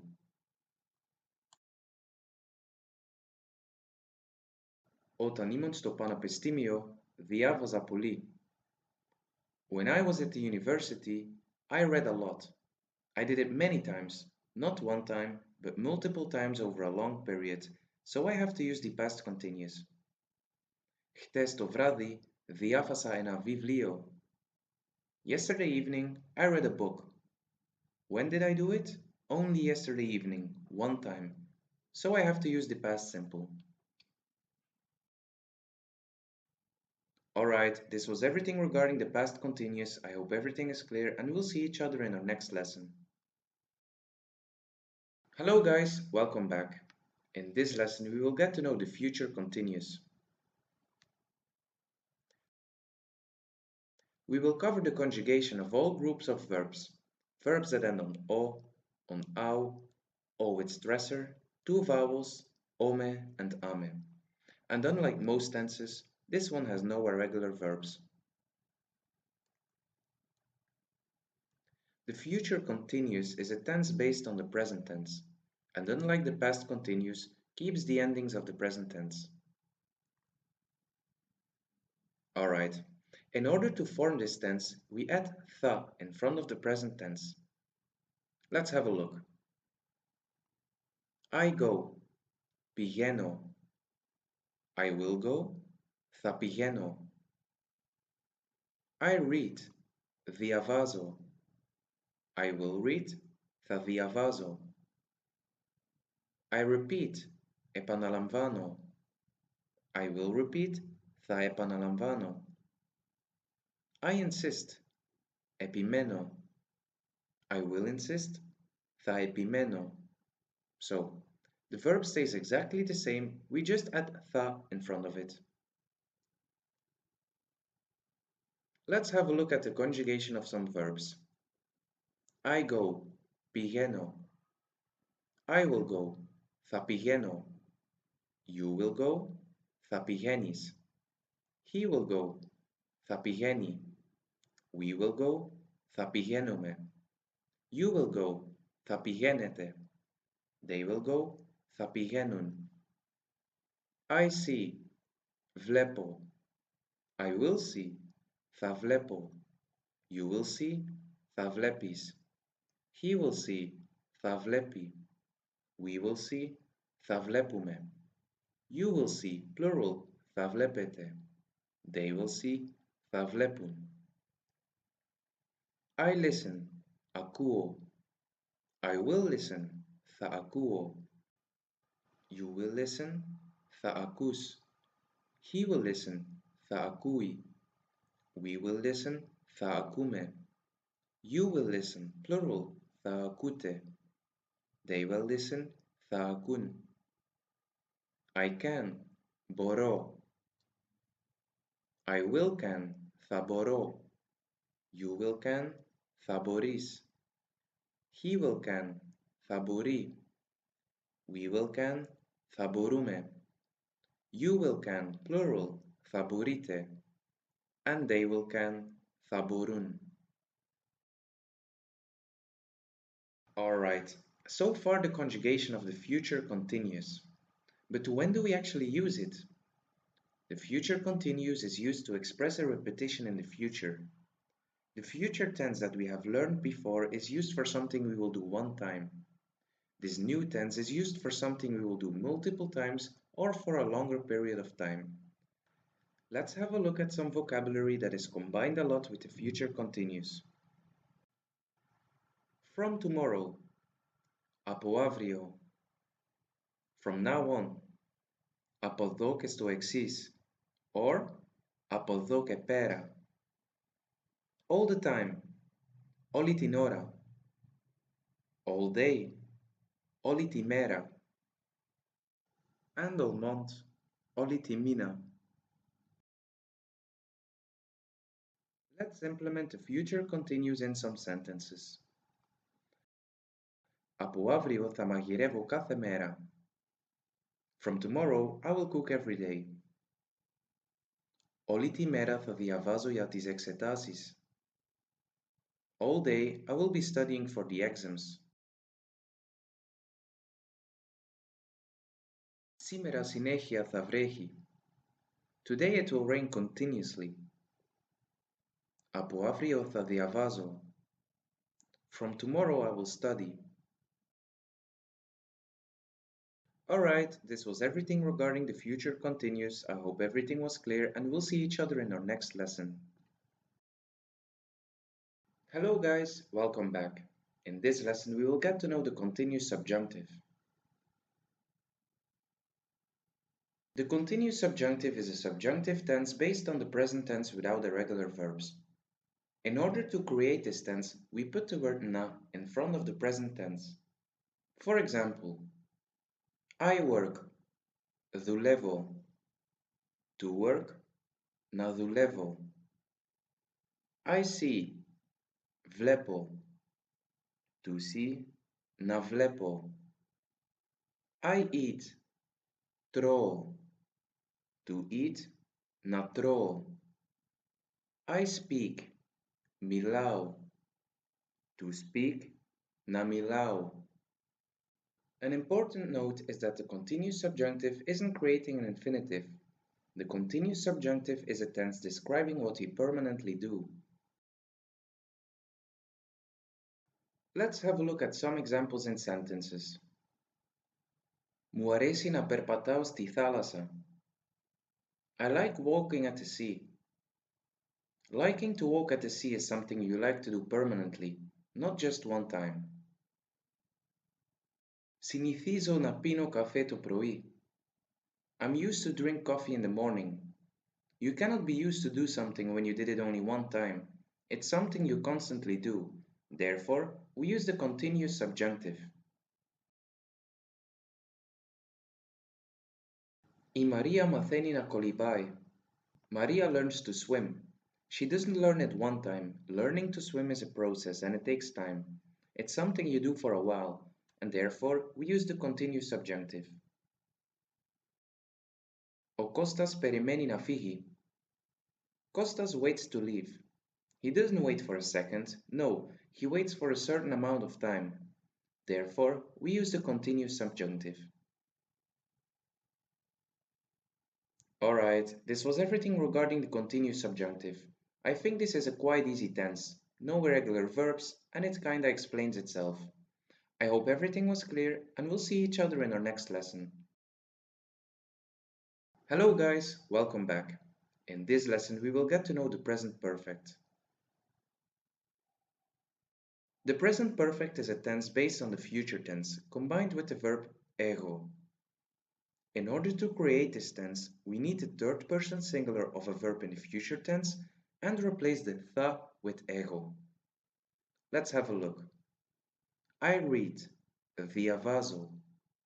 We need the third person singular of the future tense, θα διαβάσει, and we replace the tha with ego. Ego διαβάσει. I have read. Let's have a look at some conjugations. I read, διαβάζω. I will read, θα διαβάσω. I have read, έχω διαβάσει. I work, δουλεύω. I will work, θα δουλέψω. I have worked, έχω δουλέψει. I write, γράφω. I will write, θα γράψω. I have written, έχω γράψει. I speak, μιλάω. I will speak, θα μιλήσω. I have spoken, έχω μιλήσει. I wear, φοράω. I will wear, θα φορέσω. I have worn, έχω φορέσει. I see, βλέπω. I will see, θα δω. I have seen, έχω δει. Alright, now we'll conjugate the verb διαβάζω from the first person singular to the third person plural in the present tense, future tense, and present perfect. I read, διαβάζω. I will read, θα διαβάσω. I have read, έχω διαβάσει. You read, διαβάζεις. You will read, θα διαβάσεις. You have read, έχεις διαβάσει.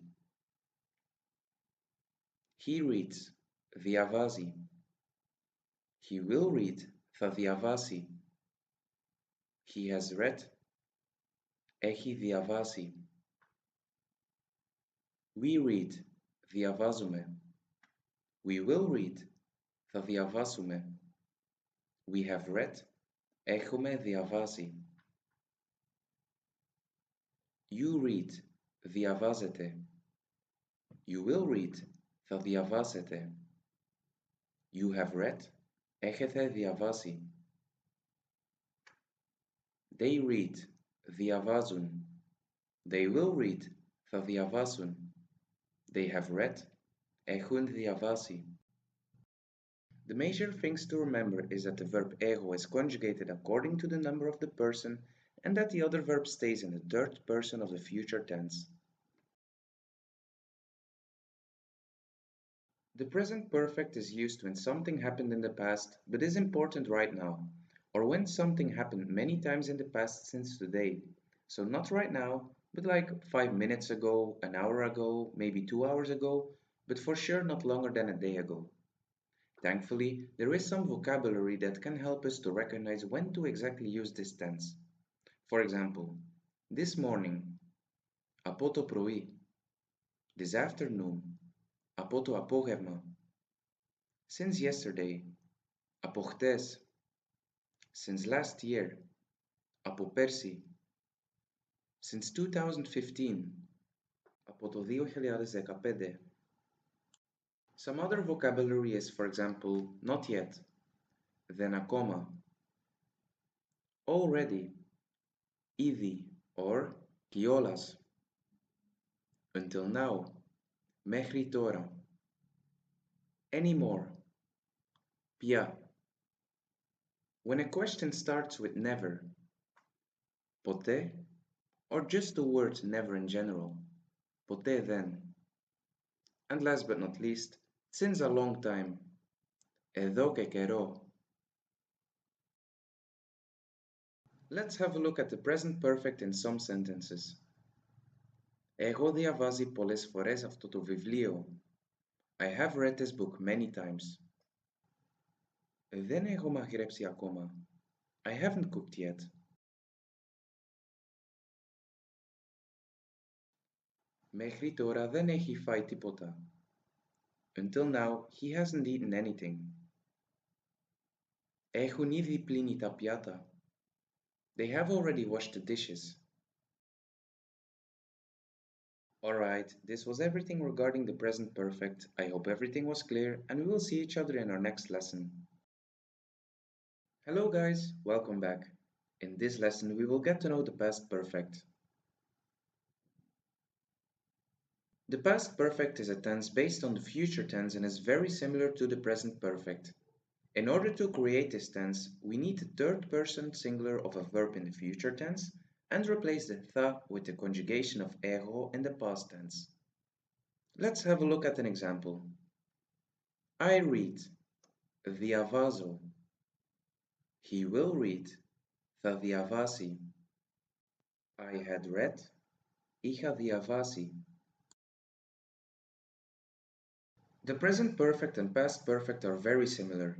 The only thing that changes is the verb εγώ. Let's have a look. I read, διαβάζω. He will read, θα διαβάσει.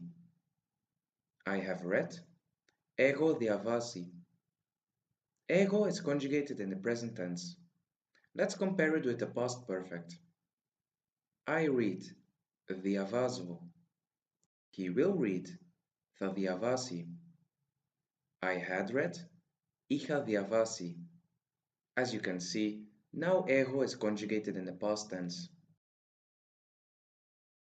Before covering when to use the past perfect, I would like to make some conjugations from the first person singular to the third person plural. I read, διαβάζω. I had read, είχα διαβάσει. You had read, είχες διαβάσει. He had read, είχε διαβάσει. We have read, είχαμε διαβάσει. You had read, είχατε διαβάσει. They had read, είχαν διαβάσει. I eat, τρώω.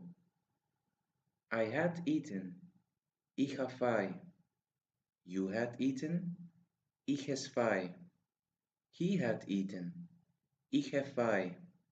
We had eaten, είχαμε φάει.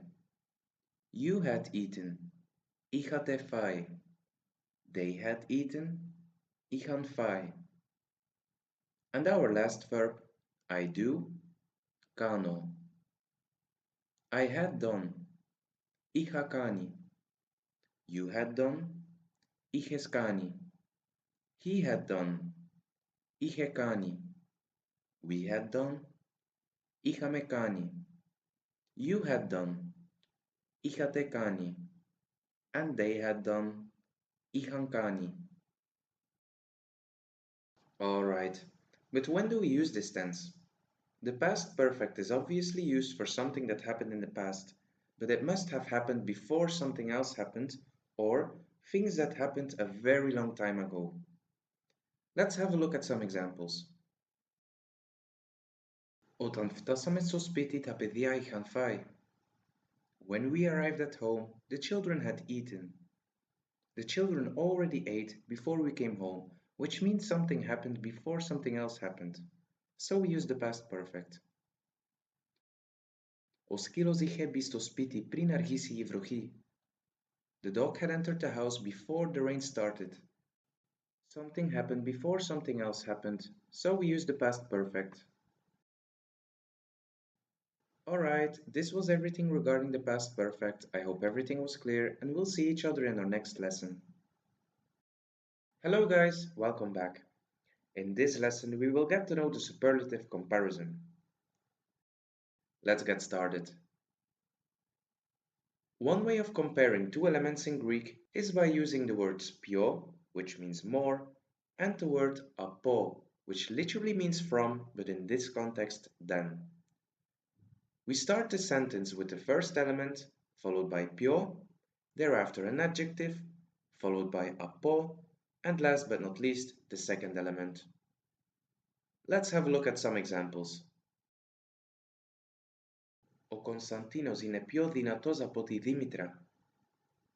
Konstantinos is stronger than Dimitra.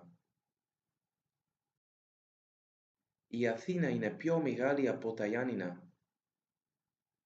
Athens is bigger than Yanina.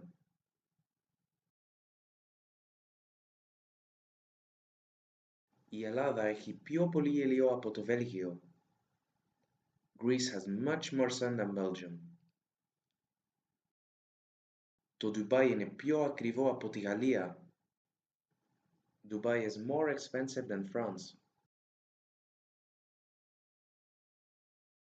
Alright, this was everything about the superlative comparison. I hope everything was clear, and we'll see each other in our next lesson. Hello guys, welcome back. In this lesson, we will get to know the inferior comparison. Let's get started. In our previous lesson, we have learned how to make a superlative comparison with the words pio, which means more, and apo, which means from. To create the inferior comparison, we need the words ligotero, which means less, and apo, just like with the superlative comparison. We start the sentence with the first element, followed by ligotero, thereafter an adjective, followed by apo, and last but not least, the second element. Let's have a look at some examples. Χτες ο καιρός έχει λιγότερο κρύο από σήμερα. Yesterday the weather was less cold than today.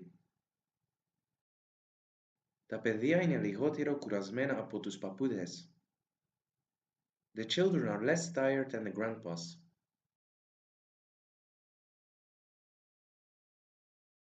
Το αμάξι μου είναι λιγότερο όμορφο από το αμάξι σου. My car is less beautiful than your car. Ο Αντώνης είναι λιγότερο φιλικός από τον Νίκο. Adonis is less friendly than Nikos. Alright, this was everything about the inferior comparison. I hope everything is clear, and we'll see each other in our next lesson. Hello guys, welcome back.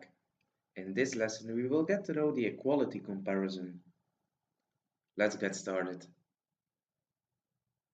So far we have learned how to make the superlative comparison and the inferior comparison. To create the equality comparison, we need the words τόσο and oso, which both mean as. We start the sentence with the first element, followed by τόσο, thereafter an adjective, followed by oso, And last but not least, the second element. Let's have a look at some examples. Y Martina inetoso dinatio so y Maria. Martina is as strong as Maria. O Marios inetoso megalos oso Constantinos. Marios is as big as Constantinos.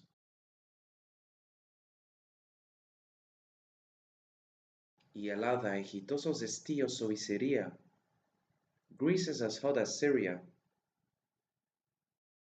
Perpatas toso grigora oso Tisiaiades. You walk as fast as grandmothers. Alright, this was everything regarding the three different comparisons, the superlative, inferior, and equality. I hope everything was clear and we'll see each other in our next lesson. Hello guys, welcome back. In this lesson we'll get to know some what I call lookalikes. Words that look and sound similar but have a different meaning. Let's get started. Our first ones are oti, oti, pos, and pos. Let's start with the word oti. There are two different ones that we can recognize due to the way it's written. The oti without comma means that, and so does pos without stressor. They both have the exact same meaning. Let's have a look at an example. Είπε ότι δεν ήθελε να φύγει. He said that he didn't want to leave. Let's replace the oti with pos. Είπε πως δεν ήθελε να φύγει. He said that he didn't want to leave. As you can see, they both have the exact same meaning. Oti with comma is the abbreviation of otidípote, which means whatever or anything. For example, θα κάνω ό,τι θέλεις. I will do whatever you want. Let's have a look at the differences between pos with stressor and pos without stressor. The pos without stressor means that, just like oti. Pos with stressor means how. For example, ξέρει πώς να φτιάξει την τηλεόραση.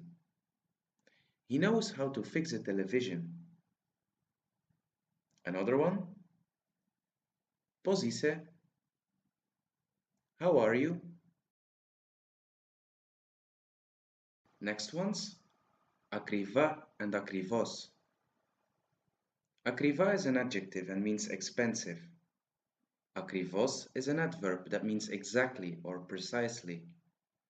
For example, τα ρούχα σε αυτό το μαγαζί είναι πολύ ακριβά. The clothes in that shop are very expensive. Έχουμε μάθημα στις 12 ακριβώς. We have lesson at 12 o'clock precisely. And now our last ones, telia and telios. Telia means great, perfect, or awesome. Telios means totally or completely. For example, αυτός ο σκύλος είναι τελείως τυφλός. The dog is completely blind. Τα πήγες τέλεια στο test. You did great on the test. Alright, this was everything about the lookalikes. I hope everything was clear and we'll see each other in our next lesson. Hello guys, welcome back. In this lesson we will learn how to tell someone that their outfit suits them or doesn't. Let's get started.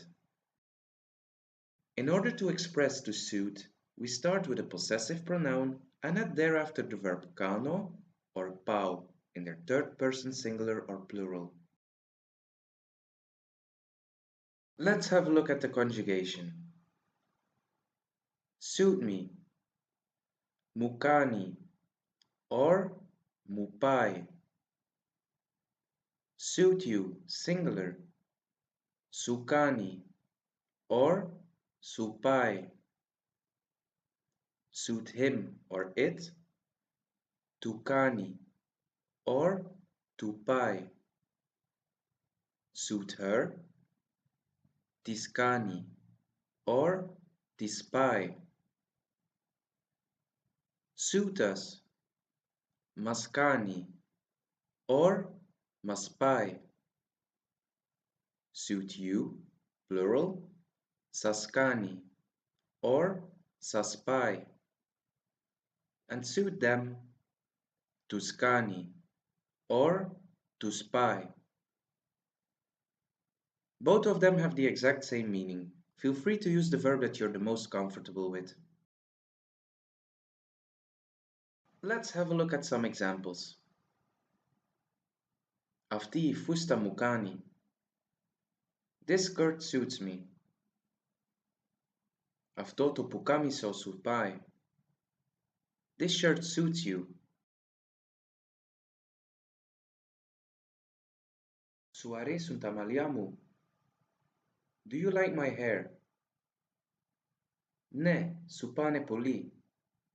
Yes, it suits you very well. You don't have one hair, but many of them, and therefore we use the third person plural this time. Alright, this was everything regarding the expression to suit. I hope everything was clear, and we'll see each other in our next lesson. Hello guys, welcome back. In this lesson, we will cover a quite difficult grammatical rule regarding the last consonant in the feminine accusative article tin and the negation word then, which means not. As you might have seen in previous lessons, sometimes we write tin and sometimes we write ti. For example, Είμαι από την Ελλάδα. I'm from Greece. Είμαι από τη Δανία. I'm from Denmark. Do you see the difference? Let's have a look at the rule. In case a noun starts with one of the following letters or letter combinations, we have to use the article tin. So, when a noun starts with the consonants kappa, pi, taf, xi, psi, the consonant combinations b, d, g, ts, ts, or the vowels alpha, epsilon, eta, iota, omicron, ypsilon, omega, or one of the vowel combinations e or any of the e sounds, we have to add ni to the article. In case a noun starts with any other letter than the ones in our previous table, we drop the ni, the n as we would say in English. This is really hard to remember, even for native Greek speakers, so what might help you remembering this rule is that in case a noun starts with a vowel, a double vowel, or a consonant, we have to use the article tin. In case a noun starts with any other consonant except kappa, pi, taf, xi, and psi, we use the article t. Let's have a look at some examples. I daskala, a female teacher. Daskala starts with a delta, which means we drop the ni. Ti daskala. I thalassa, the sea. Thalassa starts with theta, which means we drop the ni. Ti thalassa. I mitera, the mother. Mitera starts with mi, which means we drop the ni. Ti mitera. I helada, Greece. Helada starts with epsilon, which means that we keep the ni. Tin helada. I papia, the duck. Papia starts with P, which means we keep the ni, tin papia. And our last one, idulapa, the closet. Dulapa starts with the double consonant D, which means that we keep the ni, tin dulapa. The same rule applies to the negation words then and min. For example, then pirazi, it doesn't matter, or never mind. Pirazi starts with P, which means we keep the ni. Another one, de variese, who cares? Variese starts with vita, which means that we drop the ni. Alright, Honestly, this isn't the most important grammar rule to remember, but it might clear up why the letter ni is dropped sometimes. In case you face issues memorizing when to use and when to drop the ni, just use the full form of the word. It won't be considered as a big mistake. I hope everything was clear and we'll see each other in our next lesson. Hello guys, welcome back. In our last lesson we will get to know some slang, some very common words and expressions that you will hear on a daily basis while being surrounded by Greek speakers or by visiting Greece. Let's get started. Our first one, Ella. Ella is an everyday expression that literally means come or come now. It is used as a greeting, to ask someone a question, or as an expression of disbelief. Next one, Arachma. Arachma literally means an act of chilling. This is the perfect word to use when you want to chill with friends. For example, Πάμε για άραγμα σπίτι σου. Let's go chill at your place. Our third and probably most famous one, Malaka. Malaka itself is translated as a bad word in English, but is used among Greeks as a friendly and affectionate term. Although you shouldn't use it when speaking to a stranger because then it gets the meaning as in English. The reason why I put Malaka in this list is because it's practically used in every conversation that you'll hear all the time while traveling to Greece. Next one, Ya partimu. A great phrase for talking about doing something that's completely for yourself. It translates as for my party, but it means that you will take care of yourself, for example by relaxing, and you won't care about anything or anyone else. This expression could for example be used when someone asks you what you want to do after a long week of working and you don't want to go out.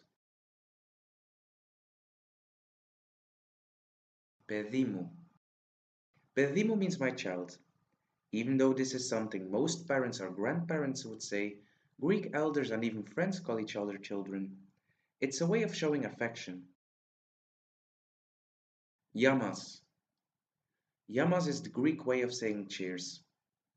Ya comes from the word υγεία, which means health, so don't forget to shout yamas when you go out in Greece.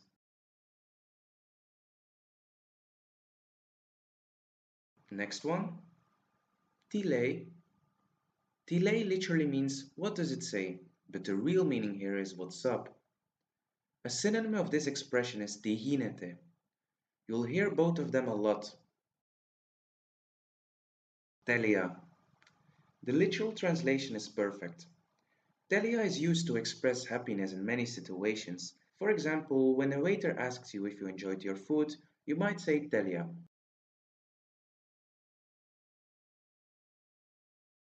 Halara.